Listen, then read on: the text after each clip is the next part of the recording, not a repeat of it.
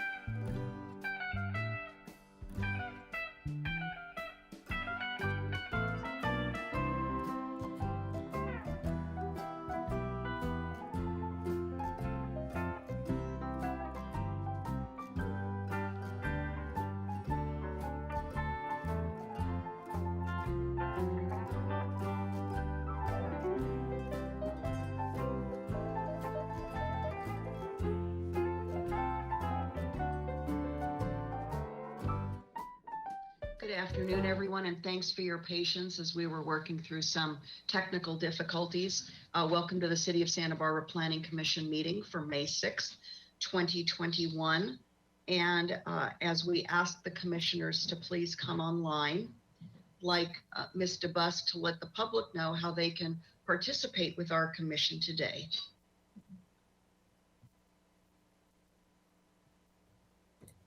Thank you, Madam Chair. For members of the public that would like to make a comment, please click the raise lower hand icon that is located on the left-hand side of the control panel, and that will let me know that you wish to speak. I will call your name when it is your turn to speak, and you will have 2 minutes. Please be aware that a red arrow pointed down means that your hand is raised. Thank you. Thank you, Ms. DeBusk. Before we continue on, I just want to remind the public, because I think there's been some confusion, for written correspondence, and you'll see this in our agenda in the section that's entitled written public comment.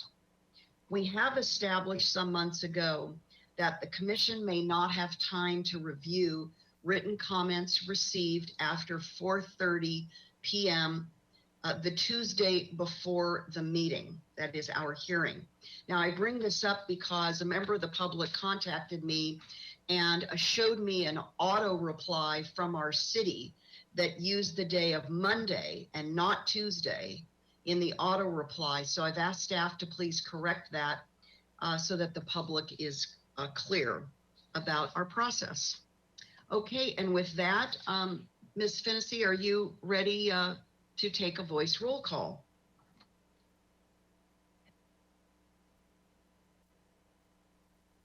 So now begins the roll call. Chair Schwartz, Here. Vice Chair Escobedo, Here. Commissioner Bonderson, Here. Commissioner Reed, Here. Commissioner Pickens, Here, but I'm having a little trouble hearing you. Sorry about that. Is that better? Yes. That's better. Commissioner Lodge Here. and Commissioner Wiscombe. Here. Thank you. We have a quorum. Thank you, Ms. Fennessy. Now we'll go to preliminary matters. And commissioners and members of the public, you'll see we have an additional preliminary matter. It's noted as item C, where we're going to appoint one commissioner to the State Street Master Plan Advisory Committee. The way we're going to handle this is as we finish announcements and appeals, I'll ask staff to let us know if there are any public commenters on this item. We'll hear that, and then we'll come back to the council and begin the volunteer process of appointing a commissioner. And then we'll continue on with our Planning Commission minutes of April 8th and so forth. So Ms. DeBusk, if you could join us and let us know if there are any requests for continuances, withdrawals, postponements, or addition of X agenda items. Thank you, Madam Chair. We have none. Do we have any announcements or appeals? Yes, Chair Schwartz and Commissioners, I just want to announce that the appeal of the Paseo Nuevo Development Agreement is now scheduled to be heard by the City Council on June 22nd. And Thank you. that's the only appeal that I have. Thank you. Thank you, Ms. DeBusk. Now, as we go to the next item, and this is going to be a new process that I've discussed with staff that will help both us and the public know how many public commenters there are, number one, for any particular item or even general public comment, and then the sequence in the queue so that the public can know to be ready, kind of who's going next. We've had some difficulty recently, and I think this process, which also mirrors the City Council process, hopefully will be helpful for everyone. So with that, on this item, which is 2C, appoint one commissioner to the State Street Master Plan Advisory Committee. Ms. DeBusk, do we have commenters? And if so, do we have more than one? And let's start this process that you and I have arranged. Thank you, Chair Schwartz. At this time, it looks like we have one public commenter. And so I will call on John Campanella. John Campanella, you have 2 minutes to speak. Thank you. Commissioner Schwartz and planning commissioners, I'd like to have you consider Commissioner Bonderson for this position. Knowing and working with her on the State Street charrette, the time she put in, the way she worked with people and expressed herself, both to the committee and the public, I thought was outstanding. And knowing some background on Commissioner Bonderson, she is a teacher, I would say, as a person, both for nonprofits as well as foreign language schools. And I think she would make a great addition to the master plan for State Street, and based on her background, experience, and energy. Thank you. Thank you, Mr. Campanella. Any other public commenters, just to check in with you, Ms. Yes. DeBusk? Thank you. Yes, we do have one additional commenter, Paul Rupp. Paul Rupp, you have been Okay. unmuted and you have 2 minutes. Okay, thank you. Yeah, commissioners, I'm here to enthusiastically support Roxana to be appointed for that position. I'm a local architect who's been involved in a lot of community projects like Moxie and the Santa Barbara Bowl, as well as heavily involved through the AIA and all kinds of community boards and initiatives.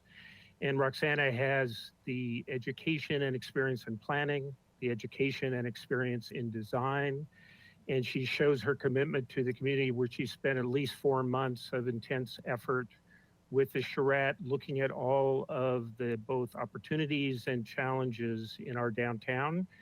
And so I think she kind of comes primed with knowing what a lot of the issues are. And then she has deep relationships with the design community, as well as the AIA had a lot of outreach and had a lot of young people involved in the charrette.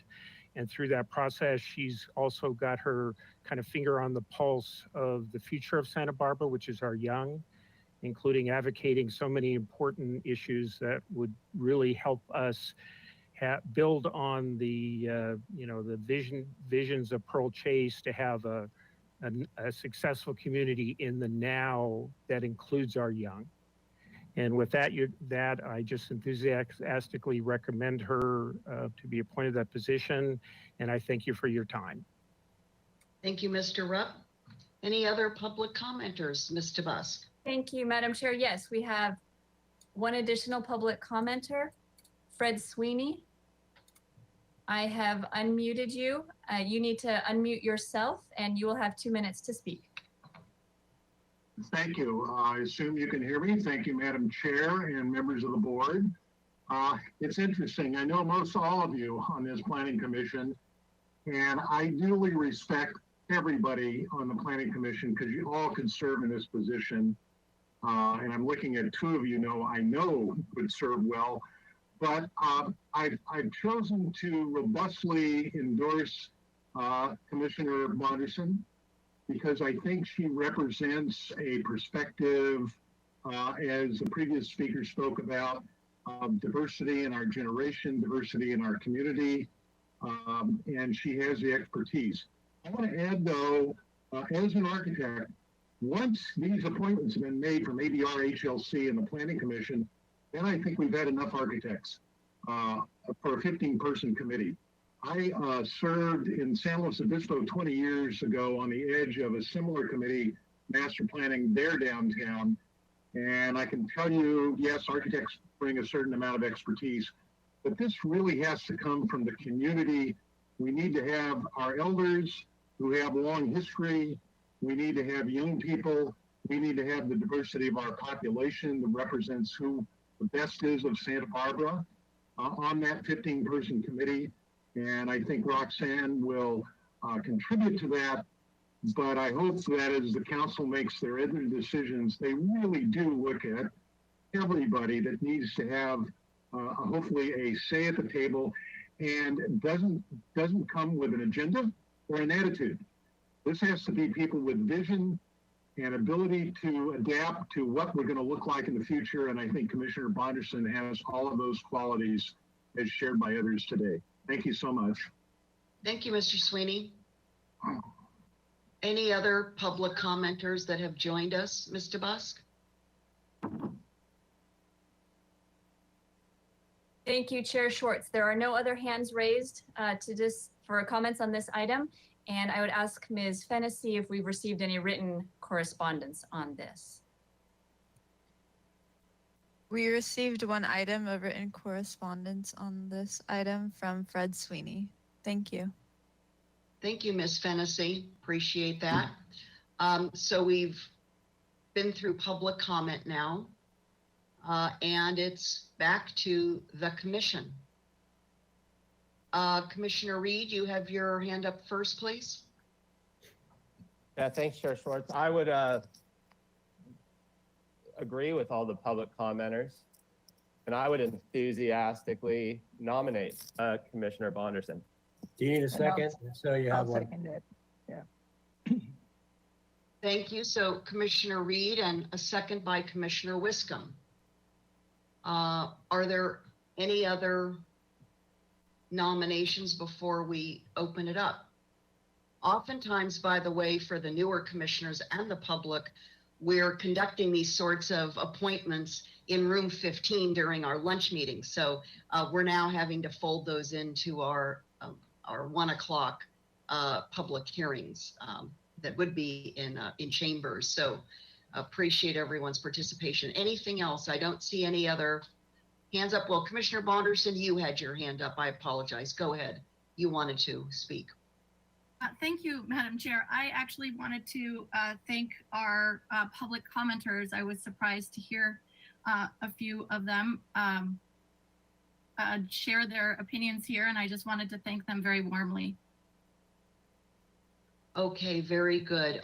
Just looking down the line to see if we have anybody else who would like to comment. There's been a motion and a second. I don't see any discussion. So Ms. Fennessy, well, I'm sorry, was there anybody else? No. Ms. Fennessy, would you please rejoin us for a voice vote on the motion? Thank you, Madam Chair and Commissioners. I will now do a roll call vote. Vice Chair Escobedo, Yes. Commissioner Bonderson, Yes, thank you. Commissioner Higgins, Yes. Commissioner Lodge, Yes. Commissioner Reed, Yes. Commissioner Wiscombe, Yes. and Chair Schwartz. Yes. Thank you. Motion passes. Thank you and congratulations, Commissioner Bonderson. It'll be a very interesting journey, I'll call it, as being part of this newly formed group, and I'm sure you'll keep us posted. So with that, we've concluded that item. And I'm just going to make one quick note here. Excuse me. So now let's go on to item D, which is review, consideration, and action on the following draft planning commission meeting minutes and resolutions. And that's for April 8th, 2021 minutes. Are there any changes to our minutes that anyone would like to make or thinks are important to make from your review? Okay, I don't see any hands up. So would someone like to make a motion to approve? Yeah, Madam Chair, I move approval. Thank you so much, Commissioner Wiscombe. And that was Vice Chair Escobedo. Any discussion on that motion? Very good. Ms. Fennessy, would you please rejoin us and go ahead and take a voice vote on that? Thank you, Madam Chair and Commissioners. I will now start the roll call vote. Commissioner Bonderson, Yes. Vice Chair Escobedo, Yes. Commissioner Higgins, Yes. Commissioner Lodge, Yes. Commissioner Reed, Yes. Commissioner Wiscombe, Yes, and Chair Schwartz. Yes. Thank you. Motion passes. Thank you, Ms. Fennessy. Mr. Busk, would you please rejoin us to see if we have any comments from members of the public pertaining to items not on our agenda. And if we have more than one, please let us know how many and help the commenters queue up to speak. Yes, thank you, Madam Chair. Anyone that would like to make a public comment, please raise your hand by clicking the hand icon on the control panel, and you will have 2 minutes to speak. An arrow pointed down indicates that your hand is raised. At this time, I do not see anyone wishing to provide general public comment. I will ask Ms. Fennessy if we have received any general public comment for today's meeting. We did not receive any written correspondence for items not on this agenda. Thank you. Thank you. We're now ready to go to our new item. It's a discussion on multi-unit housing standards amendment update. And the way we're going to proceed here is we'll have a presentation by Ms. Metzger. And so commissioners can turn off their webcams. And following Ms. Metzger's presentation, we'll see if there are any members of the public who would like to speak to us on this. And then we'll bring it back to the commission for questions and any comments. This isn't an action item where we will need to vote, but we certainly will want to help staff be very clear on any particular perspectives, requests, recommendations we might have on this update. So welcome, Ms. Metzger, and it's over to you. Great. Thank you very much. Good afternoon, Chair Swartz and commissioners. My name is Jessica Metzger, and for the last 2 years, I've been working on amendments to the average unit size density incentive program. And we're in the final phase of these amendments. And as part of that, we have changed the names. The convention is now going to be multi-unit housing. Next slide, please. So our purpose today has a couple different sections to it. And as Chair Swartz said, we're going to be updating you and asking for feedback on the first bulleted items, including regulating building size by floor to lot area ratio, which I'll call FAR for the rest of the presentation, the building size map itself, Planning Commission's review authority, no net loss of existing affordable housing units, local preference for new housing units. We'll also give you an update on the economic feasibility analysis, and we will be requesting a formal vote of the commission to recommend the extension of the AUD program. Next slide, please. So as you saw, that's quite a bit of information to go through. So to try to streamline the process, Chair Swartz and I have set up this structure. I will first go through the full presentation, and then the meeting will be opened up for public comment. And then I will go through each section individually and answer any questions that the commissioners may have on that section, get the feedback on that section, and then move to the next section. Next slide, please. So to start out, I'd like to give you some background on regulating by building size and floor to lot area ratios, or FARs. So the general plan was adopted in 2011, and it really set in place standards and policies for our city for the next 30 years. And as part of that general plan creation, there was about 3 to 4 years of heavily involved public participation to create this plan for the future of the city.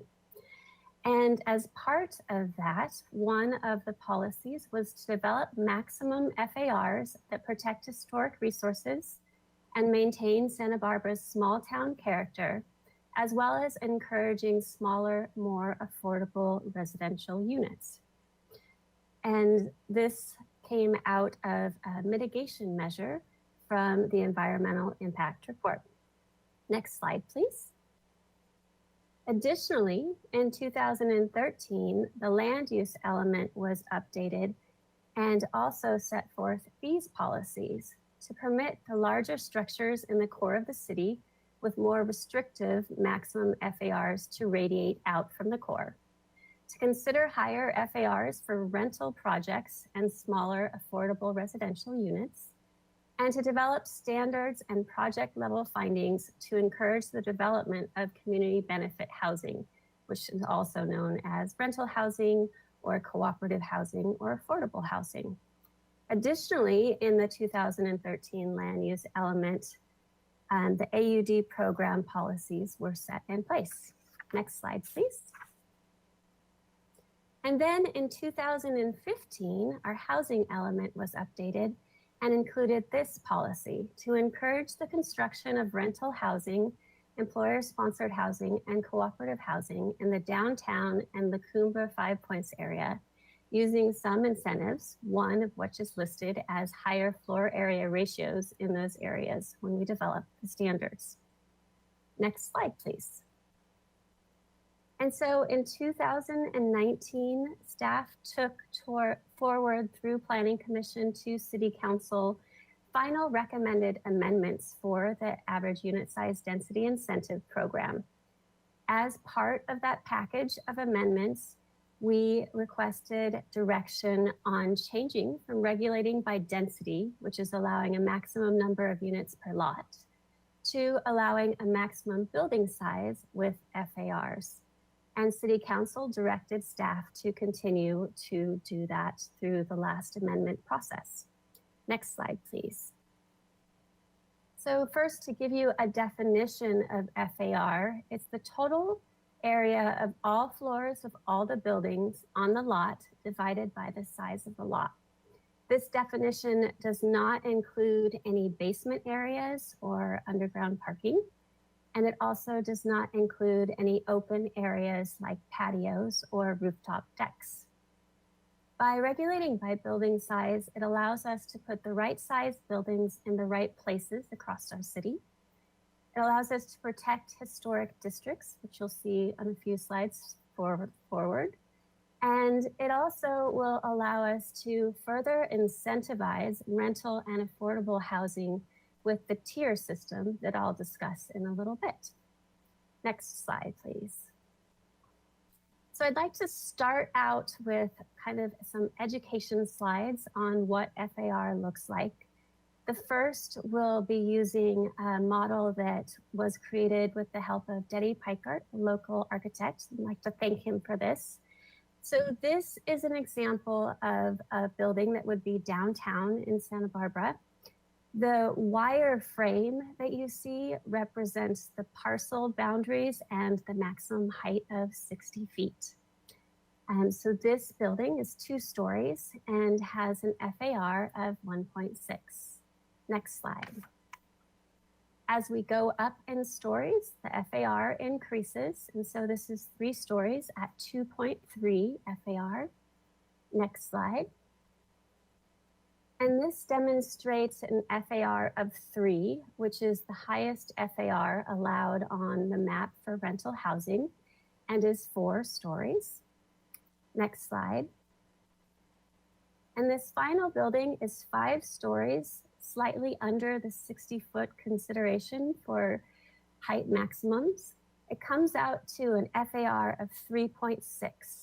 So a building of this size would be something that would have an additional affordable housing component above and beyond the inclusionary requirements that we have. And that's how the FAR could be more than what the map shows for rental housing. Next slide, please. And now I'd like to go over what is not changing with what we're doing with building size and FAR. We have a current design review process where any project with a historic resource or located in a historic district is reviewed by the Historic Landmarks Commission. All other apartment and condominium projects are reviewed by the Architectural Board of Review. And the primary focus of these review boards are the aesthetic qualities of the project's design and its compatibility with the surrounding area. So the picture on the bottom of this slide is an example of the building I was just showing you, the model, with its actual aesthetic qualities overlaid onto it after going through the design review process. Next slide, please. Additionally, we are still protecting historic resources. Changing the building size does not change that. Historic resources are mapped, and parcels adjacent to historic resources are tagged in our mapping and permitting system. So if projects come in, the planners are made aware of the historic resource. SEQA requires that the impacts be analyzed if they're impacting historic resources. And projects cannot be exempt if causes a substantially adverse change in the significance of the historic resource. The picture on the bottom of the slide here is the Ott House, which is on De La Vina Street. The project proposes to develop this lot and 2 adjacent lots, keeping this historic building, but moving it to the corner of the design. This is still in review process, but I thought it was important to point that out. Next slide.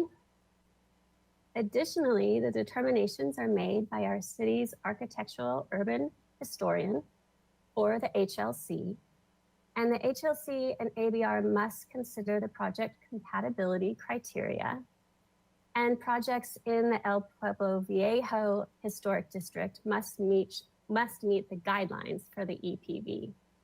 This is another project that is actually just coming to completion on East De La Guerra Street. This house was one of the houses that original Chumash speaker lived in, and it was where some of the Chumash vocabulary and language was recorded. And so it was maintained as part of the development of the multi-unit housing project. Next slide, please.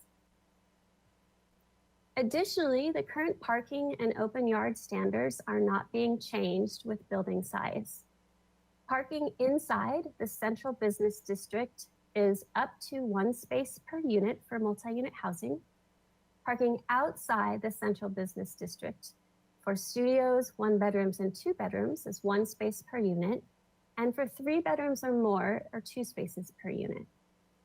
Additionally, the open yard can be allowed at grade or on roof decks, and in either be 15 by 15 feet of common open yard area or 15% of the lot size. And then the picture on the bottom of this slide is next to the house that I was showing on the previous slide. Next slide, please. Also, what is not changing with building size is the current building height maximums. So in the central, or in the CG and MC zones in the central business district, there's a 48 feet by right maximum height. In the zones of RM, RMH, OR, and CR, as well as the upper State Street overlay zone, is 45 feet by right. Community benefit projects can request an increase up to 60 feet if they fall within the CG and MC zones, as long as Planning Commission can make the findings for the community benefit. And a community benefit project would include priority housing, affordable housing, transitional housing, and supportive housing, or supportive housing.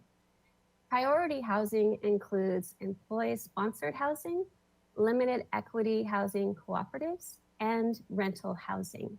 Next slide, please. And so now I'd like to go over the development process that we did for the FAR map that you'll review next. And that FAR map is Exhibit B of your report. So we started out with what we already have existing for multi-unit housing. This is the AUD program map. All of the colors on the map are where multi-unit housing is allowed within our city. The lowest density is medium high, which is the orange color, at up to 27 units per acre. The high density is the red, and that's up to 36 units per acre. And the hatch mark that falls both across red and orange areas of the map goes up to 63 units per acre currently in the AUD program. And that is only if it is rental housing, which is being proposed. Next slide, please. And so the next tool that we used to create the map was to look at what we have existing both in the pipeline for AUD projects, as well as what has been built so far through the AUD program. So this map shows the different gradations of the dots from the largest projects, the purple dot, down to the smallest yellow dot. If you click through, Mr. Bolton, you can see some of the stats for these dots, makes it a little easier. So the largest project that we have to date built through the AUD program is the MARC on Upper State Street, and that comes in at a 2.7 FAR. Additionally, on the ground is 634 Anacapa. That's also known as the Anatega project, and it comes in at 2.2 FAR. And then 414 Chapala, which is almost done with construction, comes in at 2.4 FAR. The other projects are still in the pipeline of review process or building permits on this map.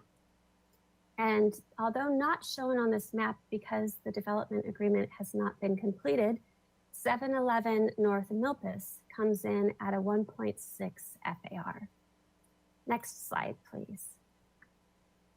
Additionally, we were very fortunate in this process to have the AIA charrette correspond in timing to us looking at changing to regulating by building size.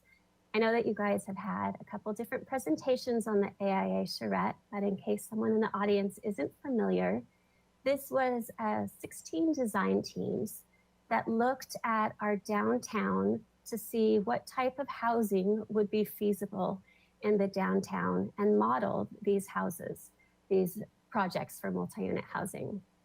They were required to follow the current building and zoning codes.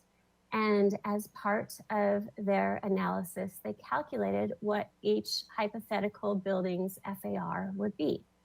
So on this picture here, we have two of the charrette buildings.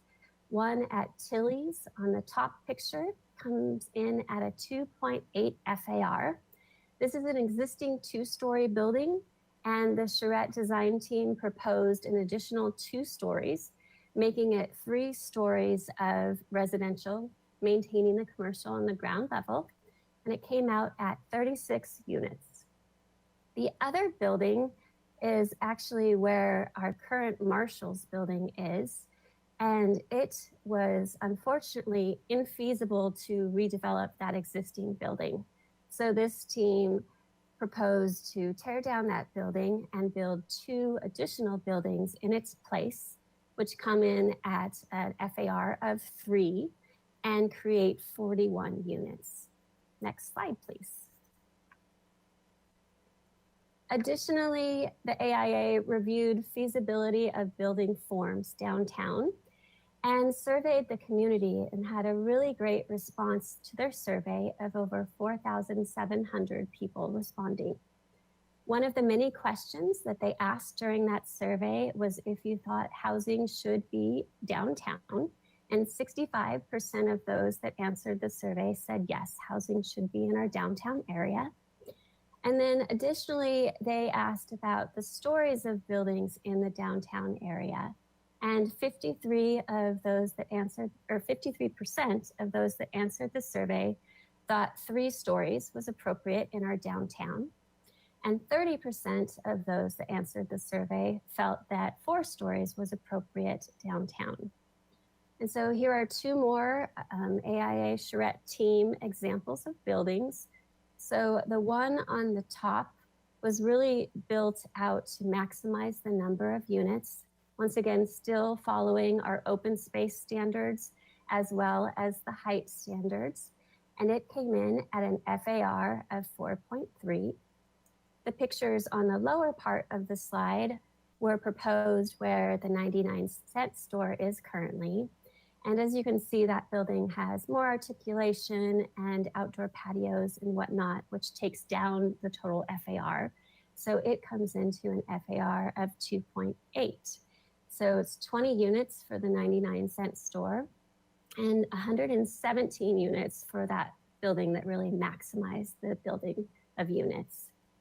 So through working with the AIA and the charrette in this process, we were able to demonstrate that changing from regulating by density to regulating by building size really does net you more units in your community. For the next slide, we'll show the draft map that we created through those processes. And so you'll see the highest FAR of 3 is in our downtown core. And then it tiers down from there to 2.5 and 2, with 1.5 following our major corridors of Milpas, De La Vina, and State, and then an FAR of 1 in more of the neighborhood areas. Next slide, please. And so as part of the 2019 amendment package direction, we also had some changes to density, which we've honored with this FAR map.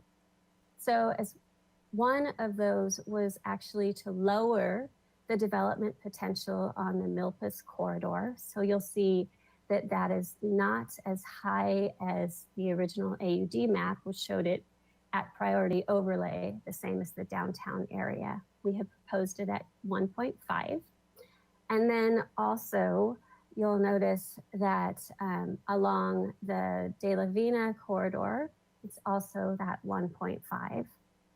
We also received direction from City Council to increase the development potential along State Street between Arriaga and Mission. So you see that orange FAR of 2 kind of finger going up there. And then finally, we also received direction from City Council back in the 2019 amendment package to look at protecting the existing historic district of Brinkerhoff and the potential historic districts that we have around our community. So I have circled them on the slides here so you can see them easier, but those are the areas that have an FAR of 1, both in those potential and existing districts, as well as adjacent to the districts on the parcels touching them. Next slide, please. So continuing up De La Vina to State Street, we increased the development potential with an FAR of 1.5, and then the Cumber Plaza at 2. Next slide. So as I spoke of before, we proposed 3 different tiers for FAR, and that was completed in the joint meeting of the Planning Commission and the City Council in 2020. And so the map that I just showed represents the rental housing tier, or tier 2. If a project proposes condominiums, they would receive less of an FAR than what is shown on that map. And if the project is proposing additional affordable housing above and beyond what is required by the inclusionary standards, they would get a higher FAR. And so we don't know exactly what that higher FAR number is yet for the tier 3 affordable housing. And we hope to get more information on that from our economic feasibility study, which I'll talk about shortly.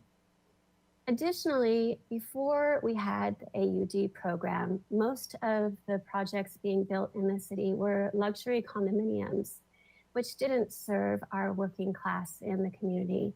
And so through the AUD program, we implemented an average maximum unit size, and we plan to do the same thing through FAR. We don't want the floor area lot ratio to suddenly encourage more luxury condominiums in our community. And so that will be part of the standards that come back to the Planning Commission for adoption in the fall. Next slide, please. And now I'll go over pictures of buildings in our community on the ground that represent those numbers on the map. So the first is 1330 Chapala, or Arlington Village, and it comes in pretty close to a 1 at 0.9 FAR. That's the lowest on the proposed map. And the next slide shows a 1.5 FAR. This is a project that was one of our first AUD projects in the community, 604 East Coda. And then the next slide shows a almost 2 of FAR. So this project was not built under the AUD program. It's a condominium project, but it comes in at almost a 2 FAR. This is Paseo Chapala. And then the next slide shows almost a 2.5 with 2.4. So this is the project that was shown on that FAR dot map earlier. This is 414 Chapala Street, which is almost complete with construction. Madam Chair, I'm sorry to interrupt. I lost audio and video there for about 15 seconds. I don't know if anybody else did, but I was wondering if Ms. Metzger could just roll it back about 20 seconds on this when the slides started. Sure. Maybe, Mr. Bolton, we start at the beginning of the pictures again. Slide 37. All right, so these pictures are examples of the FAR shown on that draft map in real form on the ground throughout Santa Barbara. So the first and lowest FAR on our map was 1, and this is 1330 Chapala, or Arlington Village, and it comes in almost to 1 at 0.9. The next slide shows the next level of FAR on the map of 1.5, and 604 East Coda, which is one of the first projects that we had come through the AUD program, comes in at that FAR. And then the next slide shows what is close to a 2 of an FAR. This is Paseo Chapala, is multi-unit housing, but it's a condominium project that was built before the AUD program. And then the next slide shows an FAR of 2.4, close to 2.5, which is on the map. And this is a project that's almost complete at 414 Chapala Street. And then the final slide, although not a residential project, it gives you a good example of what almost a 3 FAR looks like in our downtown. So this is the Masonic Temple on Carrillo Street. And then next, I will go into outreach. Is everyone okay hearing me? Just want to make sure. Okay, great. So we took that map that we developed through those sources and created an informal working group of 2 members from both the Planning Commission, Historic Landmark Commission, and Architectural Board of Review. And I'd just like to thank Commissioner Escobedo and Commissioner Reed for helping us as the Planning Commission members on that group. We worked through the FAR concept with this group and really refined it for what you've seen so far, including talking about those tiers, and also provided them with the draft map that you just saw. And after review of the map, it was determined to move forward with a public outreach process on the map for building sizes. And so due to COVID, we had to do this all online. So something really new to us, because normally we would have a meeting in the library, maybe a couple times over the summer to do outreach to the public. And those meetings that we did hold back in 2019 had about 50 to 60 people max come to them. Our online workshop was held over a 13-day period, so people had a lot longer time to interact with it.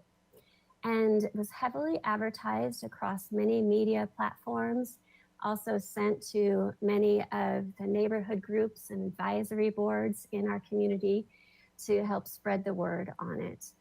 We had over 1,300 people visit the site and 168 people registered. So the difference between register and visits is visits, you can go to the site and read the background information, maybe download the press release to share with someone else and look at the maps, but you couldn't interact with the maps or the survey. Those people had to be registered. And so that's the 168 people. And so on this workshop, we had background information, survey questions, and an interactive map. Next slide. What we're really trying to get out of our online workshop was what building sizes are appropriate in what areas of the city that allow multi-unit housing. And so we had two ways to collect this data: through a building size survey, where the participants were given pictures of existing building sizes and asked which neighborhoods they thought those fit in. This was kind of the easier of the two for the online workshop. It was something was a little quicker to participate in. And then we had the mapping exercise that was a little more lengthy in time, depending on how much you wanted to interact with the map yourself as a user, and took a little bit more computer skills and familiarity with other online mapping skills. So on the next slide, we had over 105 people participate in the building size survey. And then we had 52 people participate in the mapping survey. And what we found from these two different mechanisms was that our draft map really fell in the middle of public opinions on where building sizes are appropriate in our community. Some people thought that La Cumbre Plaza should be more of an FAR, and some people thought that it should be less. We were in the middle there. And the same was the case for both the downtown and Milpas Street. So that concludes my presentation on outreach. And next, I'd like to dig into those sections that we talked about earlier. So first, we'll start with the Planning Commission's review authority. So currently, the process for Planning Commission to review is a Planning Commission concept hearing for larger projects that are on lots of 15,000 square feet or more that also are in the high density or priority housing overlay. The Planning Commission then forwards these comments to the Architectural Board of Review or the Historic Landmark Commission, depending on who is reviewing that project. And then they decide, make the final determinations on the housing projects. And then the next slide I just put in to remind you where that high density and priority housing overlays are. So the Planning Commission would review those larger projects where the hatch is and where the red is on our existing AUD program map. And so in that 2019 direction, next slide, please, City Council decided that Planning Commission should look at projects that are on lots of 10,000 square feet or more. And that instead of just forwarding a concept review comments to the boards, that you should have more of a decision-making process on these larger projects. So there's a couple different reasons as to why City Council made that decision in 2019. And the first is that the city charter states that the Planning Commission is the decision-making body regarding zoning and land use matters. Additionally, Planning Commission meetings are really a better venue to accept and respond to public comments. And Planning Commission meetings, as you know, also have associated staff reports to help further educate people in the community who are interested in a certain project, whereas ABR and HLC do not. So the next slide goes over the procedure changes proposed to act on this direction from City Council. So currently there is no discretionary entitlement or findings for the change to Planning Commission being a decision-making body.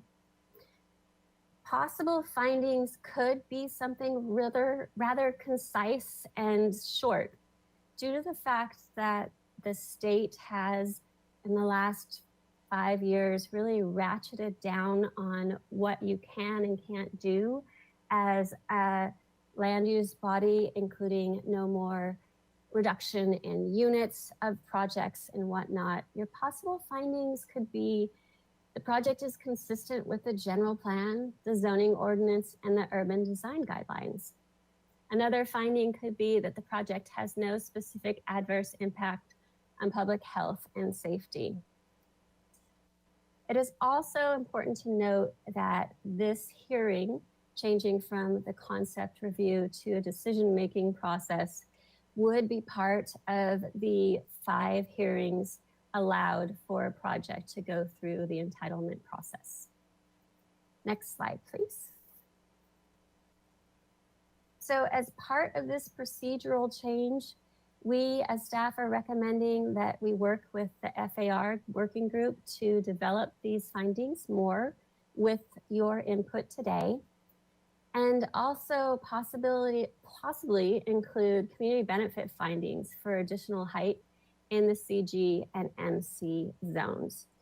And the next slide kind of shows the reasons for that. So as you know, the state has also really been changing the allowance of subjective standards and moving all jurisdictions to doing more objective standards and less personal bias in them. And so these are the current findings for additional building height up to 60 feet. And some make sense for land use findings, but some are very subjective, like exemplary architecture. And so we also request that Planning Commission give us feedback on if you'd like us to look at these findings with that working group to be more objective. Next slide, please.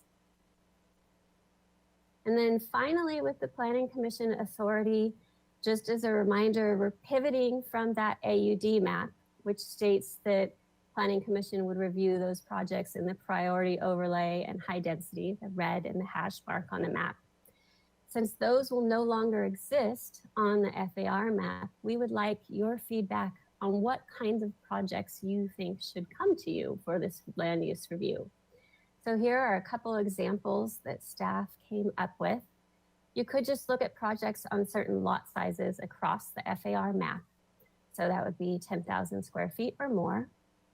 Or you could look at projects that just fall in certain FAR areas of the map. So those different colors of the map, maybe the higher FARs. Or you could look at projects that are proposed at a higher FAR. So that's something that we'll be discussing later after public comment. And then the next slides, we go into another direction we received from that 2019 package, which was to explore no net loss. So at that point in time, we were asked to look at how to replace projects that are demoed on a lot for a new multi-unit housing complex. And this really came out of a project at this picture here on the bottom of the slide, which is at 219 East Haley. So these are 8 existing units. They're not deed restricted, but they are rented to low income families.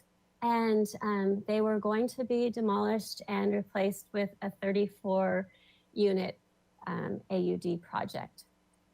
After we looked into no net loss and explored it more, we found that also in 2019, like the direction, the Housing Crisis Act made this a requirement already. So the state took care of it for us. So it states that any deed restricted units, so that's anything that's rented with a deed restriction for very low or low, needs to be replaced on site. So that's something that would happen. All we had to do to meet this requirement is work on changing our application. So we collected information on the units that are on the ground before they're demolished. And then it also stated that naturally affordable units rented to lower, very low income households within the last 5 years would also need to be replaced.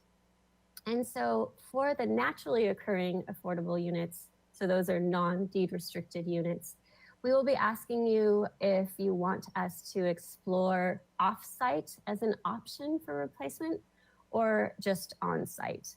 And then once we get your feedback on that, we will work with the HCD and make sure to follow all of their additional standards for the Housing Crisis Act. And then also a public comment came in asking what types of projects counted as these replacement units. And it was specifically asking if a single family house with an accessory dwelling unit would count as multi-unit. And after review of the standards in state code further, we believe that it would only count for multi-unit housing 2 units or more. And if you had a single family house and an ADU, that would not count towards the replacement. Next slide, please. The next direction that we got from 2019 was to explore doing a local preference for housing units as they come on the market through our ADU program or AUD program. So we explored this and looked at other jurisdictions that have this sort of requirement and really have legal concerns about doing too much for local preference. Other jurisdictions that do have local preference, those are normally for houses that they have or multi-unit housing that has restrictions on it so they can continue to check in on this. And requiring a private developer to do something like only rent to people from the South Coast who live or work here would be onerous and hard to enforce. But what we can do for local preference is look at a condition that limits the first round of marketing for a project to be exclusively advertised locally for a certain period of time. So in the next sections after public comment, we'll be asking if you have any additions to how long the local advertising can be and any other comments on the local preference. And then the next slide is on the final section that we're going over today. And this is the code amendment where you will be doing a vote to make a recommendation to City Council to extend the AUD program to February 28th, 2022. Currently, the AUD program expires in August of this year. We went to City Council on March 30th and asked if they would like us to do an economic feasibility study on our draft FAR map that you saw earlier. And they decided that it would be best to do that before the map goes through the adoption process. To accommodate that, we do need to extend the AUD program. So we are almost complete with our request for proposals for the economic study, should be going out next week.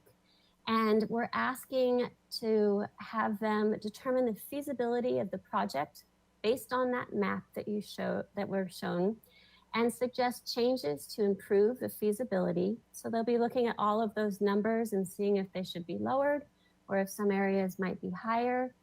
They'll also provide recommendations to increase moderate income housing, which is just an area that we always fall short in our RHNA numbers.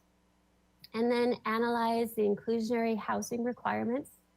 As you know, recently you saw changes to the inclusionary housing requirements outside the central business district. And so they'll be looking to see if those numbers are correct according to their studies. And then also identify other possible incentives that could increase the development of multi-unit housing. And so this economic consultant will come to our community and interview applicants and developers, poll land prices and construction costs, and put that all together in their great economic minds and come up with this study for us to review, hopefully by the end of the summer. And then we'll take that study and amend the map as appropriate. After that, the map and the other development standards that we talked about earlier today will come to you in a formal ordinance, and we'll go through the process of adoption in the fall and hopefully be completed early winter of this year or next year. So the next slide is just for public comment, and that concludes my presentation. After the public comment is received, we will go through each section to answer Planning Commission questions and to get your feedback. So with that, I'll turn it over to you, Madam Chair. Thank you very much. Thank you, Ms. Metzger. So at this time, Ms. Metzger will invite you back a little bit later. I'm going to ask the commissioners to please turn on their webcams and to Mr. Bus to see if we have any members of the public who would like to speak on this item, and if so, if you'll tell us how many speakers we have and list the first three if we have more than three, so that those speakers can be prepared to do that. And as we're waiting to do that, Mr. Busk, I wanted to just both correct something I said earlier and to share with the commission that if we look at the first page of our staff report, page 1 of 16, it is just that first item, item A, recommend that the city council amend the municipal code. It goes on to state specifics so that we're extending the AUD program to February 28th, 2022. That will be the only item we're going to vote on today, where we'll need a motion and a vote. The other items, B through E, we're going to have discussion on. Is that correct, Mr. Buss? Did I articulate that correctly? Yes, that is correct. Okay, so over to you, Mr. Buss, to see if we have public commenters today. Thank you, Madam Chair. We do have about 7 people who have already raised their hand to speak. Just as a reminder, if you would like to provide public comment, please click the raise lower hand icon in the control panel, and I will call your name when it is your turn to speak. Each speaker will have 2 minutes, and you cannot donate time to another speaker. The red arrow pointed down means that your hand is raised. So with that, we will start with our first public speaker, who will be Alex Peugeot. Following Alex Peugeot, we will have Brian Kernell and Brian Johnson. Alex Peugeot, I have unmuted you, and you will have 2 minutes. Support of the switch from the current maximum allowable density to the proposed maximum allowable volume, which is what FARs really mean. The State Street Charrette, a heroic community effort in the middle of a pandemic, produced designs with twice the maximum density currently allowed by using smaller units, less parking, and building up to the 60-foot allowed for projects of community benefit. And housing in Santa Barbara is indeed an undeniable community benefit. The second comment is in support of the largest reasonable FAR number needed to encourage new housing. It's good to read in the staff report that over 500 units were created within the average unit density. And better yet to read that over 40% of these units are affordable, but almost none were built in the CBD, an area that would greatly benefit with housing. And while we celebrate these numbers, we cannot ignore the fact that 60 new buildings per year is not enough. It's not really enough to even pretend that we're taking the RHNA allocation seriously. Finally, please get the FAR ordinance up and running now. I have followed multifamily housing regulations for over 20 years. First as a member of design review boards and commissions, then as a participant in the 2006 General Plan Update that turned into Plan Santa Barbara, that later became the AUD program, then the Multifamily Housing Task Force, then the AUD amendments, to be followed now by a brand new State Street Master Plan. All valid, and there's no doubt, but when is it enough? When will we have the numbers needed to soften, not solve, mind you, just soften the pain of those who are left out, those who no doubt are not present here either? Can we at least get the downtown FARs established today?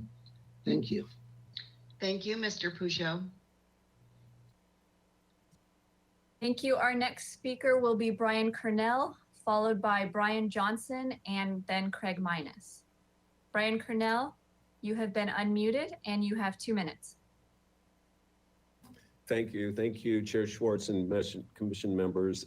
I want to commend staff for doing a great job. This is a ton of work. There's still a lot of work to do. First, as far as the examples, I think it's important to point out that some of those FARs are skewed because of the lot condition. For example, our project at 410 State Street counted the existing buildings on the site. And so the FAR shows up as 2, but if that was a standalone lot, it would be more like 3. Arlington Village is another example of that because it has the parking associated with it. So remember, this is going to be a factor that affects it. The map is generally good, and what it shows us is that the higher FAR is in the downtown.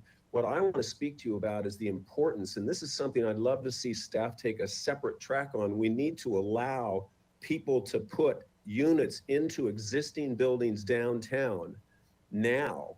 Currently, because of the standards of density, people can't put units in downtown buildings because they don't meet the standards. We should simply allow existing buildings to get units in them and start doing that today. At the same time, we need to relieve those existing buildings of the open space requirements.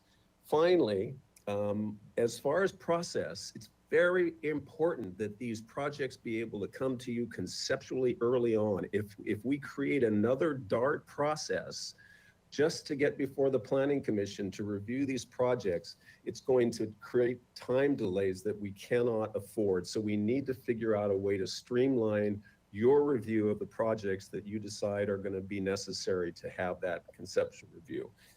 Thanks for your hard work, and let's keep moving on this. Thank you, Mr. Kernell. Our next speaker is Brian Johnson, who will be followed by Craig Minus and then Dale Azam. Brian Johnson, you have been unmuted and you have 2 minutes. Thank you, Chair Schwartz and other council members or Planning Commission members. Appreciate your time today. Speaking on behalf of the Santa Barbara Association of Realtors, we wanted to thank you for all of your hard work on this and say that we support the city extending the duration of the AUD incentive program to February of 2022. We think this will allow the city to conduct and incorporate the economic feasibility analysis into the FAR program. We also support having the Planning Commission review and provide input for multi-unit mixed-use developments. As the city's primary decision-making body, it only makes sense to have Planning Commission be a part of that process. So as long as the process meets SB 330 requirements of 5 or less hearings. So as Brian mentioned, it needs to be streamlined and folks need to know sort of when and where they're going. We do have a few questions about the no net loss of affordable units, specifically the definition of residential units. Does that include complexes with 10 units and up, 5 units and up, or even residential units with ADUs? The affordability level is dependent on the definition. And if the definition includes a lower number of units, which could include a lot of mom and pops that are likely to have lower numbers, we think that that might end up being a little bit of a confusing process. We'd like to, maybe suggest an approach of a no net loss be an owner's choice that includes replacement on site or maybe replacement off site or potentially including in lieu fees. And then as far as the local housing preference, we applaud that. However, given the constitutional issues mentioned in the staff report, we suggest local housing preference be an incentive, not an ordinance. And with that, want to just thank you again, and we look forward to what's to come. Thank you, Mr. Johnson. Our next speaker is Craig Minus, followed by Dale Azam. Good afternoon, Chair Schwartz and members of the Planning Commission. My name is Craig Minus, and I serve as the Executive Director for the Coastal Housing Coalition. The Coastal Housing Coalition is a nonprofit organization and the voice of local employers and employees in support of workforce housing. We believe that the lack of available, affordable housing in close proximity to jobs is adversely affecting our region's economy, environment, and civic life, all of which will worsen if we don't address this crucial problem. As a CHC representative, I applaud your commission for continually exploring new policy opportunities which will incentivize the production of much needed housing units. The CHC has been thoroughly involved in the policy development associated with AUD, and in fact, our work dates back to the original design charrettes, which predates the AUD program. Today, advocating for housing is just as important as it has been over the years. For this reason, the CHC is supportive of your and staff's work regarding the FAR approach and map. While we have always been supportive of AUD, these types of housing policies require renewed and proactive review to meet the changing social and economic conditions. The CHC would categorize AUD as successful. However, better work can be done. The FAR map approach is a step towards better work. The CHC supports your work and views it valuable in combating our housing crisis. The CHC remains a resource to you, and we would be more than happy to provide any needed active role moving forward. One last comment, just wanted to say a job well done to Jessica. Her presentations are always fantastic. Thank you, Mr. Minus. Our next speaker is Dale Azam, followed by Detloff Pikert, and then Fred Sweeney. Dale, you have been, oh, go ahead. Good afternoon, Chair Schwartz and Commissioners. I'm Dale Azam, Director of Property and Development at the Housing Authority of the City of Santa Barbara. You received a letter from our Executive Director, Rob Fredericks. Unfortunately, Rob has a schedule conflict today, so I'm standing in for him. In principle, the Housing Authority is very supportive of the idea of moving from a density standard to an FAR standard. We think it'll permit more flexibility and predictability in planning and developing future projects. We're also generally supportive of ways to develop more housing, both downtown and in the city generally, especially affordable housing. However, it seems to us that the FAR scale proposed goes too far in the direction of encouraging greater bulk and scale in the downtown core area, which would change the feel of our city.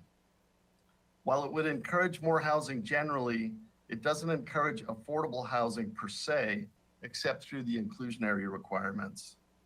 We fear that most developers would build to the minimum inclusionary amount and so would gain the extra units without supplying what the city really needs, which is apartments for low and moderate income workers. Our suggestion is to work with the scale and adjust the baseline FAR numbers back somewhat by reducing the top of the scale in the downtown core and then adjusting the scale for the other areas. The highest FARs in each area would be reserved for projects that are targeted at meeting the needs of low to moderate income households. Sorry about that. Rather than setting the FAR scales now, we suggest waiting for the results of the feasibility study. We're supportive of the no net loss of affordable units, whether it's by deed restriction or in fact. We would prefer online replacement, but it may be more practical to do it in lieu. And finally, we support the local preference through advertising. Thank you very much. Thank you, Mr. Azam. Our next speaker is Detloff Pikert, followed by Fred Sweeney and then John Campanella. Detloff Pikert, you have been unmuted. You need to unmute yourself and you will have 2 minutes. Thank you, Madam Chair, members of the Commission. I'm speaking as co-chair of the AIA Advocacy Committee, and I wanted to just quickly share with you a few slides here, and I have not a lot of time to go through them all, but I am going to try to just quickly touch on the important points. And it really has to do with advocating for more, for a higher FAR than 3.0, particularly in the downtown area where parking is not required and where we have smaller and tighter lots. So if you go to the next slide, please.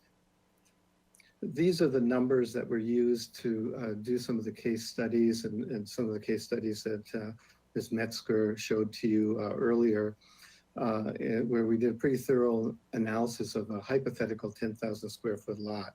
If you go to the next slide, I think we're going to have to just move through these slides very quickly. It really keys off the slides that Ms. Metzger showed earlier. If you go to the next slide, you will see the same slide, but what I'm trying to demonstrate here is 2 things to focus on: the efficiency factor and the cost per unit of land costs in the downtown, where the land costs are as high as 200, 300, and even more than that. So a 10,000 square foot lot might cost $2 million, and the per unit land cost would be $290,000. So that's just not a feasible project. Next slide. again, the same analysis applies. Now projects are becoming more feasible. The efficiency is higher, land cost per unit is lower. Next slide. And so on. You can see the efficiency factor keeps going up, and I'm going to have to finish in a few seconds. So move right to the last slide, which kind of gives you the conclusion that I think we need to consider an FAR as high as 4.0 to allow the greatest flexibility, efficiency, and incentives to develop the housing that we need. Thank you. Thank you, Mr. Piker. Our next speaker is Fred Sweeney, to be followed by John Campanella and Linda Honickman. Fred Sweeney, you have 2 minutes. Thank you. You see some images before you that represent some of my concerns. Unlike the bulk of the previous speakers this afternoon, I'm a retired architect, and I'm not in the business of doing housing. Most of my career was spent doing public buildings, so I have no interest in how these things happen as some of the previous speakers do, in fact, because that's their business. What I'm concerned about is that this is going to happen. And where it's going to happen is part of that mapping. And if you look at Upper State Street, and by the way, there's a difference between Upper State Street and Outer State Street. Historically, Upper State Street went from Mission to Constance. That's Upper State Street. And right now, you've got a FAR of 2 being proposed for the homes on the mountainside of State Street between Arriaga and Mission Street. And you're going to get this condition as illustrated in this sketch below because it's sitting right next to single-family homes in the Upper East on the mountainside of State. And that's going to block out sun, that's going to block out views, and it's going to provide party decks on the 4th, 3rd, 4th, or 5th floors of FARs of 2. And as you've already heard, and you'll be hearing, is FARs is not the silver bullet we all think it is. We shouldn't be putting all of our marbles into that jar. We need to be looking at other things. And if we could go to the next slide, please.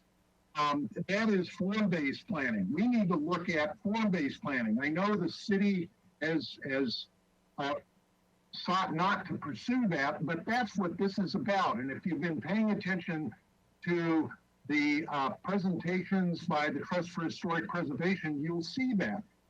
We're not there yet, folks. We need to pay attention, and this FAR thing is going to get us in trouble. Thank you. Madam Chair, I have a question. Thank you, Mr. Sweeney. Commissioner Higgins, you had a question for the speaker? Yeah, Mr. Sweeney, would you mind putting your slide back up that shows the single-family home next to the 4-level home? Yes, please. I don't control it. Okay. Mr. does. Thank you. Yeah.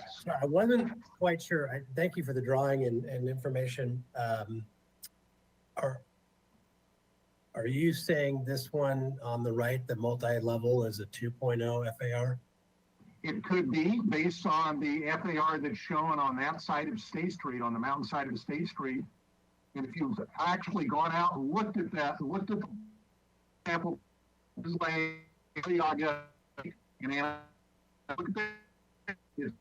little bungalows, 2-story homes, etc. And immediately adjacent to that, on your FAR map, you're now showing an FAR of 2. That's the orange color, I believe, on the map.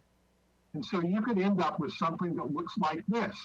Currently, our residential requirements are for sun access, that's what those angles represent, in single-family homes. We don't have that requirement for these kind of buildings. The issue of sun access, etc., is not part of what's being discussed with these AUDs. So you could end up with a building just like I've drawn, including the party deck on the top. Okay. So that's what I'm concerned about, the edge condition. Sorry to interject, Madam Chair, but just for staff, is this in fact realistic that FAR would usurp solar access?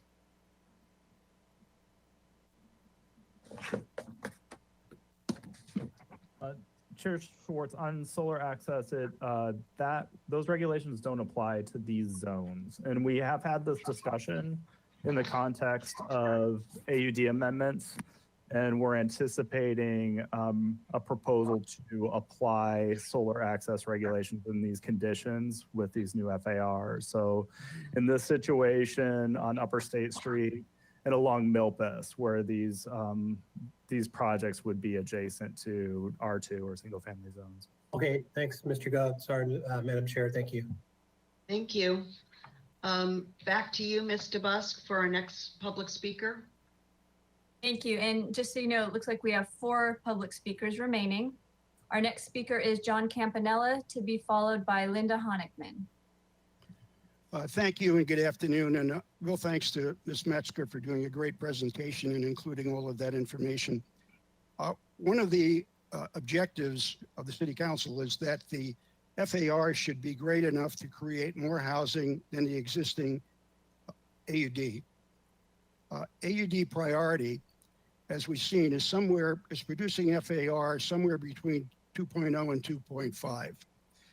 A constraining factor on the AUD was the actual livable area of the units and contained in the building.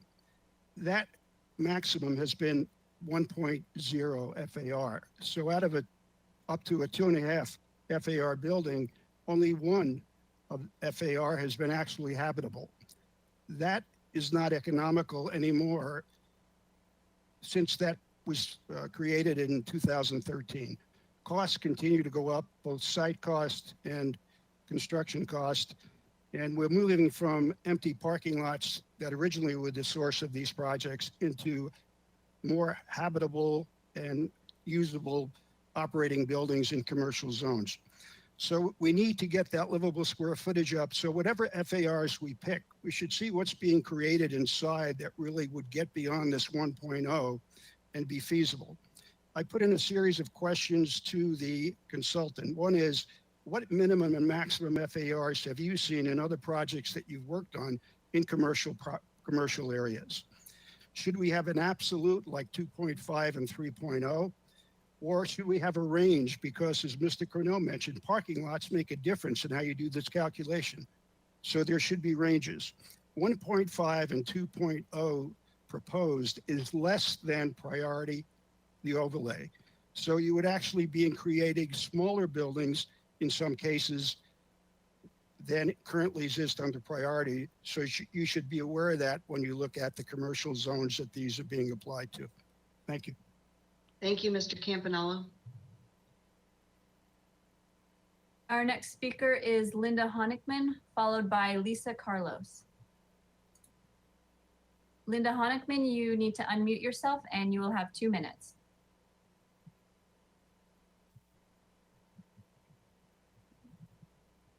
Hello, Commissioners. My name is Linda Honigman. I was late in submitting my comments, which include a grid, so I apologize if you do not have, but I will describe as needed. The rows of the grid represent the primary interests of 1, business and tourism, 2, the desire to preserve our history and protect our design quality, 3, a pro-people and equity approach that could reverse our trend of housing insecurity and loss of young workers and families, and 4, a pro-environment lens. I believe it is important to accommodate all 4 of these interest areas. The 3 columns represent examples of housing development opportunities in the CBD, from the lower FAR buildings that could have 1 to 4 units to the highest density and largest FAR buildings of over 4 stories. The Planning Commission has done a good job of evaluating physical buildings and how they fit into neighborhoods. But as you move into your new role, I believe you will need to include more of the pro-people component. Currently, the general plan supports a pro-people affordability approach, so it's a matter of making that one of your first thoughts and not an afterthought. Findings in this new process should include a requirement that a housing proposal with a community benefit designation include a substantial percentage of deed-restricted affordable units for local residents and workers. Such a project should be allowed the largest FAR. I agree that the suggestion to advertise locally is not dealing with the reality of the internet. A better local preference approach that can be verified and enforced will require involvement of the government, such as our housing authority, or it could be supported by an employer providing employee housing. Local residents and workers should be preferred for the mid-size FAR buildings with 15% affordability and should be required for the largest FAR with significant affordability. Thank you. Thank you, Ms. Hoffman. Our next speaker is Lisa Carlos, followed by Nadia Abushanabab, who will be our last speaker.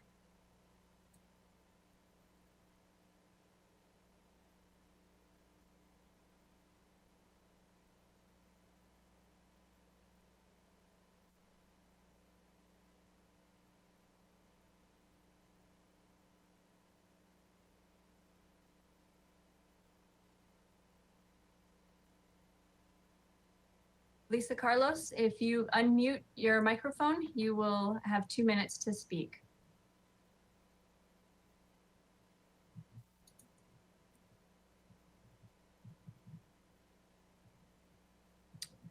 Let's give her a moment and I will move on to the next speaker, Nadia. Oh, there we go. Sorry. Good afternoon, Planning Commission. Sorry for the technical stuff there. My name is Lisa Carlos. Moving from the AUD program to large floor area ratios feels a little bit like we went from a controlled burn to a bit of a wildfire.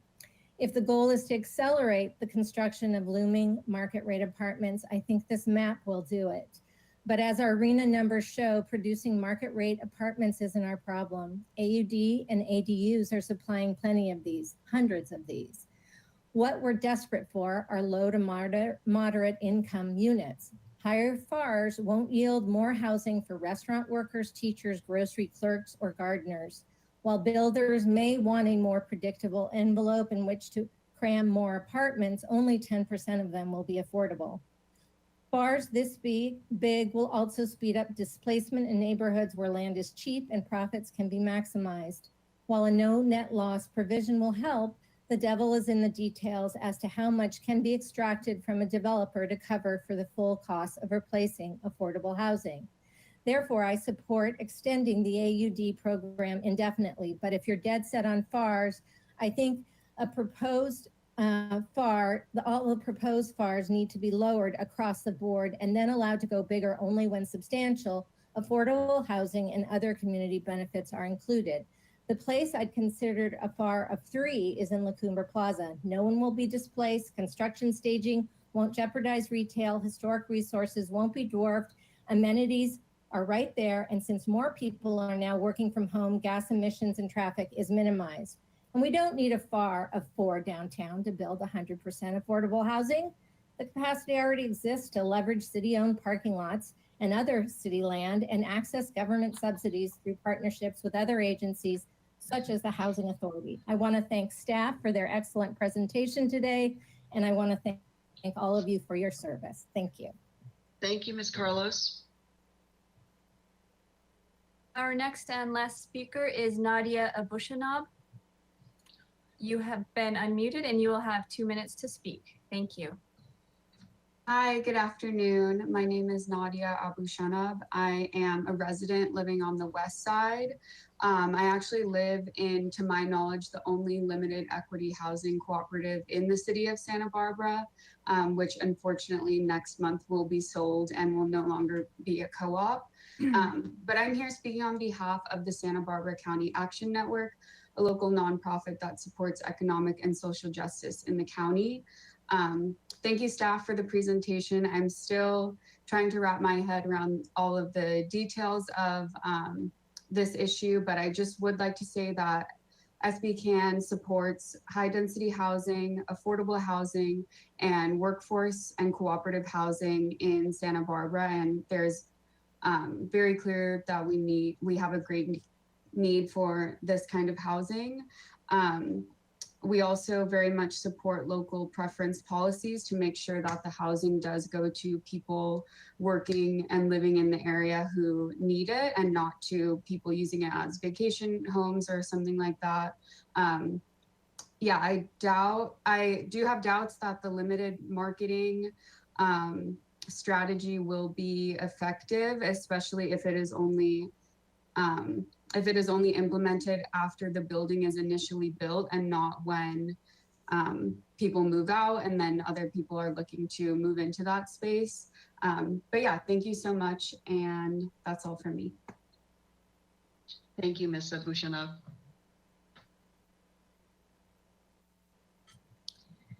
Thank you. I believe that is all the public speakers that we have. And I would like to explain to the public how they can be added as an interested party if they'd like to continue to follow this item. So if you'd like to be listed as an interested party on the item, there are several options. You can either submit an email to pcsecretary@santabarbaraca.gov or call us at the phone number listed on the screen. You can also submit it by postal service to the address on the screen. You'll need to provide your name, email address, mailing address, and the project that you're interested in. And just to confirm, we don't have any additional public speakers, and I will ask Ms. Fennessy if we've received any written correspondence on this item. We did receive written correspondence on this item. We received 19 public correspondence letters that were distributed prior to this meeting. Thank you. Okay, thank you to staff. We're going to bring it back to the commission. Let's get the voting item out of the way. Staff would like us to first take this up initially, and this is item 1A. Again, the recommendation that City Council amend Santa Barbara Municipal Code, Chapter 30.150 to extend the initial duration of the average unit size density incentive program to February 28th, 2022. It would be certainly easy for us to start with a motion, then we could discuss the motion. Commissioner Wiscombe, please. Yeah, I move staff's recommendation. Second.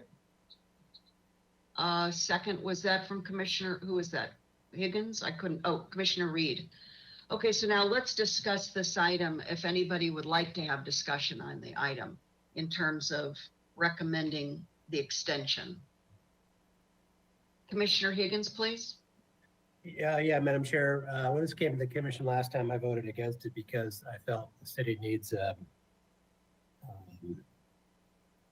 incentive to move these various housing programs forward. And sometimes we only do things with an imminent threat. Imminent threat being variable density. I'm not going to do that again. I'll go along with the vote, but I just feel like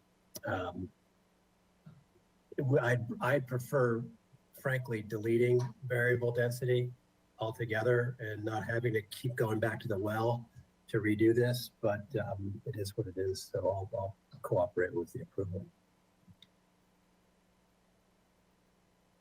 Commissioner Bonderson, please.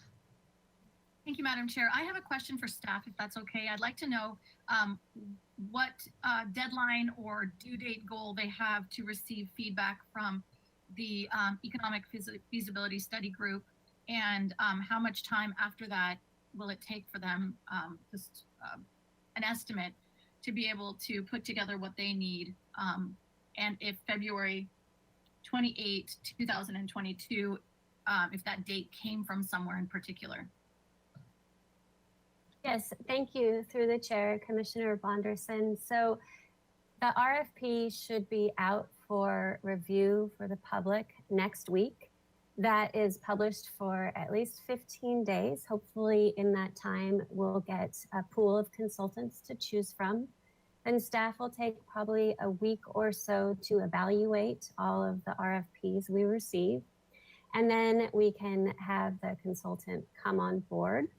We do have to go to City Council first to approve their contract, so that adds time as well. And then they can get started in the summer with all of the research and the interviews that they will hold to review those items I went through on the slides previously about the economic feasibility study. And we hope to have their initial study back at the end of summer, early fall to review. Normally in this process, staff receives an administrative draft. We go over it with them. There might be some changes based on new data that has come in since they did the study. And then we have a final draft, which would be this fall. Once that final draft is received, that will inform our final FAR map.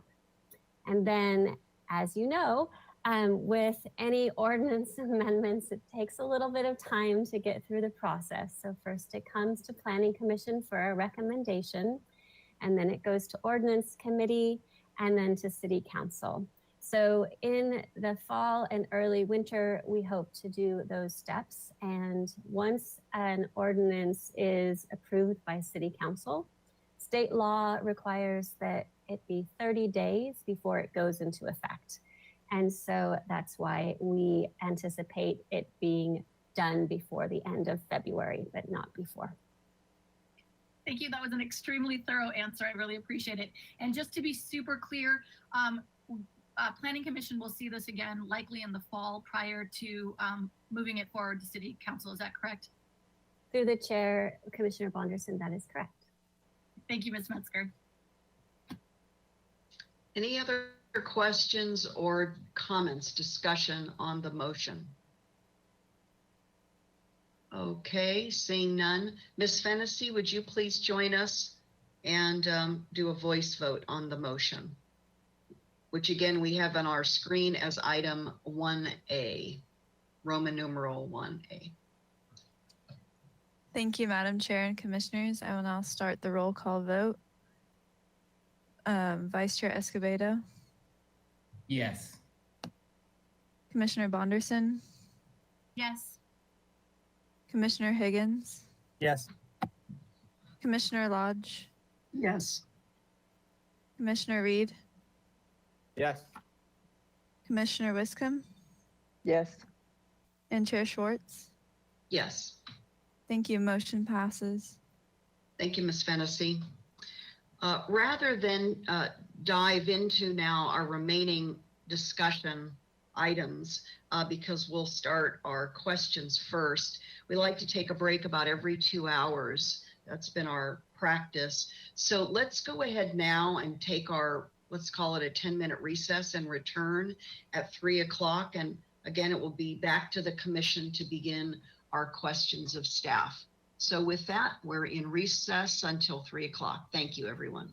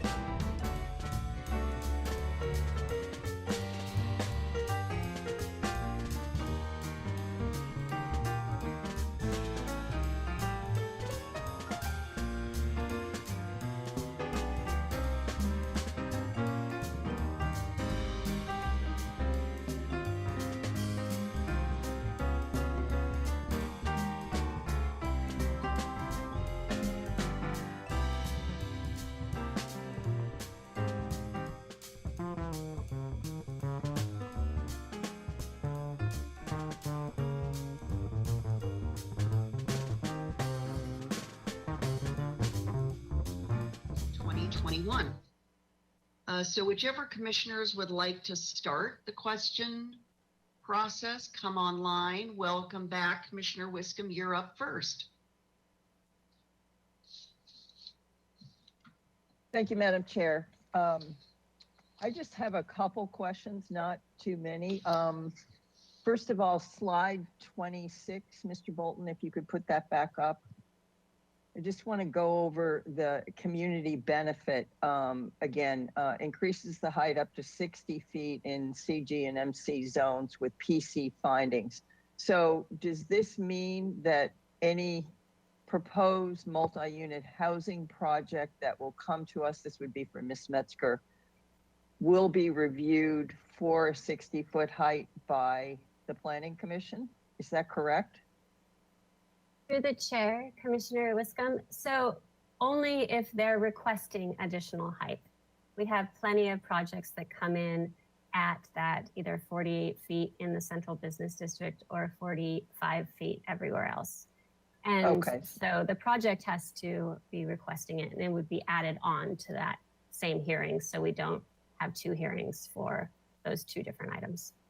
So if it's a rental housing project that's requesting a height increase to 60 feet, it would come to the Planning Commission for a community benefit findings. Is that correct?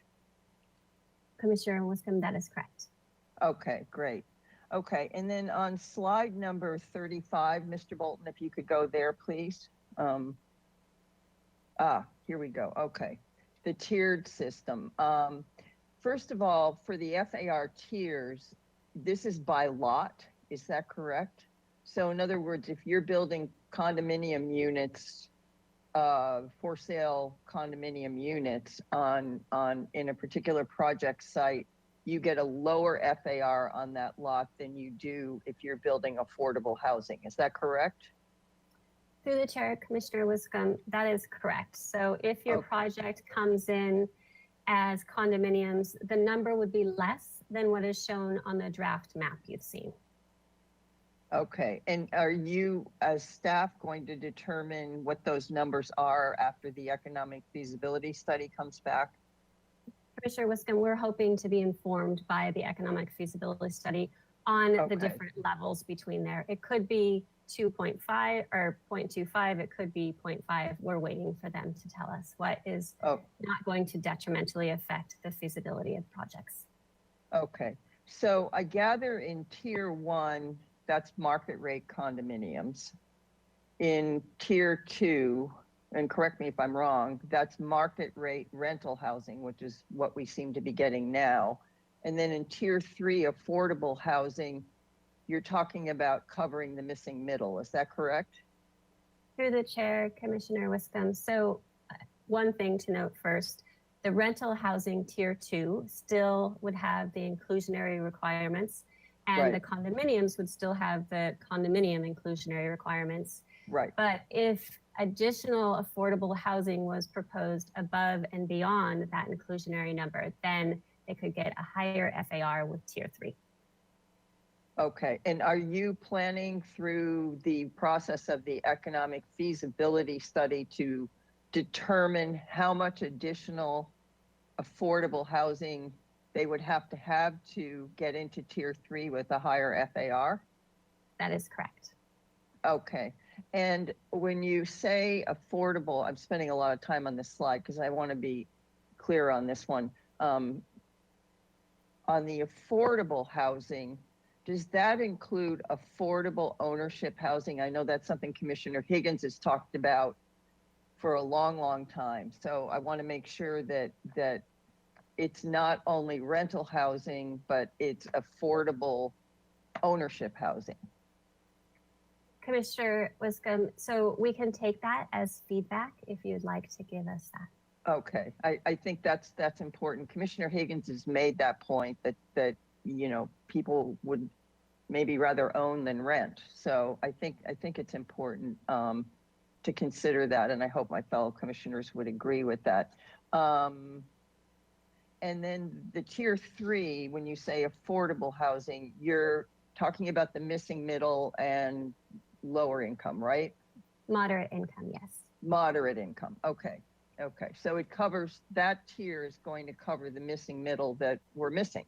Right. Okay. Okay, great. Thank you for that. Let me just see if I have more questions. Yeah, I had one more.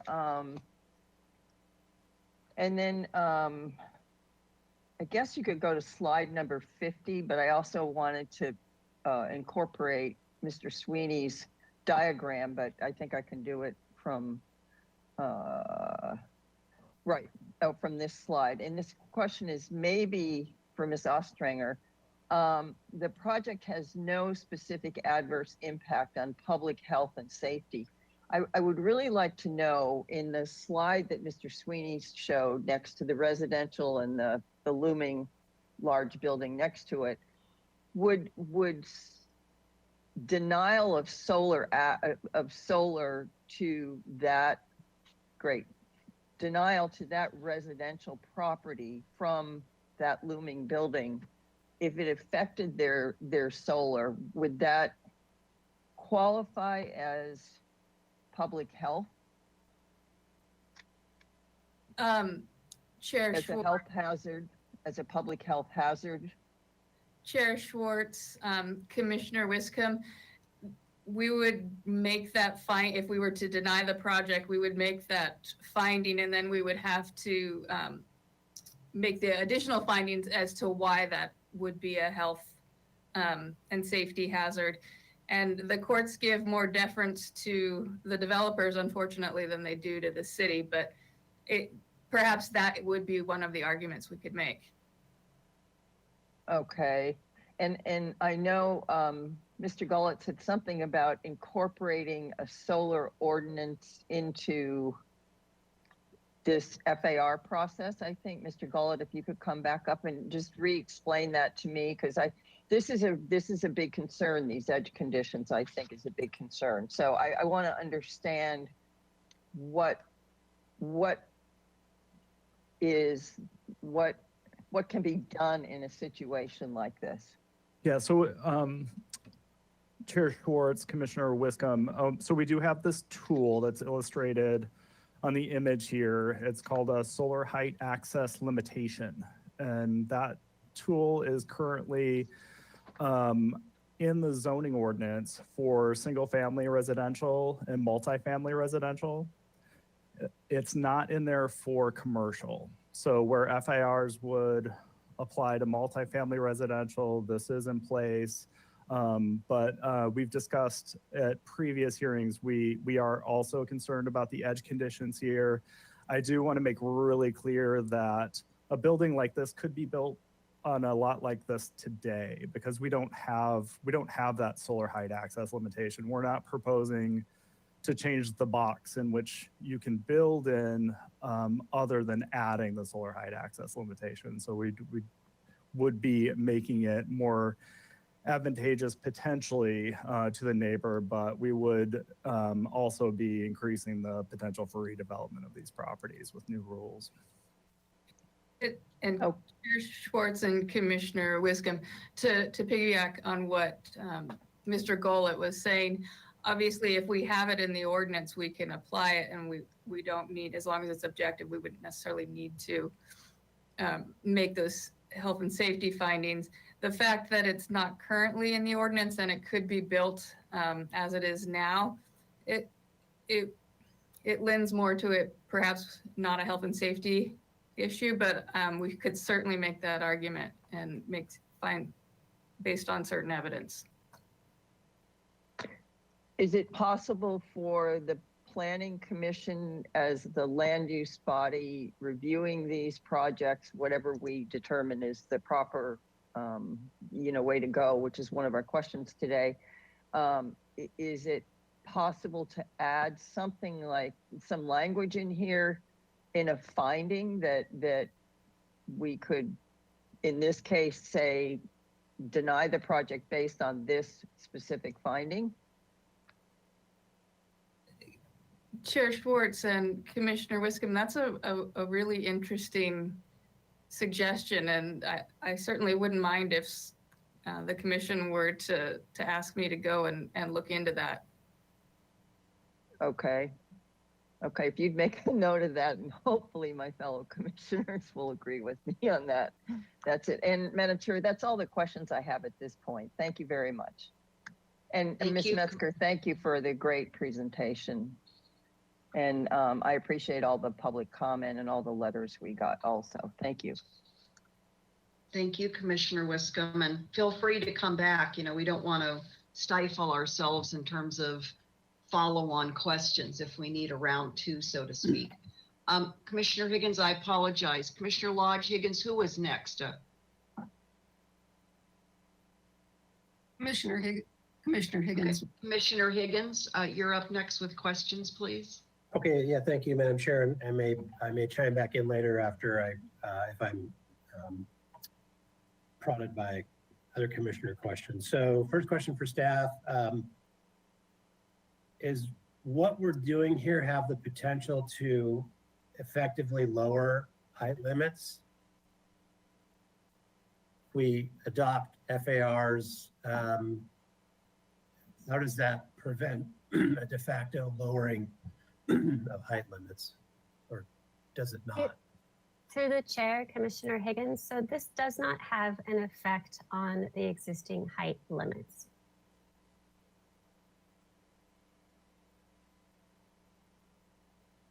Commissioner Higgins, Can you elaborate on that? we have a slide to that effect. Yeah, here we go. Mr. Metzger provided a slide. Let's have that in front of us. Thank you. Yes, so Commissioner Higgins, the current height limits are in effect, and using FAR will not change those regulations at all. It's up to the developer if they want to apply for the community benefit and to increase the height from either 48 in the central business district or 45. But as far as changes to the height, the FAR will not change that. And it's also, I think where you're going, and maybe if we can go back to the slides that show the wire box and the different examples of, if we can go, Mr. Bolton, to slide 20, I think this will help. So through the chair, this is an FAR of 3. It's a 4-story building. This building has that pop-in on the 2nd, 3rd, and 4th floor, which would be satisfying the light and air requirements of zoning and building, that each development has to have its own open yard area.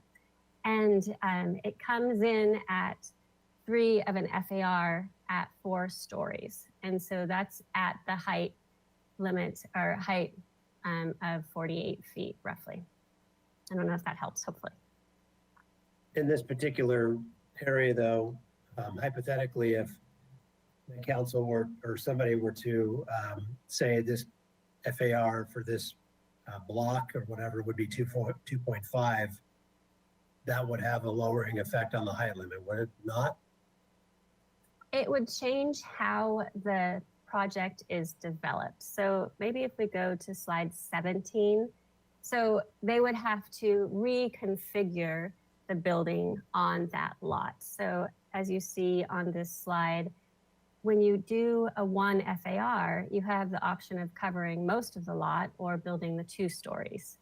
If you do the 2 FAR, you can have 2 stories covered or go up to 4 stories. So it's all based on the lot that they're developing and the configurations of the buildings. So if the FAR were lowered, while it's possible some of the building could pop up to the height limit, the rest of it could not. Depending on the site, it would have to, it's not something that we can talk about across the city. It really depends on the lot specifically. But it could have a lowering effect of the height limit. Maybe Dan or Renee can help me. I don't think so, to be honest. Yeah, Chair Schwartz, Commissioner Higgins, it doesn't change the height limit. So you can still build up to the height limit. We're just regulating something different. We're regulating the floor area of the entire building. So a ridiculous example would be like we have a building shaped like a mushroom, and then the mushroom is at the very top. So right now we have this wire box, right? That you can't completely fill the wire box because of our process, because of our density limitations.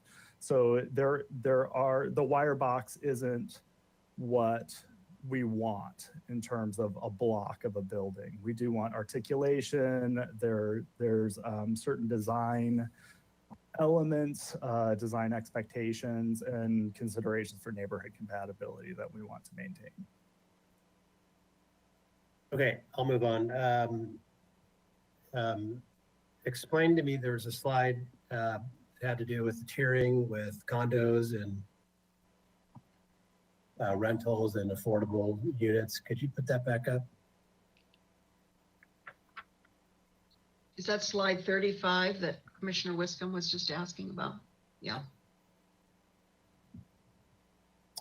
So it seemed to me in the presentation there, what you said was condos would have lower FAR. Why is that? Is that based on the unit size or the fact that they're just for sale? Through the chair, Commissioner Higgins. So we proposed at the joint meeting with City Council and Planning Commission last October these 3 tiers, and the condominium was given the lower tier than rental housing for a couple of different reasons. The first being that in the last 40 years, all we had developed in the city as far as housing was either single family or condominiums. So when the AUD program came into effect, it really focused on providing more rental housing, and that follows the general plan policies that I went over in the beginning. And so that's why the rental housing is the base of the outreach numbers. So if we had a lower tier for condos, wouldn't the condos be larger by unit size? Through the chair, Commissioner Higgins, how the condos are developed would still have to fit within the unit size maximum that we set for the new FAR standards. So they could be larger. They could not use the whole FAR. And I also want to state that a lot of the projects won't go up to that maximum FAR. Some will, but it's not a set in stone kind of thing. And maybe Ms. Brooke has something to add. Sure, Madam Chair and Commissioner Higgins, what these tiers do is carry forward what we have with the AUD program, in that only rental housing projects and co-ops or employer-sponsored housing can take advantage of that high of the priority overlay. So they get additional density for being the type of housing that we're intentionally trying to incentivize. And so we're carrying that forward with these tiers by disincentivizing condominiums. But this is your opportunity to provide us the feedback. If there's a majority of Planning Commission who want us to put them on an equal playing field with rental units, then this is the time to discuss that. So yeah, I appreciate the feedback and comments if you believe it should be different. Okay, last question on historic districts. Maybe we could get that map up that shows the, what's the right word, potential historic districts in Lower De La Vina. Am I using the right? Yes, Commissioner Higgins. So there are existing historic districts, which include Brinkerhoff and the El Pueblo Viejo. And then the ones that are shown in the peach color are potential historic districts across the city. So what's the status of how these became potential, or how do these become potential? What does the word potential mean relative to actual historic districts, or what would be left for these districts to become formally approved by the council as a historic district? I'm going to defer to Ms. DeBusk or Ms. Brooke. I'm not sure the process for formalizing them. Sure, happy to help. So these are called potential because they were identified as areas of the community that have integrity as a potential historic district through surveys. But hopefully in the next few weeks.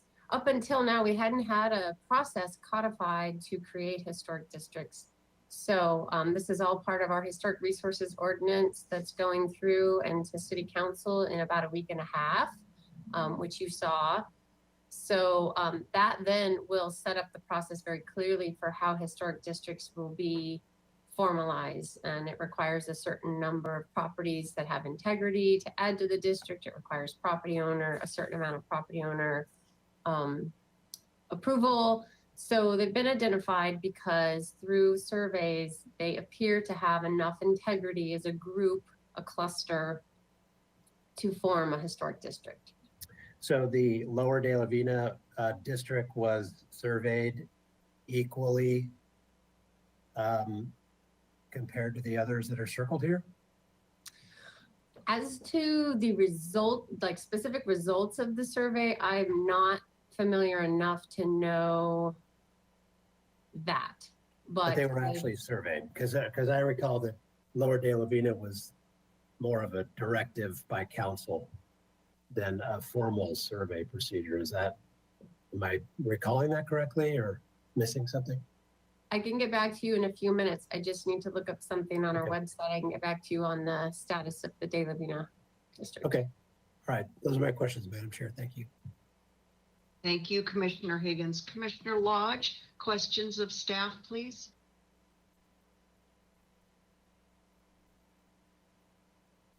I think you're muted, Commissioner Lodge. My usual neglect to turn my microphone on.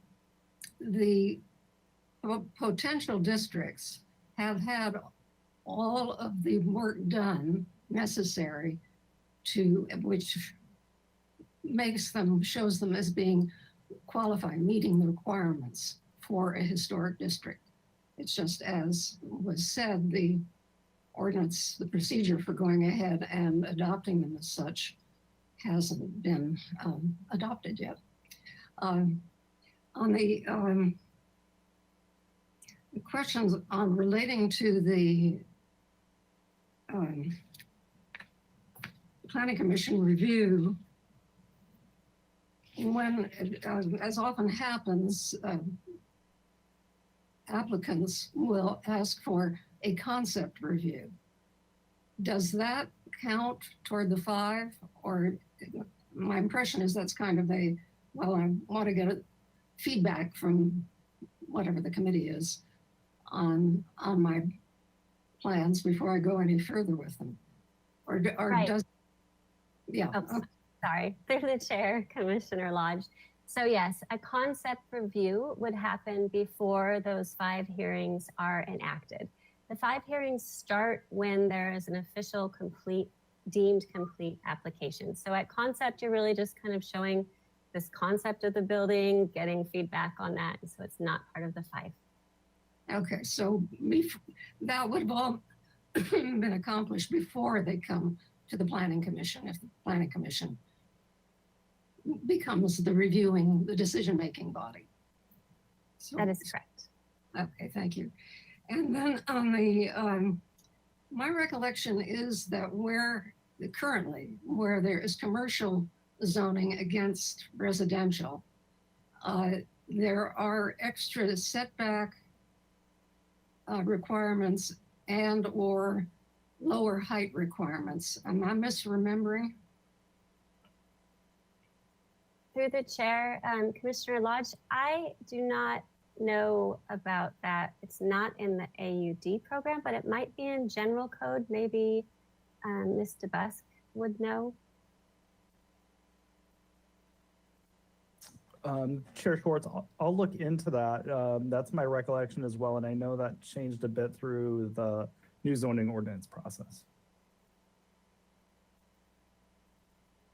Okay, well, those are my questions. Thank you. Thank you. I just pulled up the code so I can respond to that. So right, we did slightly modify this when we adopted Title 30 in 2017. So our solar access height limitations apply to residentially zoned properties, but exceptions include and only affect northerly property lines where you would expect a shadow to fall to the north of a building, but it excludes lots with a north property line abutting a street, alley, or a non-residentially zoned lot. So commercial or office zoned lot is not afforded the same solar access protection as a residentially zoned lot to the north. So even though one of those could be developed with housing, we go by the zoning designation.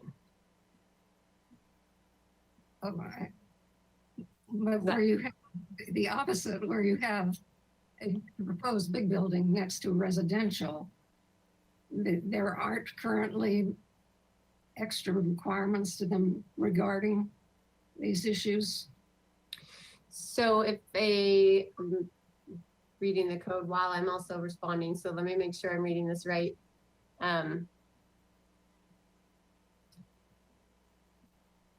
So if a housing project is being built on a commercially zoned site, it is subject to solar access limitations if there's a residentially zoned lot to the north of it. Okay. Okay, thank you. Thank you, Commissioner Lodge. Commissioner Reed, questions of staff, please. Thanks, Chair Schwartz. Hi, Ms. Metzger. Let me see here. Could you remind me, and I don't know if you've specifically assigned this to FARs, but what the maximum and minimum unit sizes are for both rental and condos under FAR? Just through the chair, Commissioner Reed, we have not formulated those numbers yet. Currently, the maximum unit size, I believe, is 811 square feet, and it's not different for condominium development under the AUD program. Would you anticipate that they would be the same for FAR?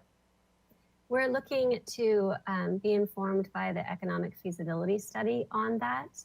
And also in discussions with the Housing and Community Development Department at the state, there have been concerns of limiting more larger family units by having that unit size cap. So we might increase it in areas outside of the core of downtown.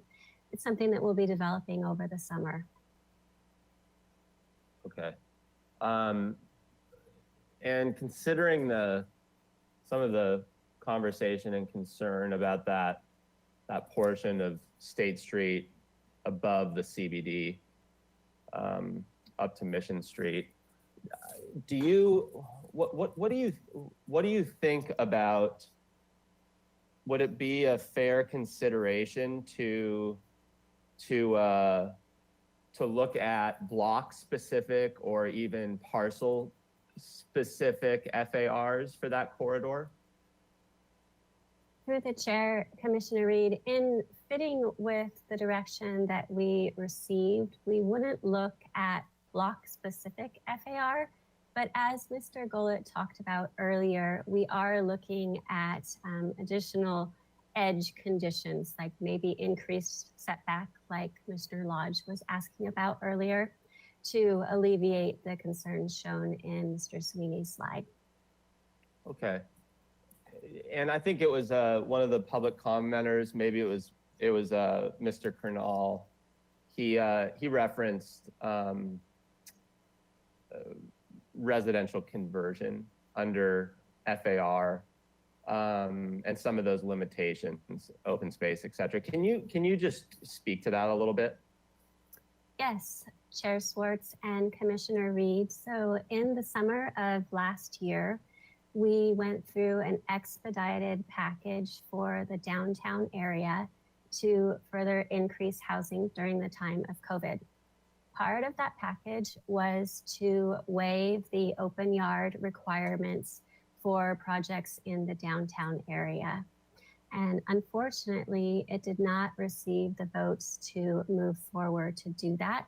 Instead, what had been done on it was a clarification of existing code to allow open yards to be either at grade, which it said before, or on roof decks, which wasn't added before. So that was the change to open yard that was made last year. And we don't have direction to review that any further, but we could take that as feedback from you. Okay. And so that applied to a ground up project or a repurposed project. That is correct. Okay, great. And let's say, just under the assumption that FAR gets implemented and it generates increased density.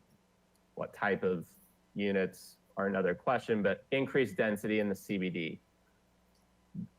Do you and does staff have concerns about the existing parking maximum in that context? Through the chair, Commissioner Reed, we do not have concerns about having a maximum parking limit with increased units, because the reason that we have the majority of the larger unit or larger buildings proposed in the downtown area is because it has the amenities to support a life without every household needing 2 cars.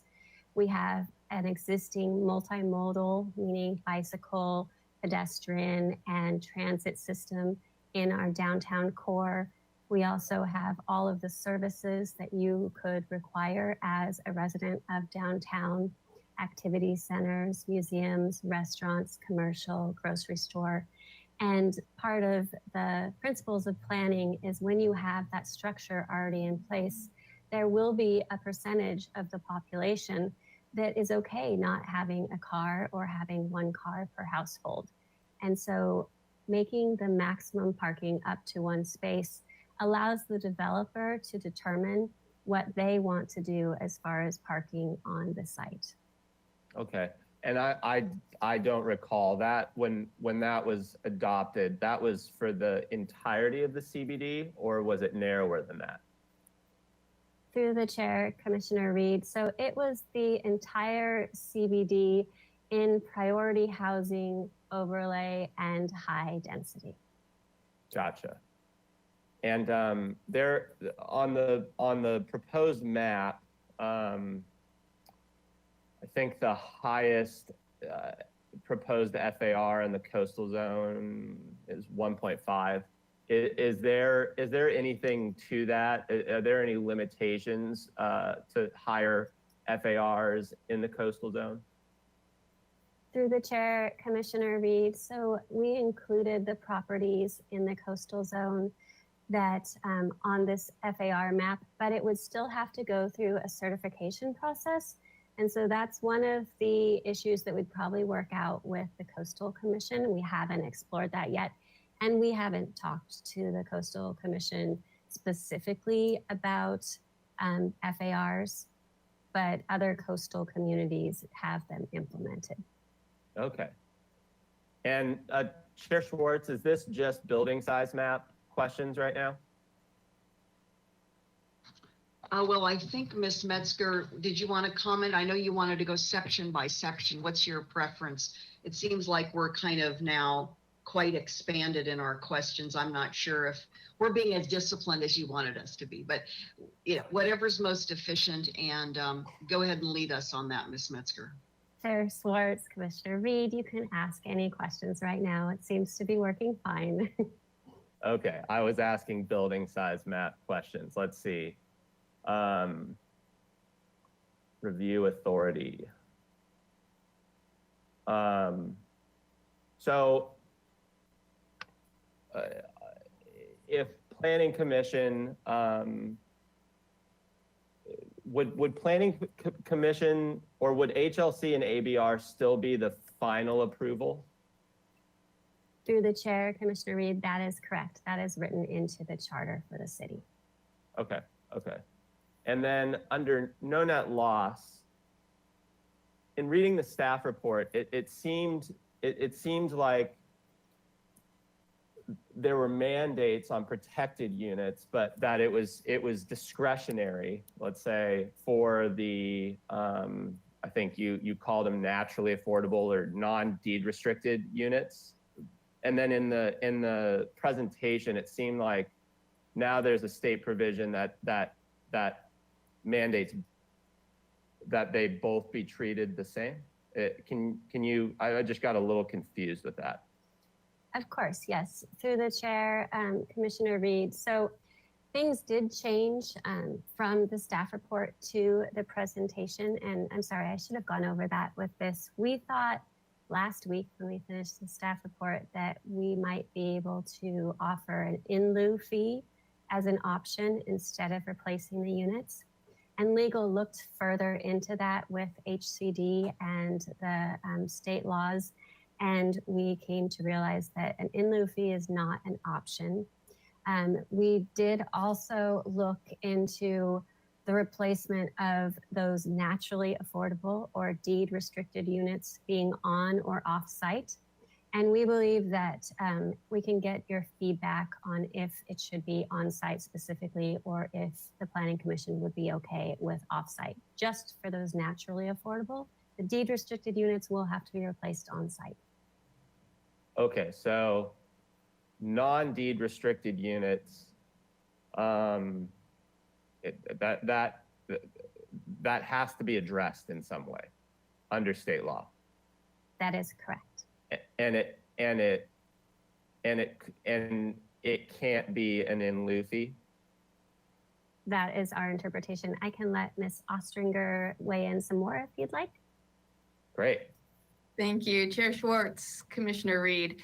Yeah, so we looked further into it, and with even the naturally affordable, so they're non-deed restricted units that are just in at low or very low income, those also, they cannot be an in lieu fee.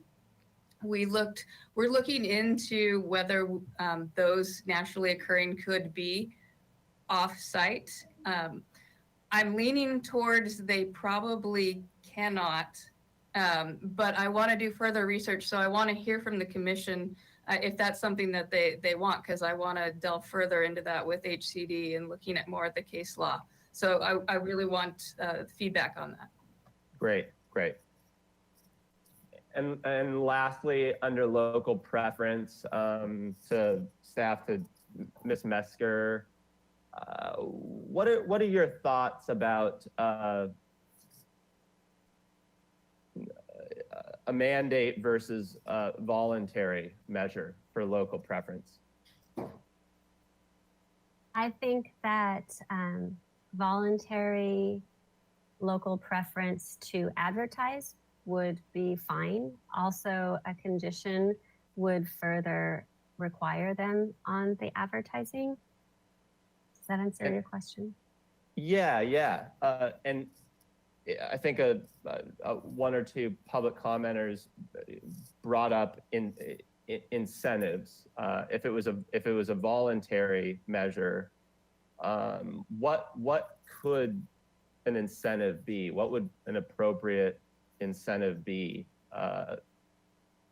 in that sense? Through the chair, Commissioner Reed, that's a really good question. We haven't thought of what could incentivize a developer to advertise or rent locally. If you have any feedback on that, we'd love to get that and look further into it. With our AUD program and moving to FAR, most development standards have already been reduced and incentivized, so I don't think it would be something like that.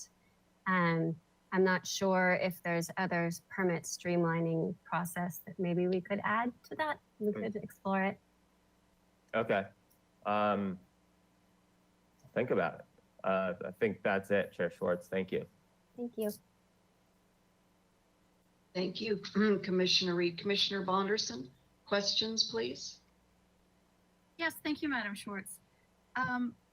I would like to begin with a question for Ms. Metzger, and it is a question I was thinking about as we were looking at your presentation, and then Mr. Cornell actually spoke on this. I wanted to sort of hear it from your perspective. Maybe you can clarify the slide. I believe it was slide 37. It was Arlington Village. And the concept that I was thinking about was, as we looked at this aerial, that there's a very huge parking lot, ground level parking lot inside of the yellow boundary. And you had mentioned, if I have this correct, it was a 1.0 FAR. If I don't know if you have this calculation handy, I'm not trying to put you on the spot, but if you were to take away that parking lot and that site did not have that open space, could you estimate for us what the FAR may be for that development minus the parking? Through the chair, Commissioner Bonderson, I couldn't do that off the top of my head, but I can confirm that that parking lot really reduces the FAR from what it would be if it was just the buildings themselves. But that also is why FAR is very lot specific. That's the whole parcel outlined in yellow. And so that's what the FAR comes out to. And I'm not sure if maybe during other questions, I could try to pull up the building permits and look, but I could try. Thank you. I was not trying to put you in a sticky situation. I'm just so curious about that, especially because it's a really good example of the difference when you have the open space and when you don't. I was also interested to know if you could please explain why the FARs would be useful, since all of the examples you shared seem to be much lower than a 3.0 example. Why is that? And how can more FAR help us reach our RHNA goals? Yes, through the chair, Commissioner Bonderson. So the FAR of 3 was determined through that process that we looked at. The largest AUD project on the ground currently was the MARC, which is 2.7. And we did receive the feedback with the direction from City Council that the FAR should be higher than what we're currently getting out of our AUD projects. So as staff, we err on the side of caution and we put 3 as the largest FAR, keeping in mind that to really incentivize that additional affordable housing with tier 3, it could go up higher than 3. And then we also looked at those AIA charrette examples and looked at them as possibly, if they had that additional affordable housing, it could go up. I think the largest was 4.3. So that'll be something that we're also sharing with the economic development consultant.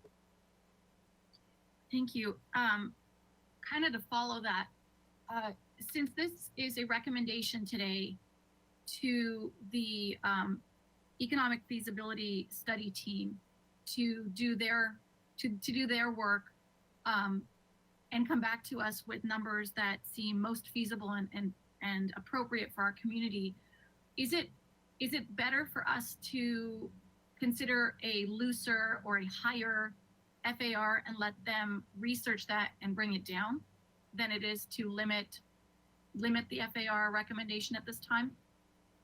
Yes, Chair Swartz and Commissioner Bonderson. So the FAR draft map that I've shown you today was moved forward to the economic consultant already by council. So we can take your feedback that you think FARs in areas should be lower or higher, and also include that with the information for the economic feasibility study. But this will be the map that they're given as the base numbers. Okay, so just to be very clear, they already have the map. They already have the FAR 3 in purple as the top of the map recommendation, but they would consider our recommendation to study further at this time. That's what we're recommending, is if we want further study or not. So through the chair, Commissioner Bonderson, so this map will be forwarded to the economic consultant and they will look at that. Let's just use your 3 as an example. When they talk to the development community and look at land prices and construction prices, and they will be able to tell us that it should be higher or it should be lower based on all of that information that they gather. Thank you. And so I'm just going to repeat one more time, just to be really clear. Therefore, that means what you just told us means that we don't need to make a recommendation. They're going to do that anyway. Is that correct? That is already happening, yes. Okay, great. Thank you. My next question is, has staff already begun developing ways to improve the planning process to make the permitting process more efficient and streamline the way that a project comes in as an application and moves through the process? Do we have that in the works? Can you speak on that in any way? Yes, Commissioner Bonderson, I think Ms. Brooke would be happy to chime in and talk about everything the LDT team has been doing to that effect. Thank you. Nice to see you, Ms. Brooke. Sure. Madam Chair and Commissioner Bonderson, I won't spend a lot of time, but yes, we are certainly in the midst of making process improvements.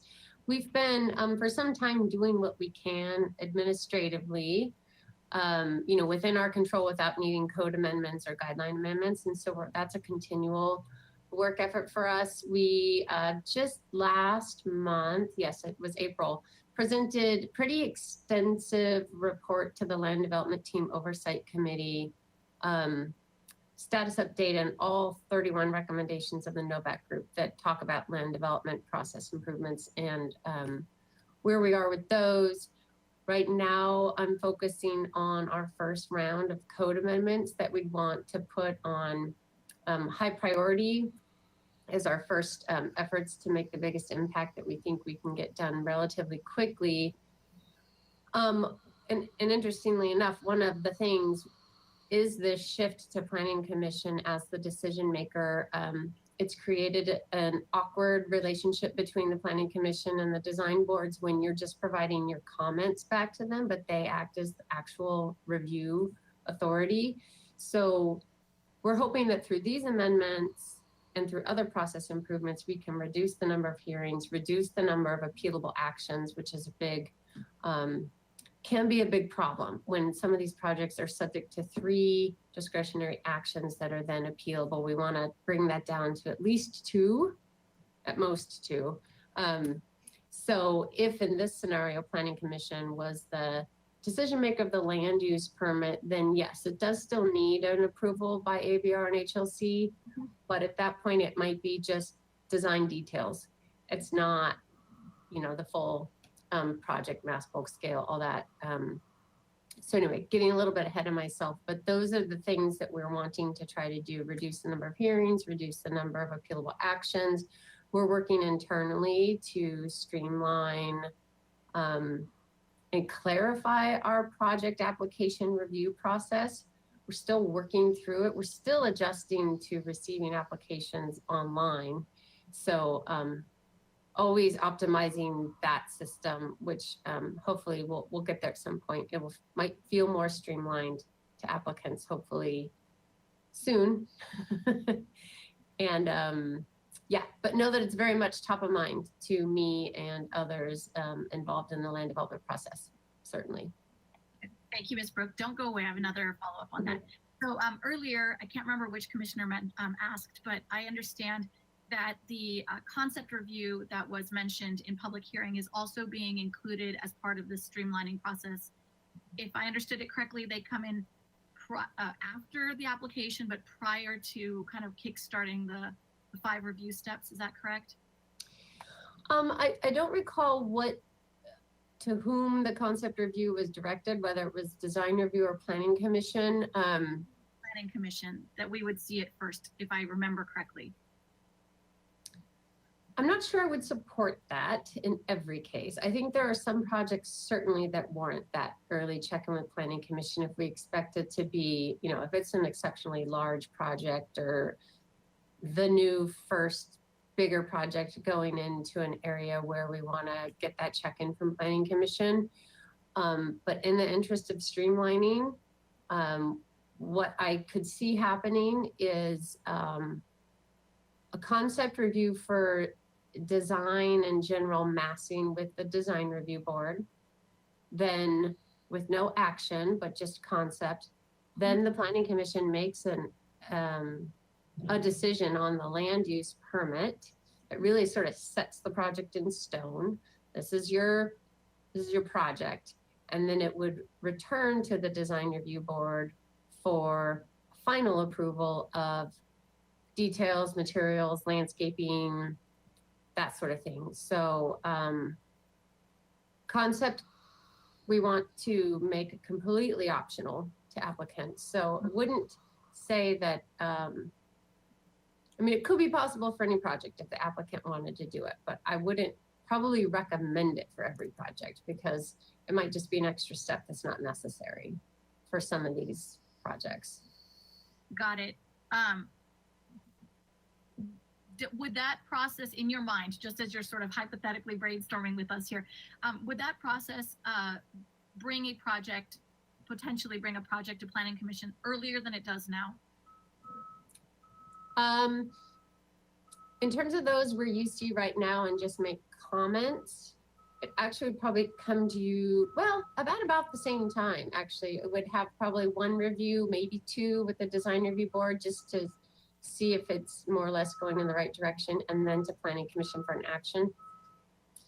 And our goal there, just to kind of close the thinking here on this, is we want to limit the number of appealable actions. We want interested parties and concerned citizens to focus on the action that really they're most concerned about, which in this case would be the land use approval, which is, you know, right now for design review, it's the project design approval. And people, it's not clear to people. They wait until final approval and appeal that, and it's too late. So I just also wanted to make it very clear, this, if you're concerned with the project, or if you're an applicant and you're concerned with the outcome, this is your land use permit. This is what you should be appealing or, you know, having objection to. Yeah, I'm in support of that idea to get things in early, make it really clear up front and not have surprises when it's late in the process. It sounds like you guys are working on this. You have some ideas in the works, and I'm happy to hear that. I think that'll be a big part of this this whole process as we go through the year. My next question is moves away from that. So if I could welcome Ms. Metzger back in. I wanted to know if well, actually, let me preface that by saying I really appreciated your slides, specifically about what is not changing with the building size, since that seemed to be quite a big misunderstanding that I've seen, not just for this hearing, but leading into FARs and myself asking the same questions. So thank you for the clarity on your slides. I was particularly interested in the fact that you have had a lot of workshops, and not you personally, but your staff has had a lot of public outreach, a lot of public workshops and feedback, and you've taken so much of that into consideration, especially with how you present. I'm curious to know when there's, I should say that differently. I was surprised to see how much misunderstanding was still a part of feedback. And for me, it was very important because I spent a lot of time reading the public comment letters and then going back and doing my own research to make sure I understood the information, if I was right in my understanding, or if perhaps they were. My question to you is, with regard to ongoing misunderstandings and misinformation, is there or will there be an awareness program kind of built into this effort as information comes back from the consultant and as decisions are slowly being formed? Will you have more outreach and more public awareness programs of such? Yes, Chair Swartz and Commissioner Bonderson. So through the AUD amendments over the past 3 years, we have grown our interested parties email list to over 400 people. Actually, it's closer to 5 now because we added everyone that registered for the online workshop as well. And so we'll be sending out updates of any upcoming hearings where we'll be discussing the next steps at Planning Commission, at City Council, also if we go to the design review boards again. So we keep people updated through that. Additionally, all that information is also on our website. Does that answer your question? Yes, yes, and I hope that that will be continued to be updated as you all proceed, because I think it's very valuable information. And for me, it's very unfortunate when we see certain kinds of pushback that's based on misunderstanding. I don't mind pushback, and I don't mind the opposite opinions of each of us, but to make sure that it's based on information that's accurate would be wonderful. I look forward to following through with your updates as they come up and they're posted. My next question is, if you don't mind, you kind of touched on it briefly with regard to your diagram on Marshalls, or the idea of residential conversions. I wanted to know if you could expand further on why the conversion of some of these current buildings downtown would not be effective, or they would not be appropriate for housing. In particular, I'm curious about, for example, Macy's. We hear about Macy's and Nordstrom's being recommended all the time, or Paseo Nuevo. Why wouldn't we look at converting buildings of that scale? Yes, Chair Swartz and Commissioner Bonderson. So there's a lot of factors that go into rehabbing a commercial or office space to residential. And the majority of them actually fall within following current building codes. So each residence needs to have access for fire escape, so windows in each bedroom, and that open yard requirement we talked about before. So in the example of the Macy's building, if you look at it right now, there are only windows on what I believe there's a third floor of that building. So just retrofitting the building and how it was made structurally to not have windows is a very expensive process. It has been done. The Amazon building did that for their office complex, but also just putting in the utilities for residential. If you look at the commercial buildings currently, the Nordstrom's building, if you remember shopping there, had its plumbing and restrooms all against one wall. And then the restaurant had its plumbing and electrical system, but the rest of the building has no plumbing. So to go and put in plumbing for residential is also very expensive to do. And then just the ability of making that feasible, making it pencil out, it's a lot more challenging than building a new building, I guess. And I'm not sure if any of my team has anything to add to that or not. Okay. Thank you. That was enough for me. I wanted to just make sure that that was clear.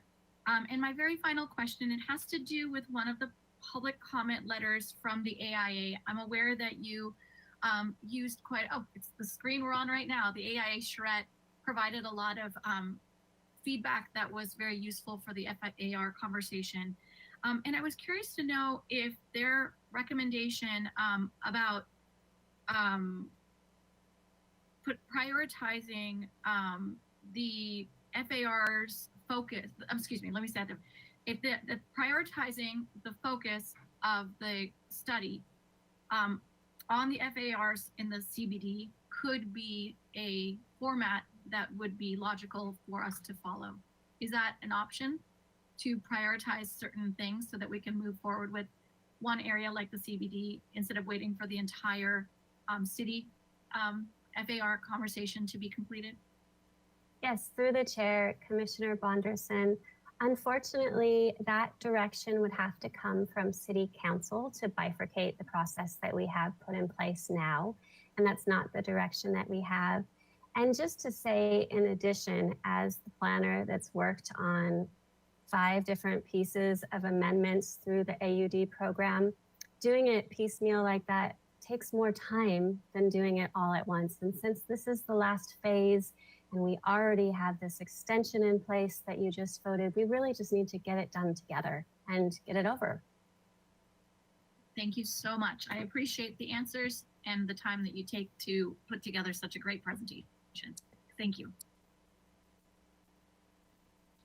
Commissioner, Vice Chair Escobedo, questions of staff? Yes, thank you, Madam Chair. Thank you, Ms. Metzger, for an excellent presentation. I'm going to start with the no net loss topic and get that one out of the way.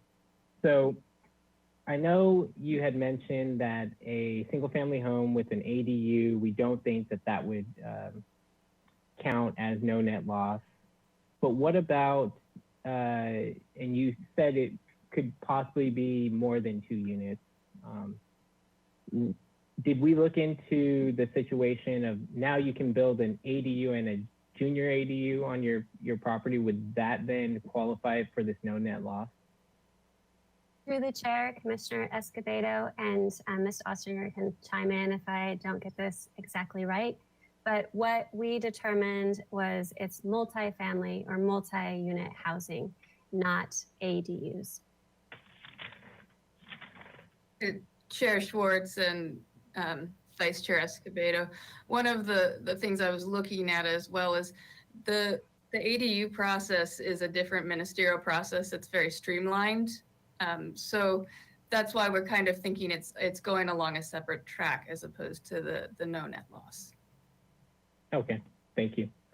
And then for this might be Ms. Ostringer or Ms. Metzger, but it's related to if we are able to do offsite replacement of the units for the naturally occurring affordable units, would there be a time limit on this?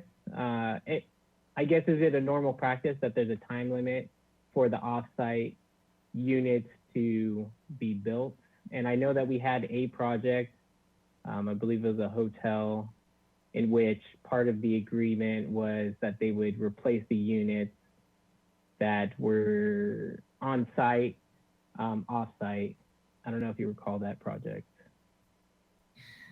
Chair Schwartz and Vice Chair Escobedo, the way and when we keep saying no net loss, but really what we're talking about is SB 330 and losing those naturally affordable houses or deed restricted houses. When we lose those, it's generally intended that they're replaced at the same time. There's specific provisions that developers have to follow when they demolish those units. For example, they have to give relocation expenses. Then they also have to give right of first refusal.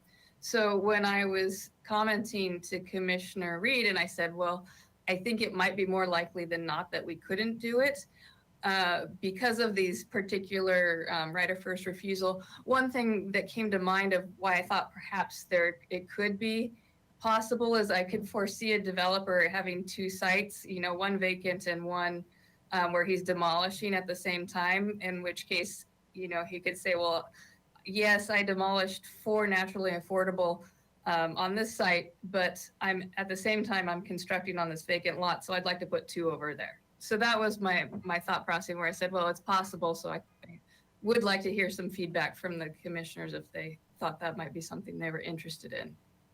I see. Thank you. Thank you for that answer. My next, let me see. I guess let's talk about condos. So we spoke a little bit about condos and we talked about, I believe it's on slide 35, that there would be 3 tiers, and tier 1, as proposed right now, would be condos, rental housing with the inclusionary would be tier 2. Tier 3 would be rental housing with a higher inclusionary. Am I understanding that correctly? Through the chair, Commissioner Escobedo. So tier 3 would be additional affordability above and beyond whatever the inclusionary requirement percentage comes out as, yes. Okay. And one of the thoughts that I had, I know our last meeting, we were gonna discuss inclusionary and we decided to wait until we got this feasibility study. But in the condominium inclusionary policy, it allows for a bonus density to recoup the cost of incorporating those inclusionary units. Has staff discussed whether or not we would be looking into keeping something like a bonus density to recoup inclusionary, or would it just be condominiums are on the hook for 15% at whatever FAR tier 1 is? So through the chair, Commissioner Escobedo, it is our intention to look at the inclusionary requirements for both condominiums and affordable housing and rental housing at the same time. Currently, they're in different sections of code. They're written in drastically different Santa Barbara environments in the housing market. And so we're hoping to review that together with what we get back from the economic feasibility study. I think there was another part of your question I'm missing though. Just that, would we be looking into bonus density and incorporating that? I imagine if we're going to be looking at the inclusionary policy altogether, we would likely go forward without a bonus density, because that would be maybe the easiest. So at this point in time in the AUD inclusionary section, those density bonus units don't count towards your number of required inclusionary units. And it's a very specific reason for that, because our inclusionary ordinance is meant to get moderate income, and density bonus is in regards to very low and low. And so we want to keep those two processes separate. Well, I maybe I misstated my question. I was talking about the condo inclusionary policy, in which they get you get 15% inclusionary, and then they're allowed a particular percentage, I forget what it is, above zoning to make up for those inclusionary. Am I understanding that correctly, Ms. Brooks?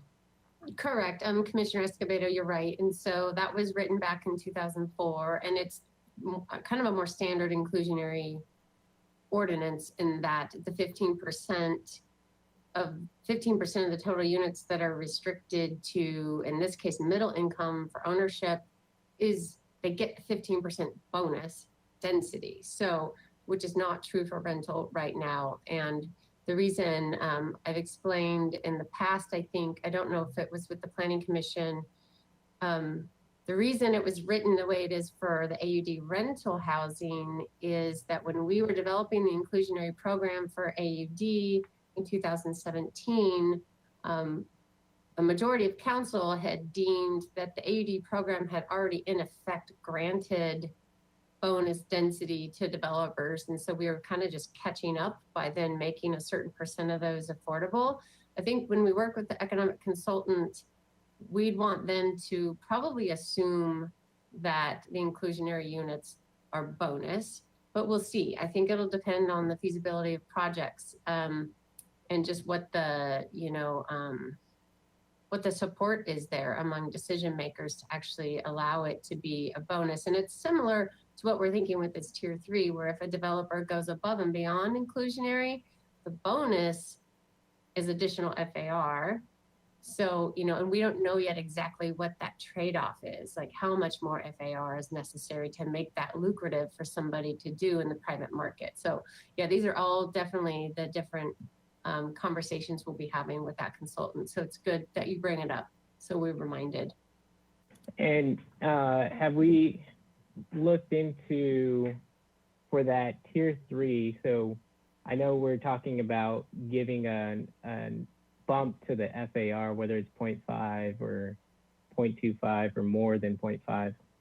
Have we looked at other types of incentive possibilities? So something that comes to mind is maybe if they provide more affordable for that missing middle, whatever threshold we set it at, they not only get a higher FAR, but maybe they get a higher building height by right. And so it creates added incentive that might actually entice someone to go forward with a project at that higher threshold for inclusionary?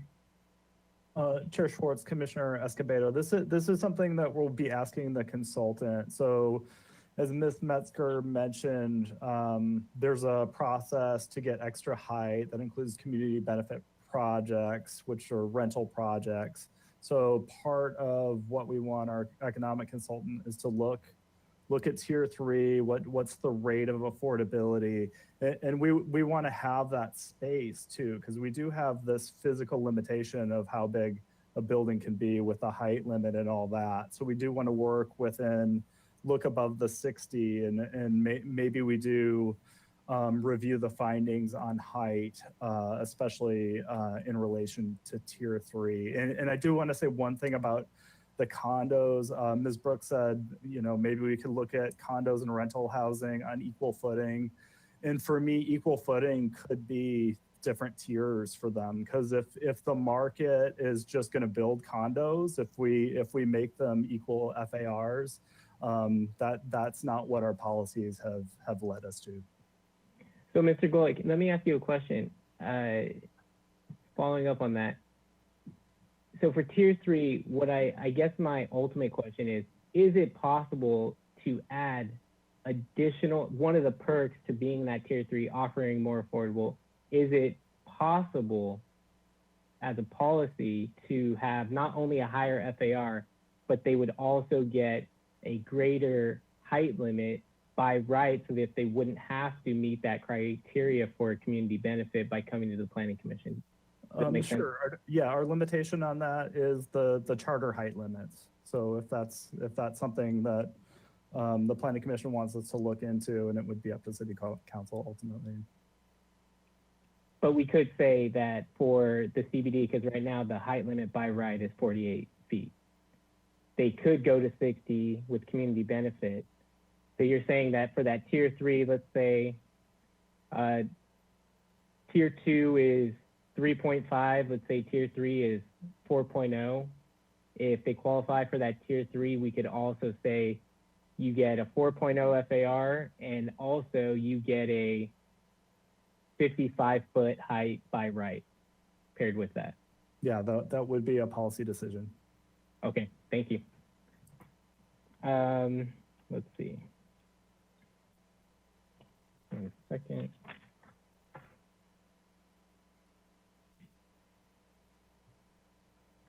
Has, this might be for Ms. Metzger or Mr. Golick, but on the FAR map, so we have in the CBD, there's a parking maximum. And so the thought is that with that parking maximum, we can utilize more of that FAR, more of that volume of the building envelope for living space. And so there would theoretically be more units. For when I'm looking at the Milpas corridor and I see a 1.5 FAR, and also there are parking minimums there, which means that some of that 1.5 FAR likely, not in all cases, but likely will be taken up by parking space, which is not really livable space, meaning that we would get theoretically fewer units in ratio compared to somewhere where you would have parking maximum. Have we discussed possibly the ability for, or the possibility of a recommendation to City Council of parking maximums somewhere like the Milpas corridor, where there are all of those components that you had discussed earlier? There's grocery stores, there's transit, there's a lot of the things that might contribute to a lifestyle where you might not need a vehicle in all cases. Yes, through the chair, Commissioner Escobedo. So we have not looked into parking maximums outside of the central business district. And that primarily, in my recollection, is because the development community said it would be infeasible to limit them to parking spaces for their developments when we spoke to them about doing parking maximums. There was discussion about how it's harder to get loans if you don't have parking outside of like a central business district for projects. And then just as an example, 7-Eleven Milpas, I believe, has more parking than one space per unit as well. It's not quite the same as downtown. It does have those same services, but the Milpas corridor has those curb cuts, so pedestrian circulation is not as safe. They don't have dedicated bike lanes. The sidewalks are not in the best shape. So it has a little bit to come before it's treated equally to our downtown, I think. And Mr. Gullett has something to add. Yeah, just to add a little bit to that. Milpas is structured very different than downtown. So downtown, you have thousands of public parking spaces at our parking lots and structures.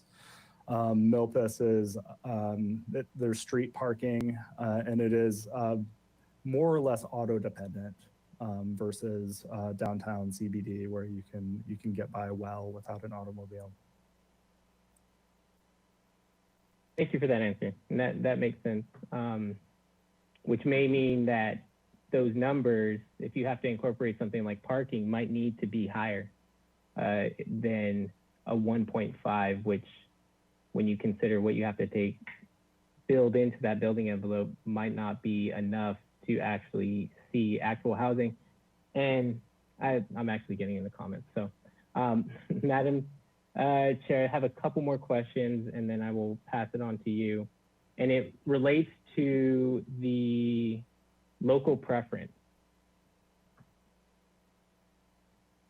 So for the local preference, I know we talked about, or in the staff report, it talks about marketing, and I don't know if that would be in newspapers or what have you, but it seems pretty difficult to market online locally versus just anybody being able to see those units.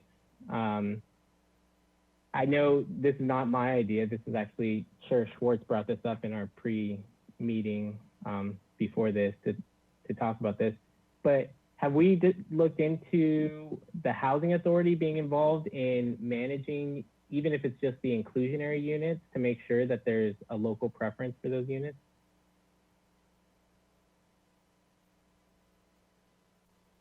Or partnership opportunities in that way? Chair Schwartz, Vice Chair Escobedo.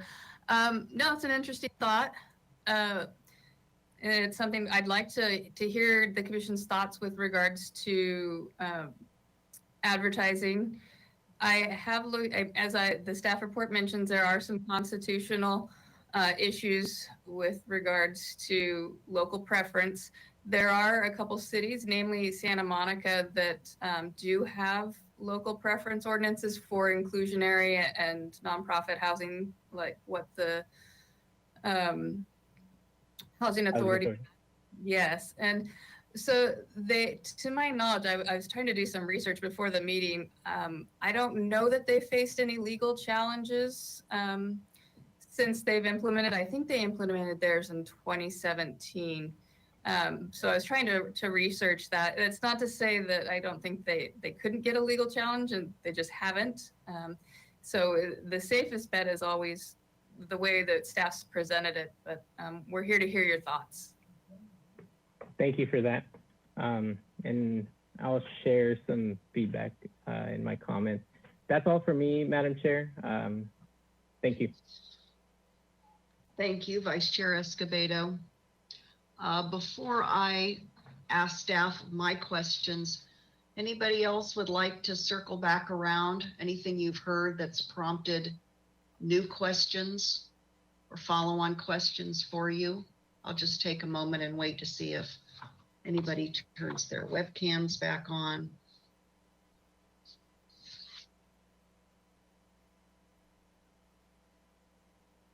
Okay. Let me start, Ms. Ostringer, if you could please come back on. I wanted to hear from you a little bit more about conversations you had with the State Housing and Community Development Department pertaining to what's before us today, and not just FAR, but how it dovetails with the various state housing laws. Anything for us to consider either now or after the economic feasibility study and we start to get into the details of ordinance changes you're going to bring back to us in the fall? Chair Schwartz, yes. To be clear, the conversations that we had with HCD were back when we were talking about no net loss, when we were adding the priority housing overlay to the CBD and making discussions. If you'll recall, in our ordinance, we reserved Milpas to remove that overlay so that we had no net loss. The future conversation I'd like to have with them, if I hear from the commission that they're interested in having off-site replacement units, that's where I'd go direct them and look at the case law with them and see if they'd agree with me with regards to a concurrent project. So that was the conversation I'd like to have with them. Okay, okay, I see, specifically in that area. All right. Then I wanted to ask, maybe this is now to Ms. Metzger. Thank you. I'll see if I need you back, Ms. Ostringer. Ms. Metzger, as we look at the map, well, the draft FAR map, I'm wondering, since I haven't been privy to the request for proposal for the economic feasibility consultant's work, are you asking the consultant, to be selected if they should correlate this map with the economics and reconcile that with our current and what will become the new upward pressure of our regional needs housing allocation units? Because it's one thing to say that it will be more or less economically feasible to accommodate a certain policy that would result in housing units. But what's missing for me, and that's why I ask you about a correlation with RHNA, what's missing for me then is, how does that help us move the dial or turn the dial in a forward direction in our intention or our need to actually produce more housing units? Does that make sense to you, my question? I think so. I think maybe Mr. Gullett would be better to answer. He's kind of our RHNA expert on team. Thanks, Madam Chair. So as a minimum, we have to provide the zoning for the 8,001 units that we'll need in cycle 6 of our housing element. So that is something that we're keeping an eye on and we'll look at as part of this. What this map doesn't include are the single family zone parcels. Now accessory dwelling units are permittable and much easier to get. What this economic analysis is going to give us is feasibility. So in the end, we want production. What the state demands of us with RHNA is to show zoning capacity. So we're going above and beyond that to see what's possible with these new FARs. So do you see it as sort of a hypothetical, but let's look ahead. If, for example, if the consultant tells us that the cost of property acquisition, redevelopment, et cetera, in the central business district, we're looking at the dark purple with a proposed potential FAR of 3, is so cost prohibitive on balance with everything else that these FARs that are being proposed throughout the city need to be recalibrated or reconsidered, because we may not be able to feasibly, economically, that is, concentrate beyond a certain number of units in the central business district due to economic infeasibility. Have you discussed that? Has staff discussed that? We have. In some areas, we understand that housing is likely not the highest and best use, like a hotel would be the choice of a developer. So this kind of information is what we want. We want to go in this with eyes wide open. We don't think it's going to be feasible to build housing at all of these locations, but we do want to know what's feasible in what economic climate. Right. Thank you. Then I don't know, Mr. Gullett, I'll just have you stay on the screen and you and Ms. Metzger can decide between the two of you. Commissioner Higgins brought up the topic of variable density. And I'm intrigued with what I thought I heard him ask, which is, can we just do away with this? Can we just bring this back to council to say, we don't want to ever go back to that? So it's currently, of course, referenced in our AUD program, our ordinance, because it was a default that we would have to return to if the AUD expired without a replacement. So what kind of conversations have occurred, if any, among staff or otherwise about the complete rescinding or termination of variable density from our vocabulary and our ordinances?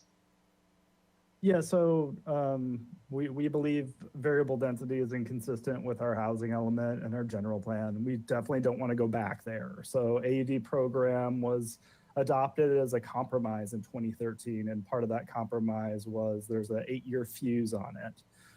So the recommendation your commission gave to council today was to extend that by 6 months. So that still includes the reversion language. And our plan is to do a lot of work on our zoning ordinance, remove the average unit size component of the AUD program, remove variable density, remove base density, and it's a big cleanup of our multi-unit standards. So am I hearing you correctly confirm that variable density would be removed? That's what you did just say, right? Affirmative, yep. Okay, excellent. I like that, affirmative. Okay, let's see if I have any other questions. I think I do. Could we go back to slide 35? Commissioner Wiscombe began inquiring about this slide. And I thought I heard Ms. Metzger comment in terms of tier 3. I want to ask you about, does this include, did you say this includes low and moderate tier 3? Those two income categories? Chair Swartz, at this point in time, we haven't determined that. We're hoping to be informed by the economic feasibility study. But I see. In review of it just internally, I think it will still mostly be moderate because that's what we're really deficient in. Well, that's why I was asking you, because I don't know, I don't think you have a slide today, but if you do, it'd be really helpful. I want to say almost in every single planning commission hearing where we're talking about housing, I'd really like you to have the RENA slide handy, because we have to continue to remind, oh, look at that, ask and we shall receive. So you were just commenting on this. This is what we have to have burned into our brains, that if we look at the moderate category, look how few we've actually produced to date within our current cycle in our housing element.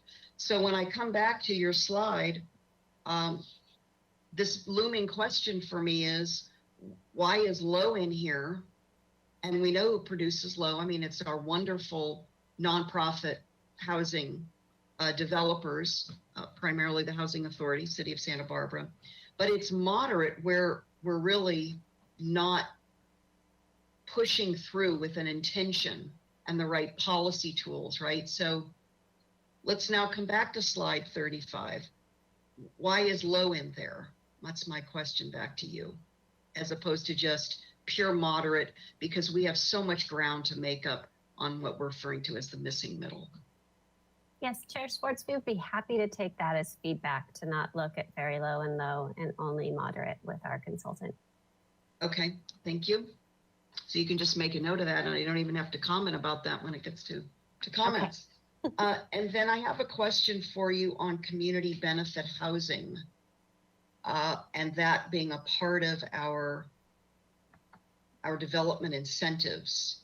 Do you have a list for us today in any slide or any other document with a list of the community benefit housing categories, you know, the descriptors? And I went back to the AUD ordinance just to refresh my memory of what currently constitutes community benefit housing. And we only have 3 categories. We have priority housing, housing affordable to low, moderate, or middle income households. And where's the third? The third is transitional housing. And there's a description of that. Is staff proposing changes to these categories as we might define or redefine community benefit, and then what an applicant could receive in the way of incentives? Here we are. So Yes. if we looked, please, Ms. Metzger, your thoughts? So Chair Swartz, it's also important to note that as a subsection of priority housing in its definition, that includes employee-sponsored housing, limited equity housing, corporations or cooperatives, and rental housing. So there has not been discussion on changing what community benefit housing is as a definition at this point in time at all. Well, then let me ask you, has there been any discussion among staff about recommending a new discussion on this, or a review or reconsideration of this list? Not necessarily of this list, Chair Swartz, but we do ask in our RFP that our consultant look at other incentives that we don't currently have in the AUD program. So that could be captured there. I mean, here we've had this program since, for the 7+ years, and you'll correct me if I'm wrong, but we haven't had employer-sponsored housing under the AUD program, right? Because that Westmont wasn't AUD, it was something else that was employer-sponsored. Is that right on that note? Chair Swartz, Mr. Gullett knows that answer. Yeah, Westmont, is that right? So, and we haven't had any limited equity housing cooperatives come forward either. So I'm asking this because I think we need to continue to ask ourselves, what should the community benefit categories be based upon the needs we're seeing, the deficits we have, where we're not really moving the needle on the type of housing, and if these categories are still most relevant. I'll just leave you with that. And let me see if I have anything else. Oh, no net loss. I want to ask you about that if I could. Let me get to that in our staff report. Okay, no net loss. This is page 6 of 16 in our staff report. And Vice Chair Escobedo was asking questions, and I heard some of Ms. Ostringer's responses. I'd like to pursue this a little more because I don't know if we have, maybe to Ms. Ostringer, any firm legal impediments. I mean, kind of like absolutes, real bright lines in not considering kind of maximum flexibility, right? On-site, off-site, in lieu. And I ask, and I'll ask you that, and then we'll take it from there. The Housing Crisis Act defines replacement as a one-for-one, so that there's no chance for in lieu fees for those protected units, which are deed restricted, rent controlled, or naturally affordable. The flexibility, where I was trying to look for was for offsite. It Right. brings us back to the definition of a replacement under state density bonus law, which is pretty tight in its definition, but I felt like there could be some wiggle room for an adjacent project that's being constructed simultaneously. You just said adjacent, right? Correct. Not just anywhere else in the city? It's one of the things to look at, but when you look at the law, particularly the Housing Crisis Act, it's taking people out of their homes where they live and probably have chosen to live in that location for some reason, and then putting them back in that exact location. But I was thinking something adjacent or very close to may be acceptable. Okay. is this term naturally occurring? Is that actually a legal term or a regulatory term that's found in a state law, or maybe it's case law, or where did that come from? That's kind of new to me, but I was thinking maybe I just haven't tuned in to that term. It's our nomenclature for a section of the Housing Crisis Act, Government Code 66300. I forget the exact section, but that's where the definition, it says protected units are, and then it says low or very low income housing. And so we just, because all the other definitions within the definition of protected units tend to be deed restricted or somehow otherwise rate controlled through legislation. But these are ones where it's very broad, and it's based probably on a rent roll. And Well, Chair I'll Schwartz, just to interject, sorry, it's a term that's being used across the United States right now to describe non-deed restricted housing. Well, I guess I'll just leave you with a thought about that before I end with local preference. I would Ms. Ostringer or Ms. Metzger, if naturally occurring is synonymous with deteriorating housing stock, let me be blunt. I certainly hope that our priority wouldn't be allow housing stock to deteriorate such that it can't be renovated or reproduced, because who benefits from that? I mean, in an expensive city like ours, everybody pays more than they would pay somewhere else for any condition of a housing unit. So we have to look at what we're incenting. Do we incent continued deterioration of very old housing stock that can't be renovated? So I'm just going to say, let's look very closely at that. And then if you would stay on, my last question is about local preference. It's on page 6 of 16 in our package. Could you continue on with maybe an answer you were giving to Vice Chair Escobedo about, you looked at Santa Monica, what other cities' best practices could we consider? And let's pursue, if you would, any discussion staff has had about the Housing Authority having a role.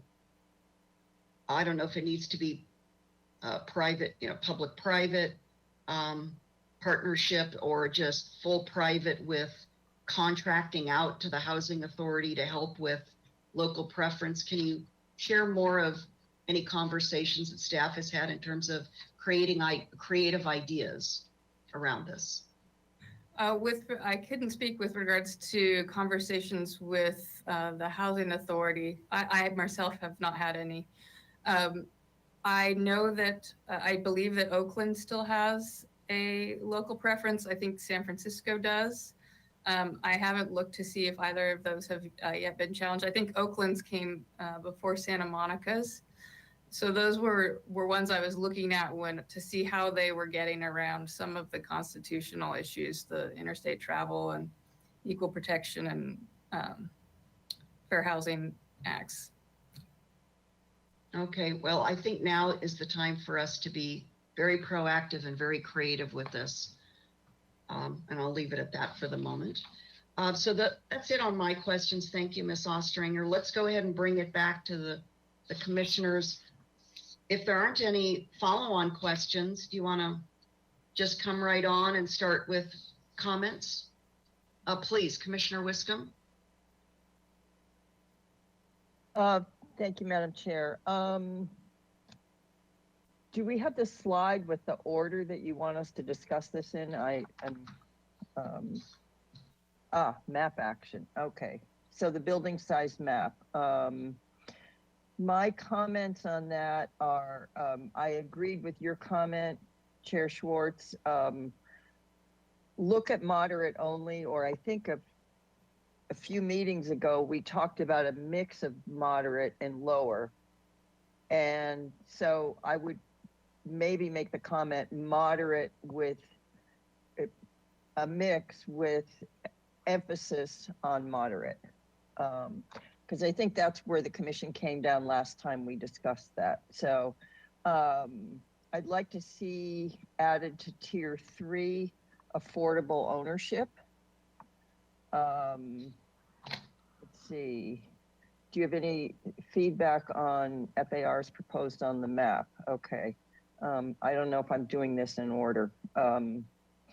I support staff's initial map and look forward to the economic feasibility study to see how that's done. I think the examples of the existing FARs were compelling that Ms. Metzger presented. And I'd like to, and I'm not sure where this fits in. Oh, that fits in down there. Okay. So I think that covers the map for me. I want to talk about edge conditions a little bit, but we'll get to that in a minute. PC review authority. Council decided, I think it was in 2019, that we should be not at 15,000, but 10,000 square feet. And I would add to that, and I'm just throwing a number out there because I think without the economic feasibility study, I can't, but maybe 2.0 in FAR. But some number that comes back that's pretty significant from our economic feasibility study recommendations. And I believe we should have decision-making authority. Should height findings be incorporated into the decision-making process? Yes, I believe they should be. I think that's a very controversial issue in the city. And perhaps you get a higher height up to 60 feet with a required percentage above the minimum of the affordable units. So that's where I would go on that. And I'm just thinking out loud here. So the community benefit would be more affordable units than required. And they would have to be obviously the moderate rate units. So I think that's where our focus is, and that's where we need to focus. Which types of projects should require planning commission approval? Okay, so I think I've covered that through the possible FAR, you know, a minimum and above, and also the size of the lot. And I think it's important on the area of the map that we consider projects in all parts of our city, because we may get something that's controversial and we've restricted ourselves to one area that maybe is outside the controversial projects outside of that. So, did I cover all of those? I think I did.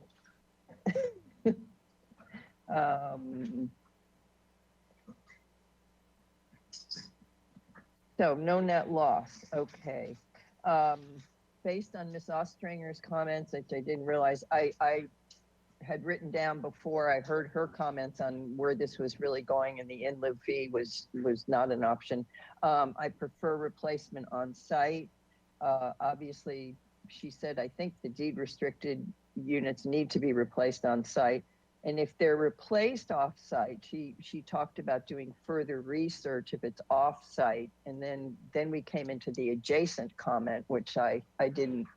But if I would support further research being done on the units off-site, as long as the units off-site are built before the units on-site. So, the construction starts before the units on site, so they can move as quickly as possible. So those are things that I think Ms. Ostringer should look at if my fellow commissioners agree. Commissioner Wiscombe, could I ask you? Yeah. Could I ask you, what are your thoughts about concurrent construction, concurrent application processing and construction? I think that would be certainly acceptable. It's just that I don't want a project that's, you know, I don't want the units that are being constructed on an adjacent lot to be done after the units on the main lot. You know, I think a priority has to be made for the for the units that you're losing to replace them quickly or more quickly. And I gathered from Ms. Ostringer's presentation or her discussion on that in lieu is not allowed at all. Because my original comment was that I was going to make would be perhaps in lieu on small lots where you're losing one unit and, you know, it's a burden. Let's say we're losing one unit but gaining 4 units, and it would be a burden to put that unit on the same lot. Or so I didn't know if that was a possibility.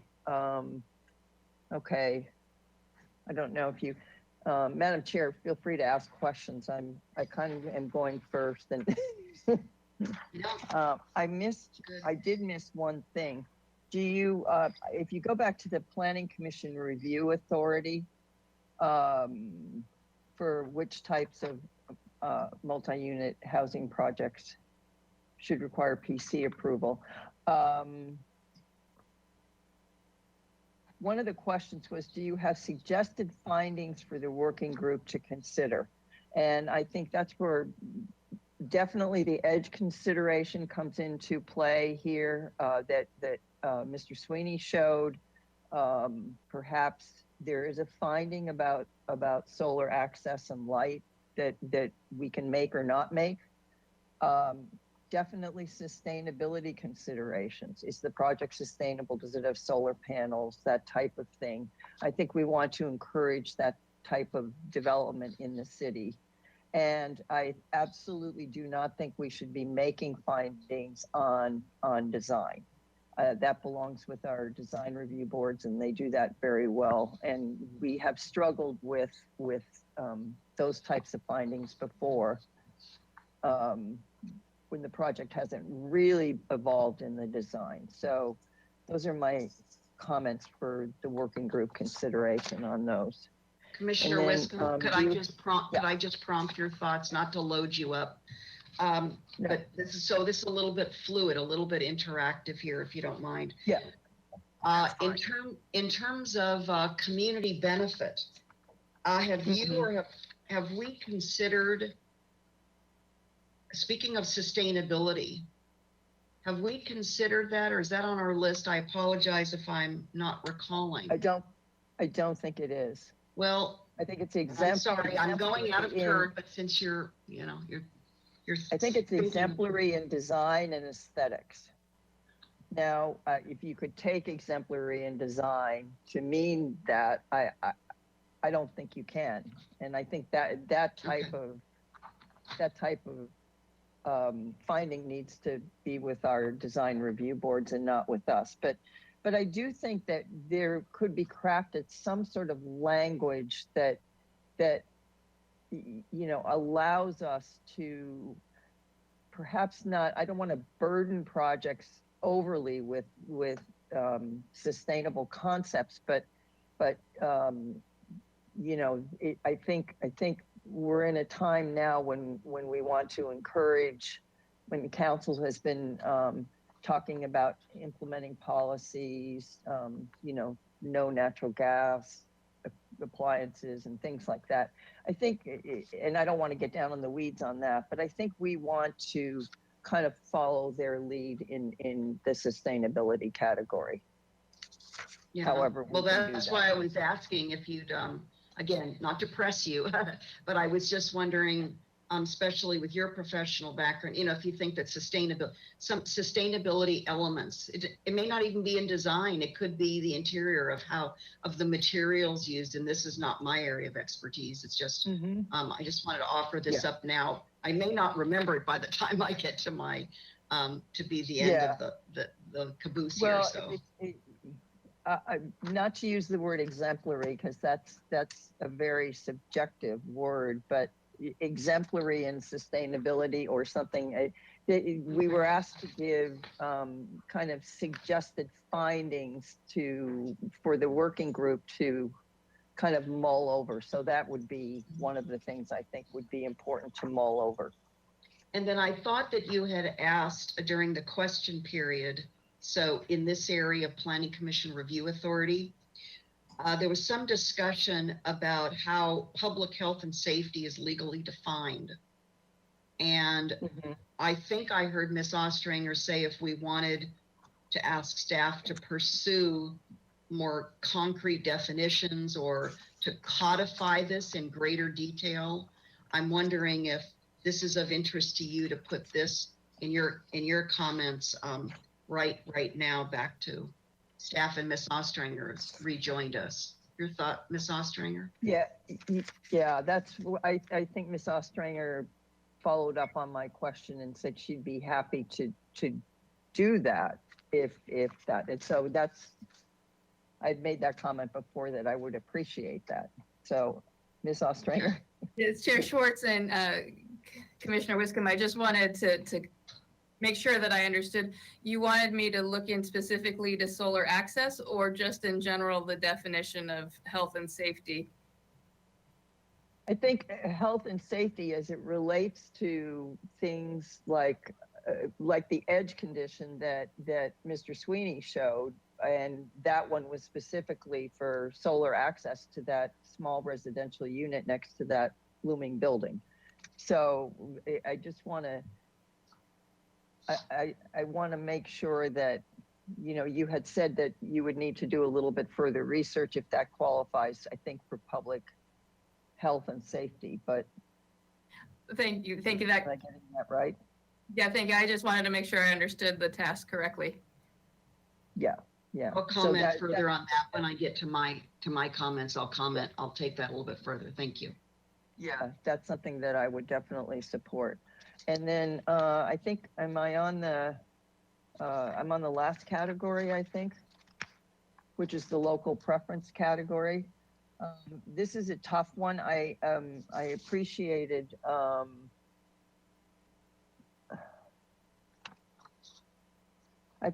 Vice Chair Escobedo bringing up Housing Authority management.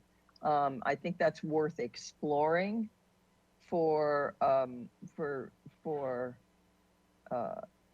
he brought it up in relation to managing their units, that I think the record of the affordable units, but we also got some feedback on Housing Authority outreach for local preference. I think that was in some of the comment letters that we got. So I think that's an interesting aspect. Another one that one of the commissioners talked about, and I don't remember which one it was, talked about local preference incentives.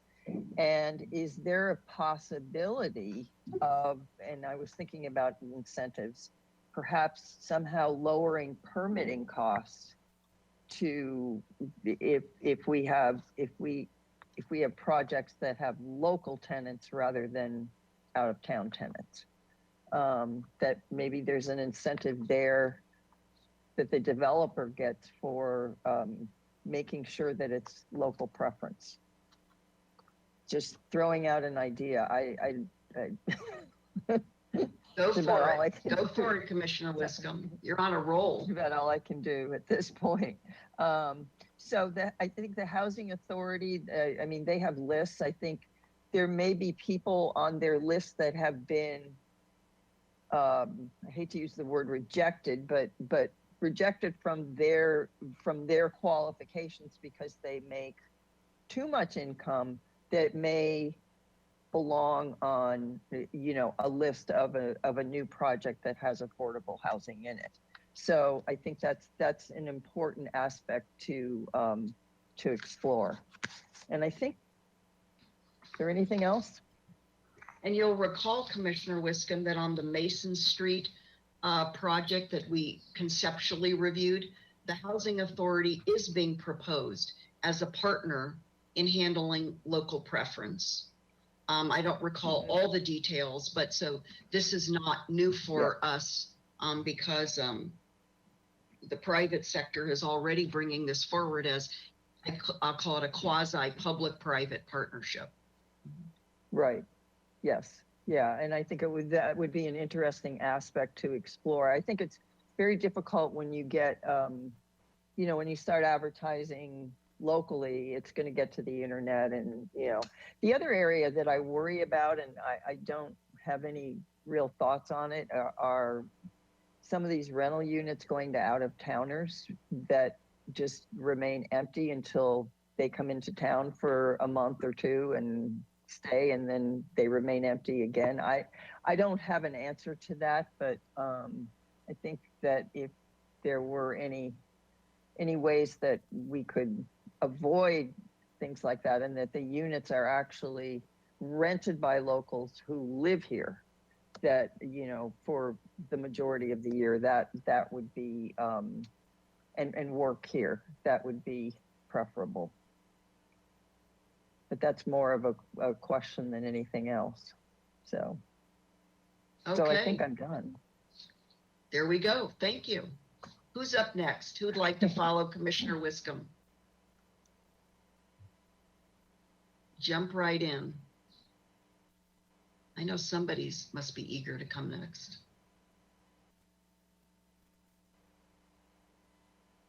Come on, colleagues, come online. You got to give feedback. Commissioner Bonderson. I guess I'll just do it. I've been trying to keep up with all the questions, but I would love it if you could keep me on track if I missed something. And we have the slides here to prompt you through the feedback that staff needs. Of course. Thank you. I'll do my best. Here we go. Map action. I am interested in learning more about how the economic feasibility study organizes their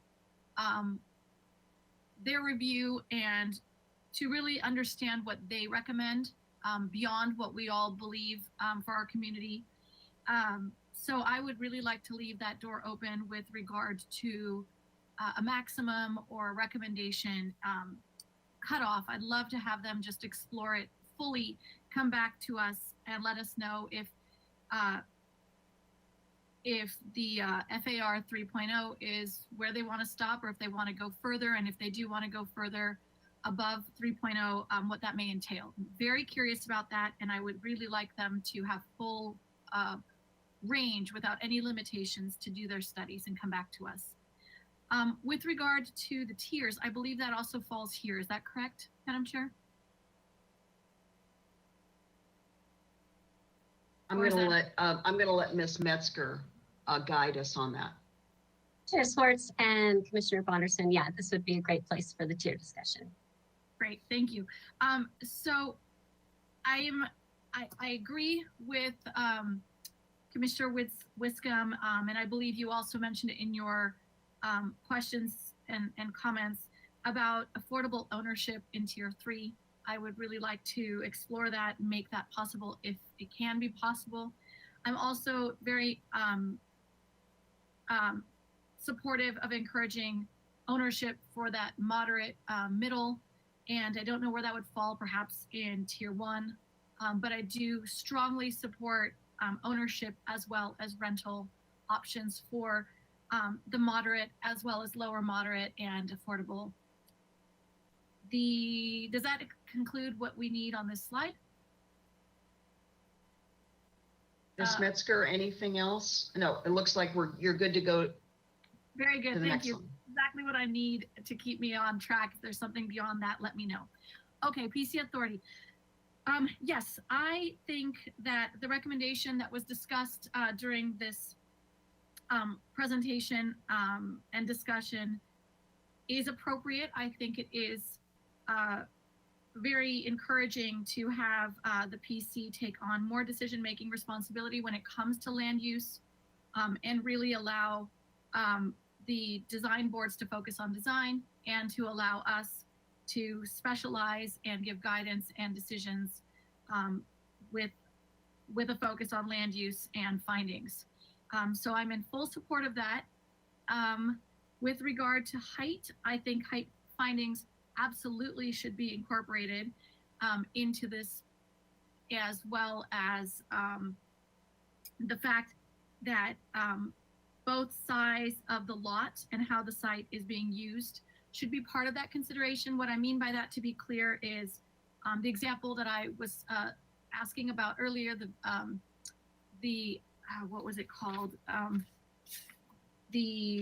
Hold on one second, I have it written here somewhere. The project that I spoke about earlier in my questions, the Arlington Village, excuse my hesitation. When we see a site that has open space or parking and it reflects a certain FAR in comparison to whether or not that parking lot would be there, I think all of those things should be part of our decision-making process and ability to make unique custom decisions on each site.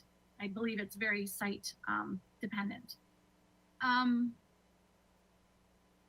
And with regard to which projects should require Planning Commission approval, I believe that there was a lot size that was recommended. I have no problem with that lot size. I could be supportive of more or less, whatever the group leans towards. Okay.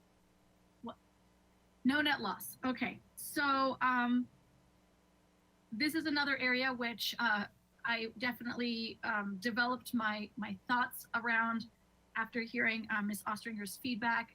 I think that, from my understanding, the preference for me is to definitely have that replacement on site. And I also believe that we should support replacing on site with the same income levels. So if we do have affordable housing being removed, that the same number of units should be replaced, and no less than that. If we have a site which is removing a wide range, multiple different types of housing, that we should consider replacing those before adding new ones. And can I ask you, Commissioner Bonderson, as I clarified in terms of support from Commissioner Wiscombe, if for some reason, well, either voluntarily or due to some type of restrictive consideration, property restriction, difficulty in providing on-site, would you be in support of concurrent off-site construction, production of it? Oh, okay. yes, thank you for checking in with me. I had it written in my notes because you had asked Commissioner Wiscombe, and I didn't want to miss it myself. And I have it here that I am in agreement with concurrent construction. I think that's very supportive of what we're trying to move towards, to make sure that everyone is taken care of and that we're not losing housing in the process. And the next slide, I believe, was local preference. Yeah. So I did a bit of research on this on my own prior to this hearing. I'm not 100% convinced one way or another that we have authority to make certain decisions, and that likely will require more research from what I understand. I would like to recommend that we do explore ways to confirm local employment or other ways of proving local existence, where we often find in affordable housing, there's an entire application process in order to be chosen for rental or even for purchase of those units.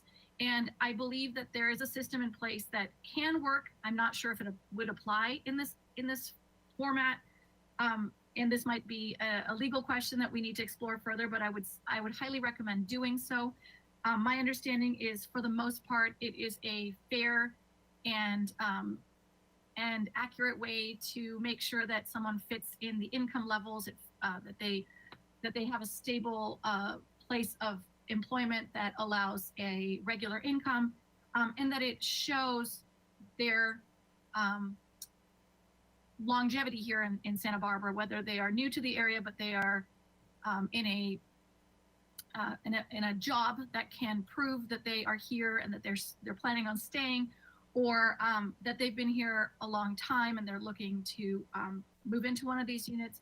And most importantly, they might not live here, but they've been employed for a certain amount of time that fits into the criteria that we're trying to meet. I think that all of those formats would be supportive of local preference.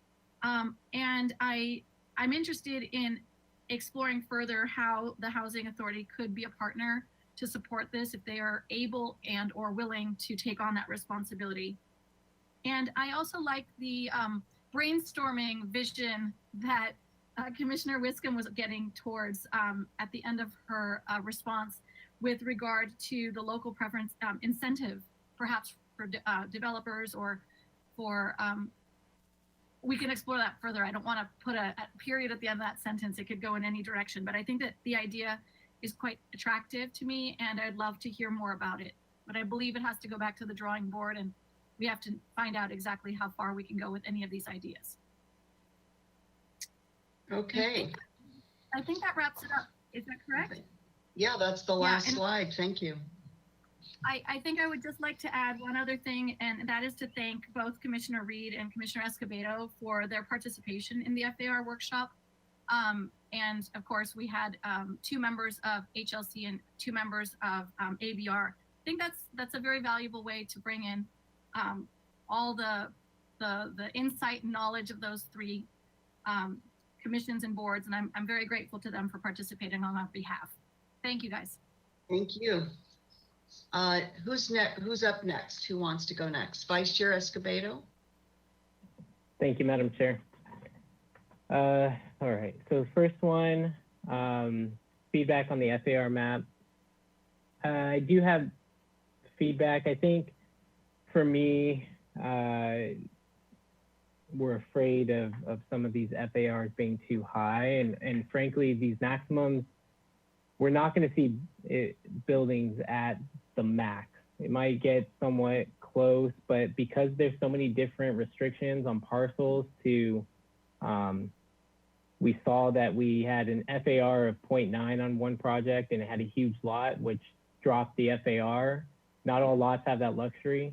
Some are built lot line to lot line, which means that they're going to have a higher FAR. And so we need to provide as much flexibility as possible, in my opinion. So for me, the 3 tiers, I think you keep condos at tier 1, you keep rental housing with our inclusionary at tier 2. And then for tier 3, I agree. I think you do both, whatever the threshold is for affordable rental housing, and then also a threshold of affordable units for sale as well. And then they get access to that tier 3. In my opinion, I think the threshold for condos should be a little bit higher than the rental housing, but that's something that we can determine after getting the feasibility study. I also like the idea of in tier 3, an added incentive in addition to additional FAR is also additional height by right, so that they don't have to come to PC for a discretionary hearing, that it's just automatically approved. They meet the criteria based on the affordability requirement. They automatically get the additional height. For me, I was asking kind of the parking minimum question, because parking will be included outside of the CBD for these projects, which means that there's going to be less livable area within that FAR that's going to be dedicated to units, to actual units. And so when taking that into consideration, I think we need to raise the FARs outside of the CBD. And 2 areas that come to mind is definitely the Haley corridor, that's currently 2.0, and then the Milpas corridor, which is 1.5. And the reason I say that is I don't think that we're going to see housing authority or nonprofit developers developing projects. Maybe there's some public-private partnerships that we can have in the CBD, but I think many of their projects are going to come outside of the CBD. So we need to ask ourselves the question, how do we set them up for success so that they maximize the number of units that we can see from those projects and make it as easy as possible because I think that's really where we're going to see many of those projects. And another thing for us to take into consideration is with the AUD program, we saw a lot of the low-hanging fruit parcels develop. And as time goes on, we're going to find less parcels that have little to no activity on them, i.e. parking lots and unused vacant lots. And we're going to see more development of lots that currently have operations or business or current uses going on those lots. And so the incentives need to outweigh the current uses. And so we need to streamline the process. We need to make sure that we have the right incentives in place. And we also need to make sure that we structure this in a really easy to understand way. I think there's a lot of confusion sometimes. So that's that's my opinion on this item. Madam Chair, I don't know if I missed anything.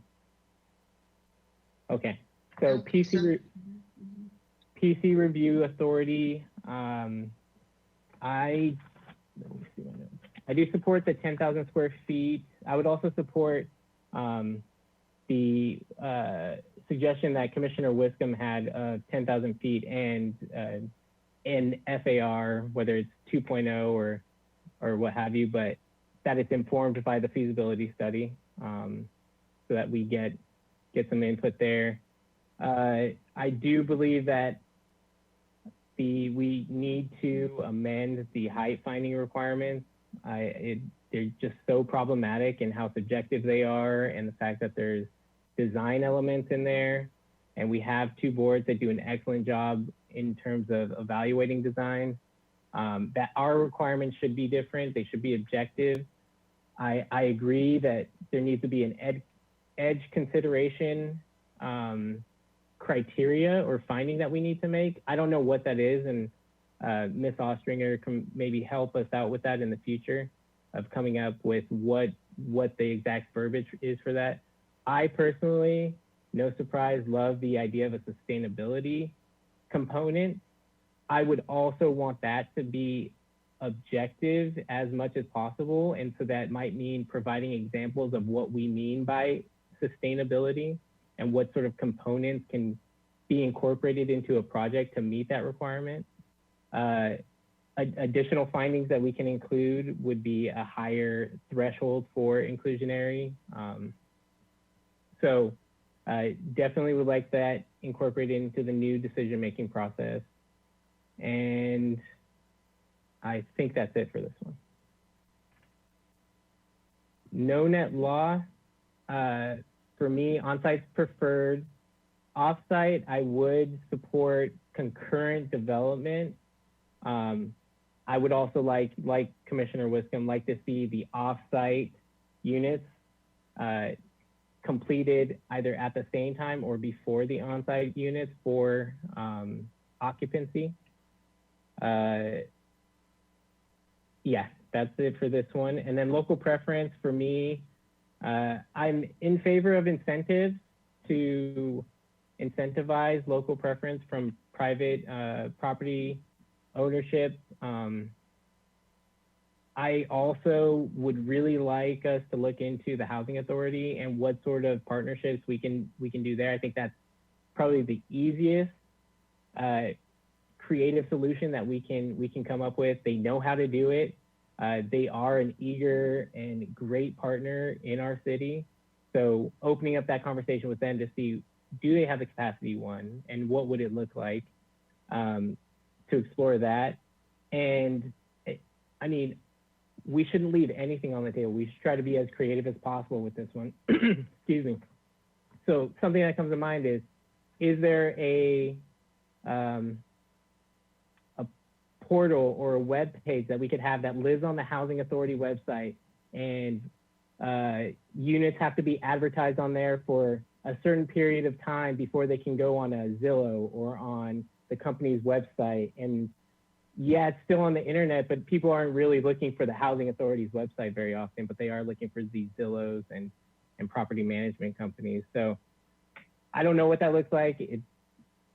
But let's be creative. Let's think outside the box. Let's have these discussions. And if they end up not working, then okay, we'll go with something else. But I think just local advertising doesn't really hit the mark for me.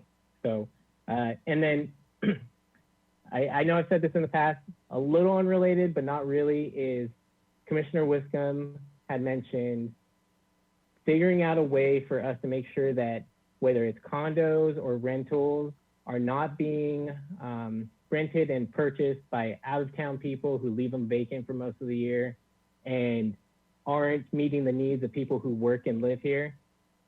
The city, and it also feeds into this conversation about affordable housing, and we hear it all the time in many of these discussions. We don't get affordable housing without a subsidy, and also we do have the issue of too many units being vacant for too long and too much of the year. We need to explore a vacancy tax, and I won't go into too much of it, but for rental properties, for condo properties, for sale properties, it's something that the city needs to take seriously because it is an issue that we have here. So with that, Madam Chair, so I don't go too far and get in trouble, thank you. That is it for me. Okay, thank you. Yes, we don't want to tempt Ms. Ostringer to jump back on and rein us in. Commissioner Reed, you're up next. Yeah, thanks, Chair Schwartz. Okay. So I think that we should include affordable ownership units in Tier 3. I think we should consider equal FARs for ownership and rental housing, assuming the maximum sizes are small enough for ownership units. I think a path to more affordable ownership in our city is only a good thing. I think we should prioritize incentives for residential conversions, make that a priority. I would recommend that council reconsider the open space requirements in the central business district and also how that relates to repurposing of commercial property to residential. And then just, you know, a few considerations for the consultants, questions for the consultants. Is the 2.0 FAR feasible for rental projects in commercial areas? I would say specific to like Haley Corridor and La Cumbre Plaza. Similarly, I'd say is a 1.5 FAR feasible for Milpas and even the proposed coastal areas, especially the Funk Zone neighborhood. As far as PC review, I think, you know, I don't know, but a 2.0 FAR and above sounds fine. 10,000 foot lots and above sounds fine. Maybe look into a consideration of building size rather than lot size. That might be more appropriate. Height should definitely be incorporated into the decision-making process. That said, I am very sensitive at this point to the community's concerns about, you know, a bunch of 60-foot buildings. I think PC findings should be absolutely as objective as we can possibly make them. We should be extremely sensitive to edge conditions in the bordering R2 and single family neighborhoods. As far as no net loss. Commissioner Reed, before you go on, so 2 slides ago, I have one question for you on Tier 3. You'll recall I asked the question about low versus moderate, and I asked for the RENA slide to be put up to show for all of us to remind ourselves where our significant deficiency is in approving and supporting housing production. You'll notice that moderate continues to be our most difficult income category. Yeah. What are your thoughts about focusing on, you know, exclusively or predominantly, whatever your language is, moderate versus low? I think that's, I've never heard anyone say otherwise. So I think the direction, the focus is already on moderate, and I would support that, definitely. Okay, thank you. So no net loss. I think replacement of naturally affordable units should be the owner's choice to be replaced on site or off site. And if in lieu is ever an option in the future, include that as well. And I believe in a flexibility in timeline to replace, but not indefinite. Lastly, local preference. This should not be a mandate, in my opinion. It should be a voluntary measure by incentive. That could be lower fees. It could be streamlining efforts, prioritized review and permit issuance. It could be something similar to the Accelerate program that we've had or have on State Street. I'm not sure what happened with that. But yeah, not a requirement, but a voluntary measure by incentive. I think that covers everything. Thank you very much. Thank you. Okay, Commissioner Higgins, you're up next.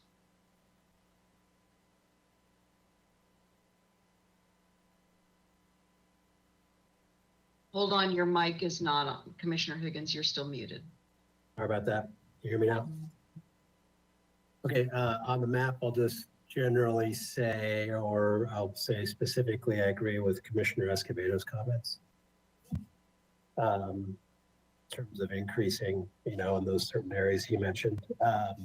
I'm concerned we're not setting them high enough, at least for the economic analysis. So I guess we're gonna have to just revisit that after we look at the economics. And so I'll look forward to that. You can skip ahead to the next slide.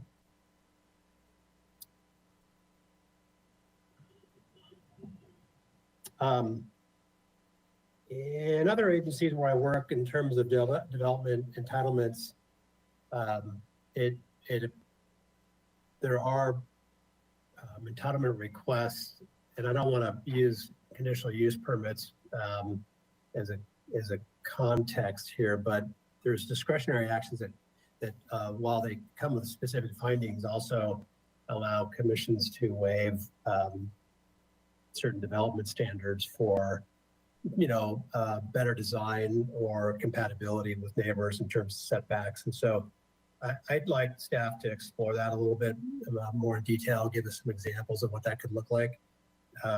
And so this would be different and distinct from setback waivers that our density program requires, the state requires. I think the findings do need to be limited, and that's going to be fairly easy to do. I like the fact that we're going to look at different kinds of tiers, that if you're asking for a higher FAR, you can come to the Planning Commission for that. I don't know what to make out of, how we slice and dice that based on lot size or wherever the map is. Generally like to keep things simple so that if for applicants, if we have applicants that want to do something a little bit more aggressive, they can come to the Planning Commission irrespective of where it is in the city. Is there another slide? I guess I feel like this is a well-intended idea that and we have to some point cooperate with state law here, but I'm forgiving the developer or applicant maximum flexibility with how to solve this. We are generally trying to play both sides of the coin or whatever in getting these projects built, but also encumbering them with lots of rules, and every single rule we apply, whether it's tightening the FAR, increasing the inclusionary, or having other requirements associated with no net loss, it's going to become more and more difficult. And so again, I agree with Commissioner Escobedo in terms of the low-hanging fruit that's already been picked in our city. Is there another one?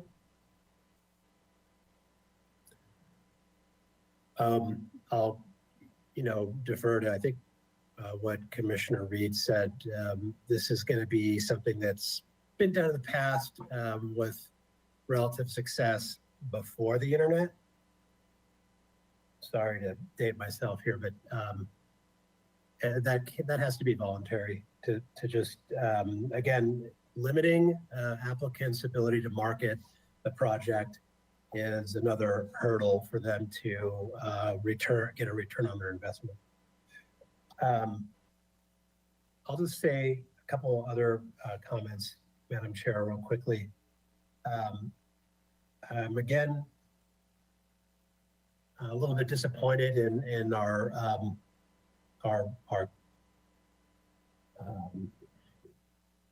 fascination with parking. And I'd like to see us move in a direction where we don't have to require parking, or there's an incentive to not require parking in some form or fashion. If you're next to a parking structure, you can't provide parking.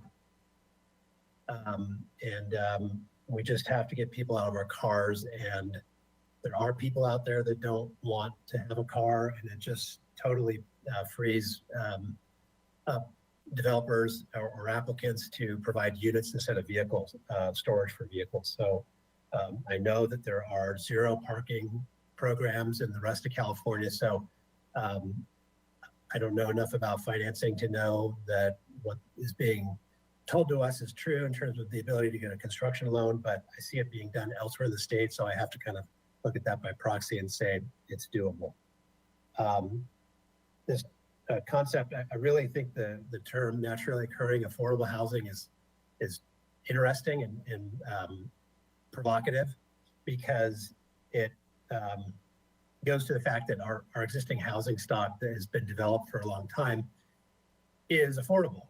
And again, we're fascinated with this idea that the housing that comes right out of the ground that's brand new needs to be affordable to anybody and everybody that wants it. And I just think that that is a panacea that is a stumbling block. So, and quite frankly, to be blunt, those that want to encumber these projects with everything under the sun, make them look great, have parking, be beautiful, be close to transit, and be affordable, that's just a disguise for not wanting any housing development. I got to be honest with you. So I'd love it if the economists could analyze the difference between rental and for sale condos. I don't think I'd love us to stop making a distinction between rental and ownership units. And to be specific, I'd love it if the economists could evaluate the affordability difference. We all know that the rental units are attractive because they don't come with a down payment, but they do come with a first and last. And if some of these units are small enough, the down payment may be something that's attainable enough, at least on a 10% down payment, to where it really balances. So your mortgage payment may actually be a lot less than the rent. And we really do need to have an equity sharing program for our residents. And I think you'll see that maybe that may have an effect on those that rent these units and then maybe sub them out to vacation rentals or whatever. I'd like to think that those people that buy them for sale might have more of a vested interest in living in them without selling them. But we simply need to stop providing the only vehicle in town for housing production to be where an apartment developer retains the equity. I just don't understand why we keep thinking that that's the right solution when we should be providing equity to people that are citizens and are moderate income folks, so that they can get on the wheel, so to speak. So, thank you, Madam Chair. Okay, thank you, Commissioner Higgins. Who else would like to comment? Commissioner Lodge, please. Thank you, Madam Chair. I'm going to first respond to Commissioner Higgins. query earlier in the meeting about where does, and he just referred to it again, where did it just come, the just rental housing being included in the AUD program. That came from a design charrette held by the development community in July of 2011. And they endeavored to show that with higher densities, they could build housing units that both for sale and for rent that would come out at moderate income levels. Well, despite their efforts, they were not able to do that for sale housing. And so that was why, but for rent housing, that they could. Interestingly, if I recall correctly, they said that rents would start at $1,250 a month. And so I was shocked when the first comment of project, AUD project to come online, they started at twice that. And that's when I learned that rents will be, market rate rents are going to be what the market will bear. And so that was where why the all rental came from. I've always been uneasy about using FARs to determine building size in Santa Barbara. And we have something unique here, special, something that attracts visitors, and something which our residents love. And I think to preserve that, I think each project merits the full kind of review that it currently gets. However, if FARs are going to be used, you need to keep in mind what Santa Barbara is and just how much you think it should change. Currently, there are only 12 buildings on State Street between Cabrillo and Victoria that are over 2 stories high, only 12. Many of the buildings are only, is remarkable really, how many are only 1 story.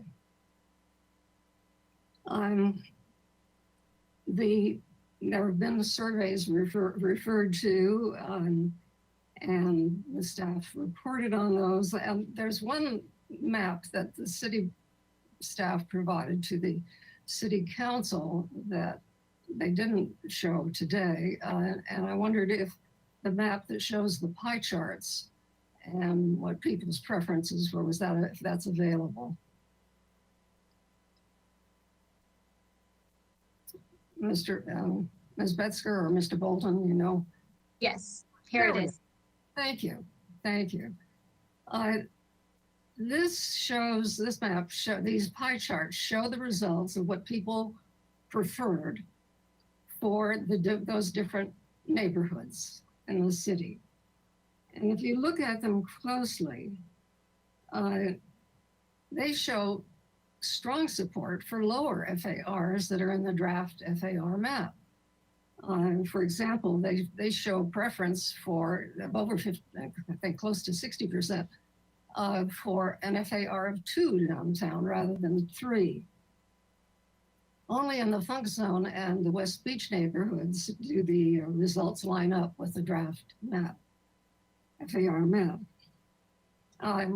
Thanks to staff and Ms. Metzger for including in this presentation the results of the AIA survey, in which people showed a strong preference for buildings no taller than 3 stories downtown, which I think was equivalent to 2.3 FAR. So again, there is a preference shown for considerably lower FAR than that's what on the map. By the way, there were 20 times as many people that responded to the AIA map survey as responded to the cities. And in just looking at the cities, though, I wonder why should all this big building development be crammed into Santa Barbara's downtown and completely change its character? Possibly, the kind of thing that we all love here, that live here, and what attracts visitors. It could possibly damage our tourist economy. We know from the AUD high density overlay experiment that except for the small percentage for inclusionary units, the units that will be built, new units are going to be expensive. And it's like all unsubsidized housing. The new resident, and something that seems to be forgotten is that the new residents of the market rate units will generate a demand for more moderate income units by the increase in people needed to provide the services that the new residents need. I mean, these are going to be new people in the community. Commissioner And- Lodge, Commissioner Yes. Lodge, could you comment before we move to the next slide on the tiers that Ms. Metzger provided to us? I think that was on slide 35.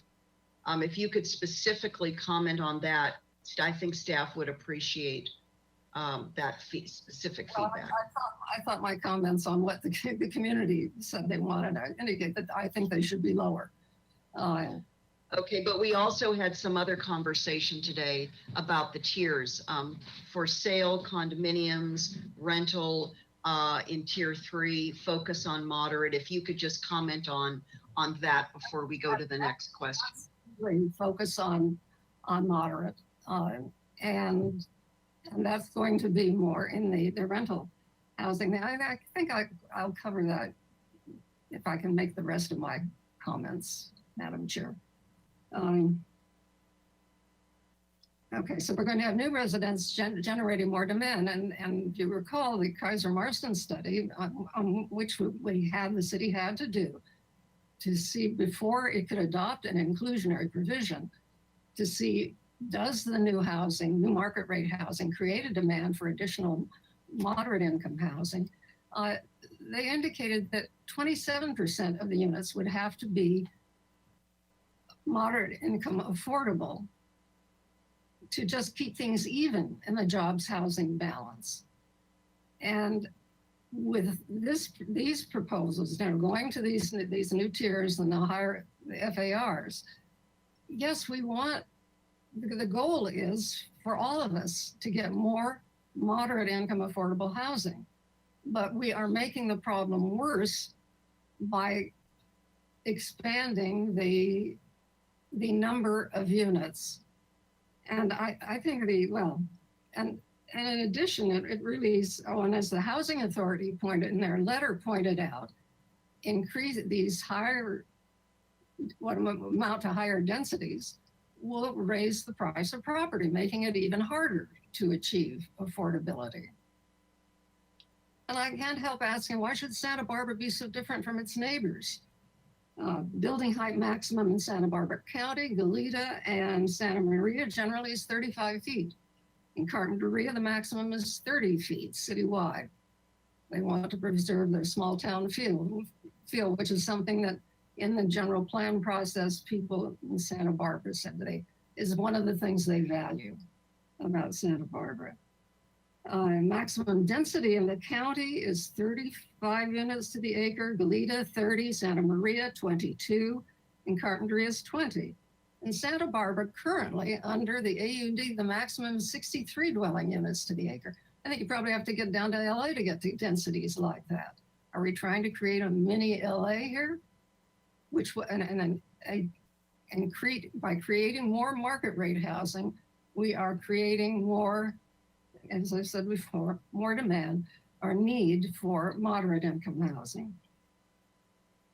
Finally, the change to FAR simply isn't needed. The AUD program is working. No further incentives are needed. The president of the Board of Realtors recently reported that the vacancy rate has gone up to 4.4% when it has been hovering around 0.5% for years. And he credited the AUD program for that. 289 AUD units have been completed, another 169 are under construction. In addition, 279 ADUs, accessory dwelling units, have been built and 103 are under construction. That's a grand total of 900 dwelling units as of April. These won't, in addition, these won't all get built, but there are 546 additional AUDs and ADUs pending. The goal is to generate moderate income housing, and that's only going to come about with subsidies. Instead of talking about FARs, I think the city should be working with our state legislators to get the state to come up with money to subsidize moderate income housing. That's the only way we're going to get it. You know, the state took away what was the city's main source, the redevelopment agency, and I think they owe us one. They should get back to this. And I think, you know, a statewide bond measure, for example, to provide funding for subsidized middle income housing is a place to start. Okay. Let's, Mr. Bolton, could you please, oh, thank you, here we are, a PC review. Okay, PC review. Height findings, I assume that means only if they're asking for extra height over the 48 feet in the CBD and the 45 feet. Is that correct? Because I'm going to let staff comment. Ms. Metzger or Mr. Gullett. Yes, Chair Swartz, sorry, I don't know why I have a delay suddenly. Yes, so the additional, or the height findings are for additional height above 48 feet in the central business district, up to 60. Okay, all right, okay, well, yes, in that case, they should be incorporated. I mean, the city should be getting something more out of that height, and as it currently does with the with projects like the one on West Anapamun that was fairly recently approved. I think the simplest way of deciding which project should come to the Planning Commission would be 10,000 square feet, and yes, over 10,000 square feet and over. And from watching as liaison to HLC and as alternate liaison to ABR, I've watched a lot of their meetings. And when Planning Commission in the past has made recommendations, like staff passes them on and they don't know what to do with them. And they don't really have the authority to do anything with them. So I think it makes a lot of sense to bring for the larger projects, to bring those back to the PC. Okay, next. We're on no net loss. If you have any thoughts here, Commissioner Lodge. Yes, absolutely. Well, absolutely. I think the state law is a good thing. And I prefer on-site, but I suppose in some situations, off-site might be a possibility, as City Attorney Ostrander suggested, where it's adjacent or so on. And I agree with the comments made by Commissioner Wisdom and others that they're being done at the same time, or even before, if they are off-site to as the project itself. Local advertising, that's a tough one. I don't know how you keep people from, you know, somebody tells their friend and that is local and they hear about it and they tell their friend someplace else about it. If the housing authority is willing to be involved and they have a way of managing this, you know, whatever way can be figured out to restrict or limit in any way to local residents, I certainly support. Thank you. Is that our last slide, staff? Oh, that was our last slide. Thank you, Commissioner Lodge. Thank you. Thank you. Okay. Let's see. I think everybody has, let me just check back with everybody. Has everybody commented? I think so. Okay, staff, if you could start with the first slide for me. So regarding the FARs proposed on the map, rather than talk specifics, because I've heard the range of comments from my colleagues, and I agree with a combination, so I won't spend time on what that combination is. I would almost prefer to ask the economic feasibility consultant sort of to unburden them or unshackle them with just looking at the numbers proposed on the map that staff has put forward. And I think that the formula that we need to ask the consultant to consider as they do their data gathering, evidence-based data gathering, and in concert with staff, is to ask ourselves, what are the right FARs throughout the city that will strategically encourage sensitively placed development or redevelopment for sale, condos, rental units that move us sufficiently towards meeting our regional needs housing allocation, not because the state tells us we have to do it because we told them we have the real estate and the policies, but because we have an ongoing housing crisis. So our intention has to be, we need the right combination of tools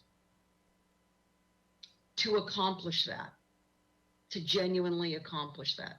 I don't know if these FARs are right. You know, I'm not an expert designer myself, and I'm not an architect, and I'm not personally a developer of housing.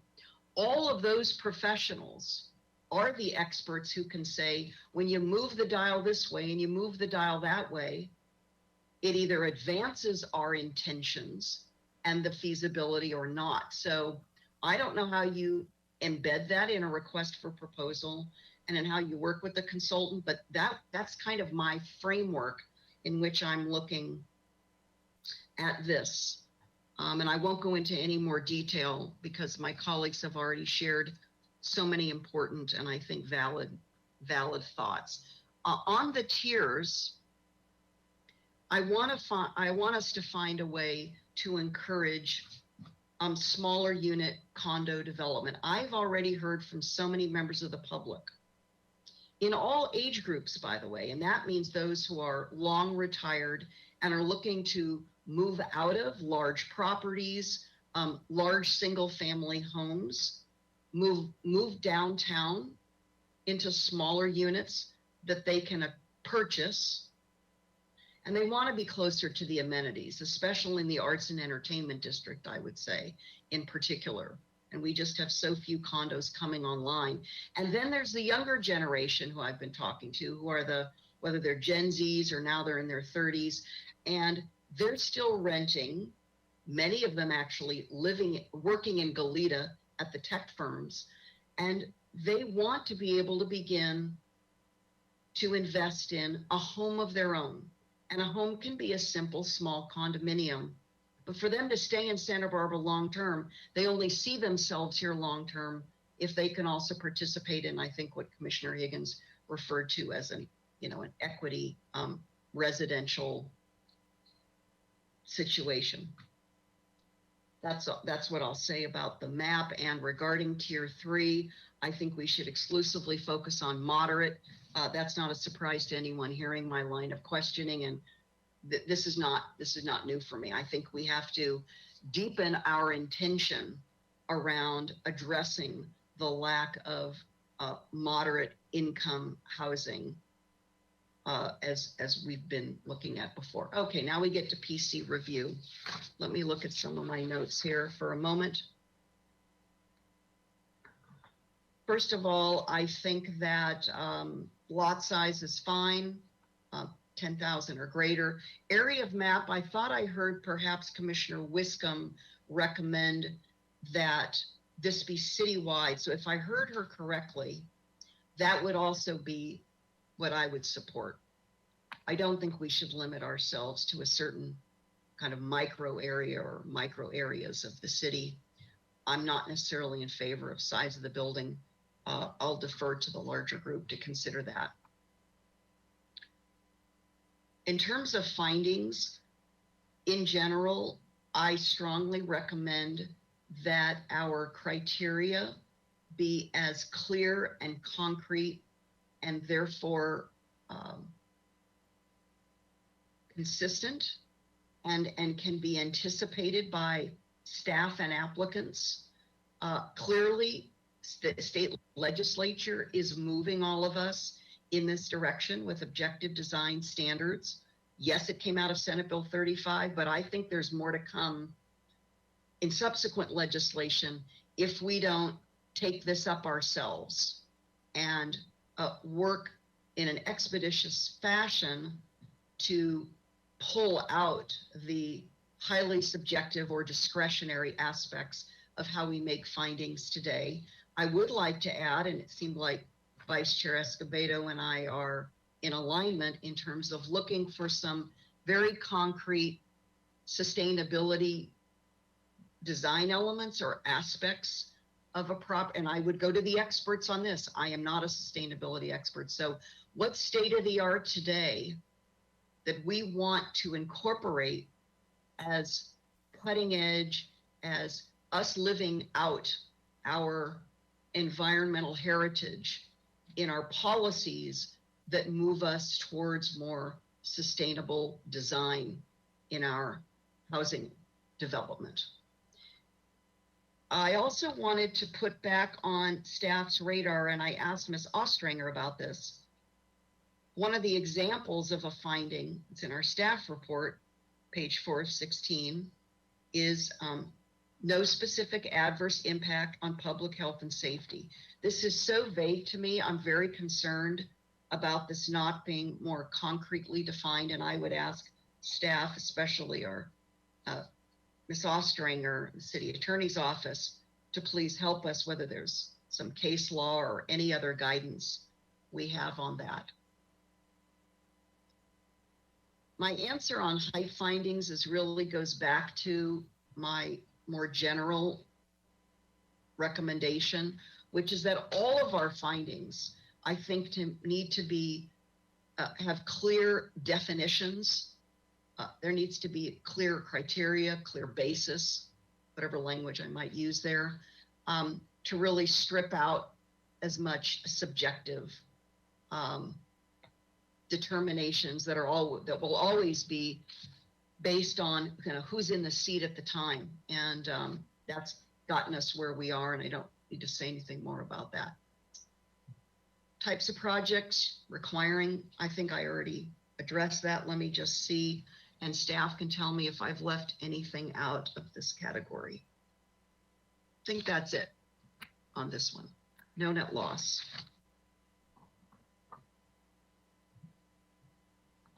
Let me first start with what I heard from Ms. Ostringer is probably not an option for us, the in lieu fee. When we first had the inclusionary ordinance draft, that is, come to Planning Commission, what was that, 2018? I've lost track, staff. I think it was 2018, let's say. I had already done some reading of other cities around the country that had inclusionary and in lieu fee programs. And it's really a mashup of what's worked and what hasn't. In some cities, in lieu fee programs have been successful at actually producing affordable units, but it always depends on how those programs and those regulatory schemes, frameworks have been structured. Right now in our city, I wish I had more confidence in lieu fees actually producing affordable units. I've not seen that in my time on Planning Commission. Now, does that mean that we just need to reconfigure our policy and our program and we would get more affordable units? That's very possible. But right now it's a question mark for me. Separate from if there are any legal impediments, which, you know, Ms. Ostringer can work out for us. So I'm skeptical about whether an applicant simply paying an in lieu fee would yield the additional units we need. And again, this is not on the applicant. I don't know if we're willing to put together a program that actually accomplishes that. If we are, great. I'm happy to be at the table if I'm, you know, still in the role, etc. Okay. Now we get to the deed restricted versus non-deed restricted, and the question of producing on-site versus off-site. In a highly built-out community like ours, and it's just not always feasible for a closely adjacent parcel to be acquired and redeveloped as the, I'll call it the primary, like the original parcel. I'm not comfortable requiring that there be an adjacent parcel required for off-site replacement. I think we need to provide more flexibility than that. And so any off-site parcel that can be acquired and redeveloped for this is important. I would not be in favor of requiring that the construction occur prior to the current original site. I would like it to be concurrent.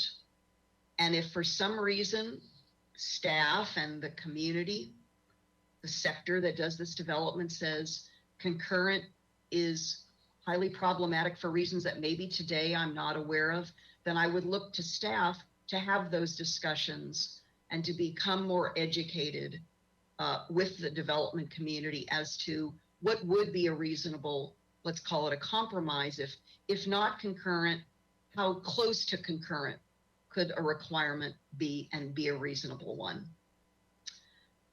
I think that's it on no net loss. Do I need to? Yeah, I think that's it. Okay, local preference. This is a real struggle for me because our society is changing so rapidly as to how we define local and work. Certainly coming out of the pandemic, as we all know, but more information is coming through the news every day about the changes in the nature of where one can live versus the work that's being done. And as we know, many businesses of all sizes that have had brick and mortar presences, headquarters, regional offices, are closing those brick and mortar facilities and allowing their employees to live wherever it's desirable or convenient to work remotely, either part-time or permanently. So I guess for us, local would be who lives here, let's say full-time, regardless of the work, because the work now can be done on a laptop full-time from one studio apartment in one of these new multi-unit housing projects that we approve. So then I don't know how you get to how to incent, and I would only do this voluntarily to incent or encourage local preference. I think that much more research, it seems to me, needs to be done here between the legalities of how it can be defined, looking at other cities. Maybe there are newer cities that are considering this for best practices now that we're in a more work where you live mode, which I think is our future, will continue to be. And then if there is a role for the housing authority, just like what we heard in that concept review on the Mason Street development, pursue that, because I think if there isn't an effective role, an appropriate role for housing authority, they would be an ideal candidate to help with the vetting and if there's ongoing management of that component of the properties, of the development. And I really don't want to touch on advertising because I think this is so much bigger than advertising, as I have already discussed. Is there anything else, staff? That's it. I'll tell you what I'm pleased with, not on any level of detail. Commissioner Lodge and I were on Planning Commission, the only two on Planning Commission back when we were bringing up the general plan to its completion and putting forward to council a new signature program that was going to be for multi-unit housing.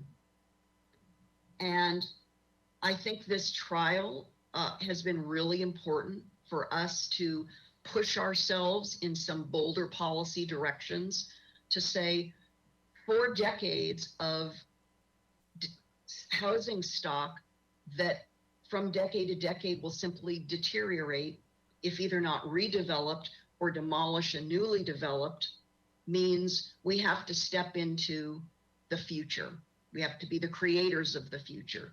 So I'm not so set on FAR as the necessary tool, but I'm just excited that we're exploring a new way of looking at and analyzing and pushing ourselves to say, whatever the new tools are, and we have to continually find new tools, we know that we can't go back. We have to go forward in a way that is the quote Santa Barbara way: sensitive development, distributed appropriately around the city. The only way forward for us, because if we don't figure this out together and we demonstrate to the state legislature, the governor, that we can figure this out together and produce housing at some levels that are needed to support a diverse, inclusive, vibrant community, no doubt the state legislature will figure this out for us. So I think we've got the best and the brightest here in our community, and certainly the most passionate to help us do this. And I'm just so pleased to have this opportunity today, and I hope my colleagues are as well. And so with that, I'll take it back to staff and my colleagues if there's anything else. Any other thoughts from my colleagues before we ask staff if they need anything more from us? Commissioner Higgins, any parting thoughts? Thank you, Madam Chair. I just am wishing we could be together to have these hearings in a hearing room, because otherwise I'm left to do jazz hands by myself. I liked a lot of what you said, so thank you for your comments. I don't even know what that expression means, Commissioner Higgins, so you're gonna have to help with that, but that's cool. What is, oh, jazz hands. Oh, got it, okay. I don't know how to root for you. All right. Say something. Okay, all right, I understand now, thank you. Any other thoughts from any of my colleagues? Certainly now's the time to do it before we wrap this item. Okay, I don't see anybody.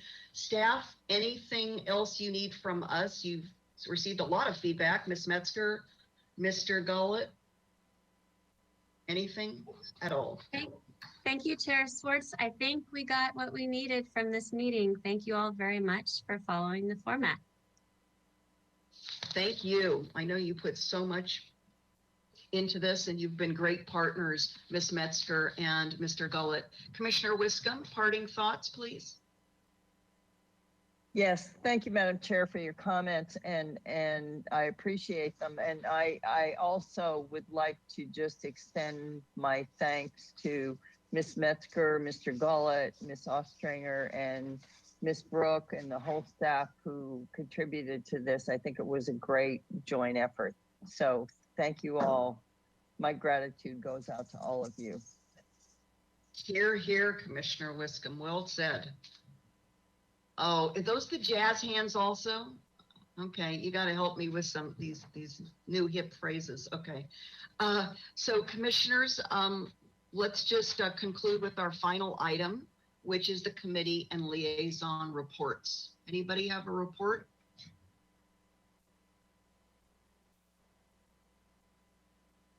Commissioner Lodge, a report from you. Turn your mic on if you would, please. I think it shows green. Can you hear me? Okay. Yes, you're fine. Just quickly, since the beginning of the year, I've been the PC liaison to the Single Family Design Review Board. And it's been interesting to see the projects that come before it. To my surprise, and I guess I shouldn't have been surprised, several of them have been what looked like perfectly fine existing houses being demolished and brand new houses going up on the site, bigger ones. And that but the last meeting, which was on, I'm not going to say, there was a new house on a vacant lot, which was an unusual occurrence for them. Usually the projects are additions and much smaller projects than what I've described. But it's interesting to see what they're dealing with. Thank you.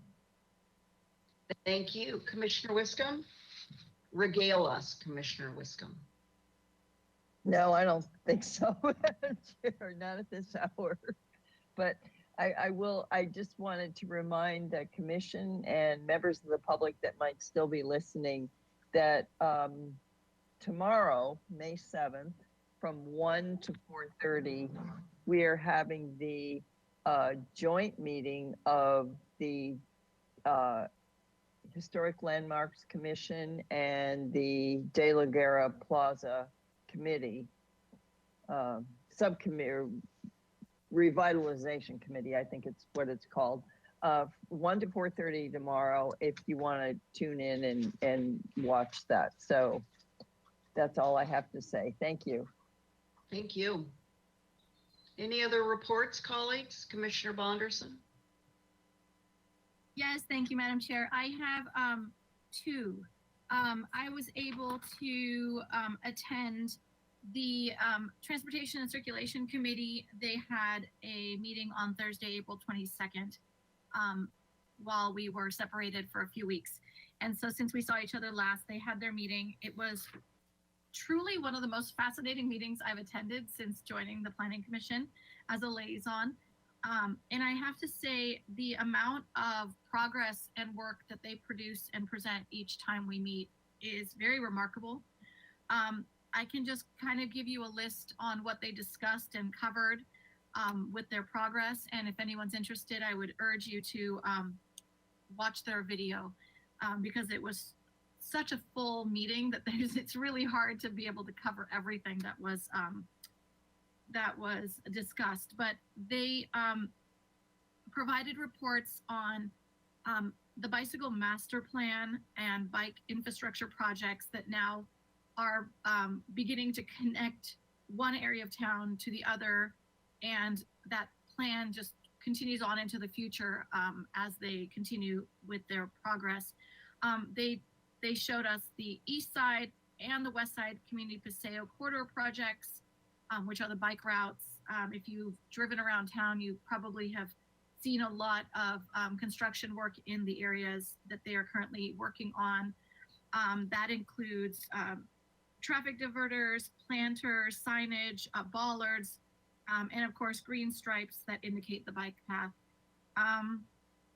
There was a long discussion regarding the intersection at Mitchell, Trin, and Castillo, if anyone's interested in that, and the green conflict stripe that helps prevent confusion from motorists and clarify bike lanes.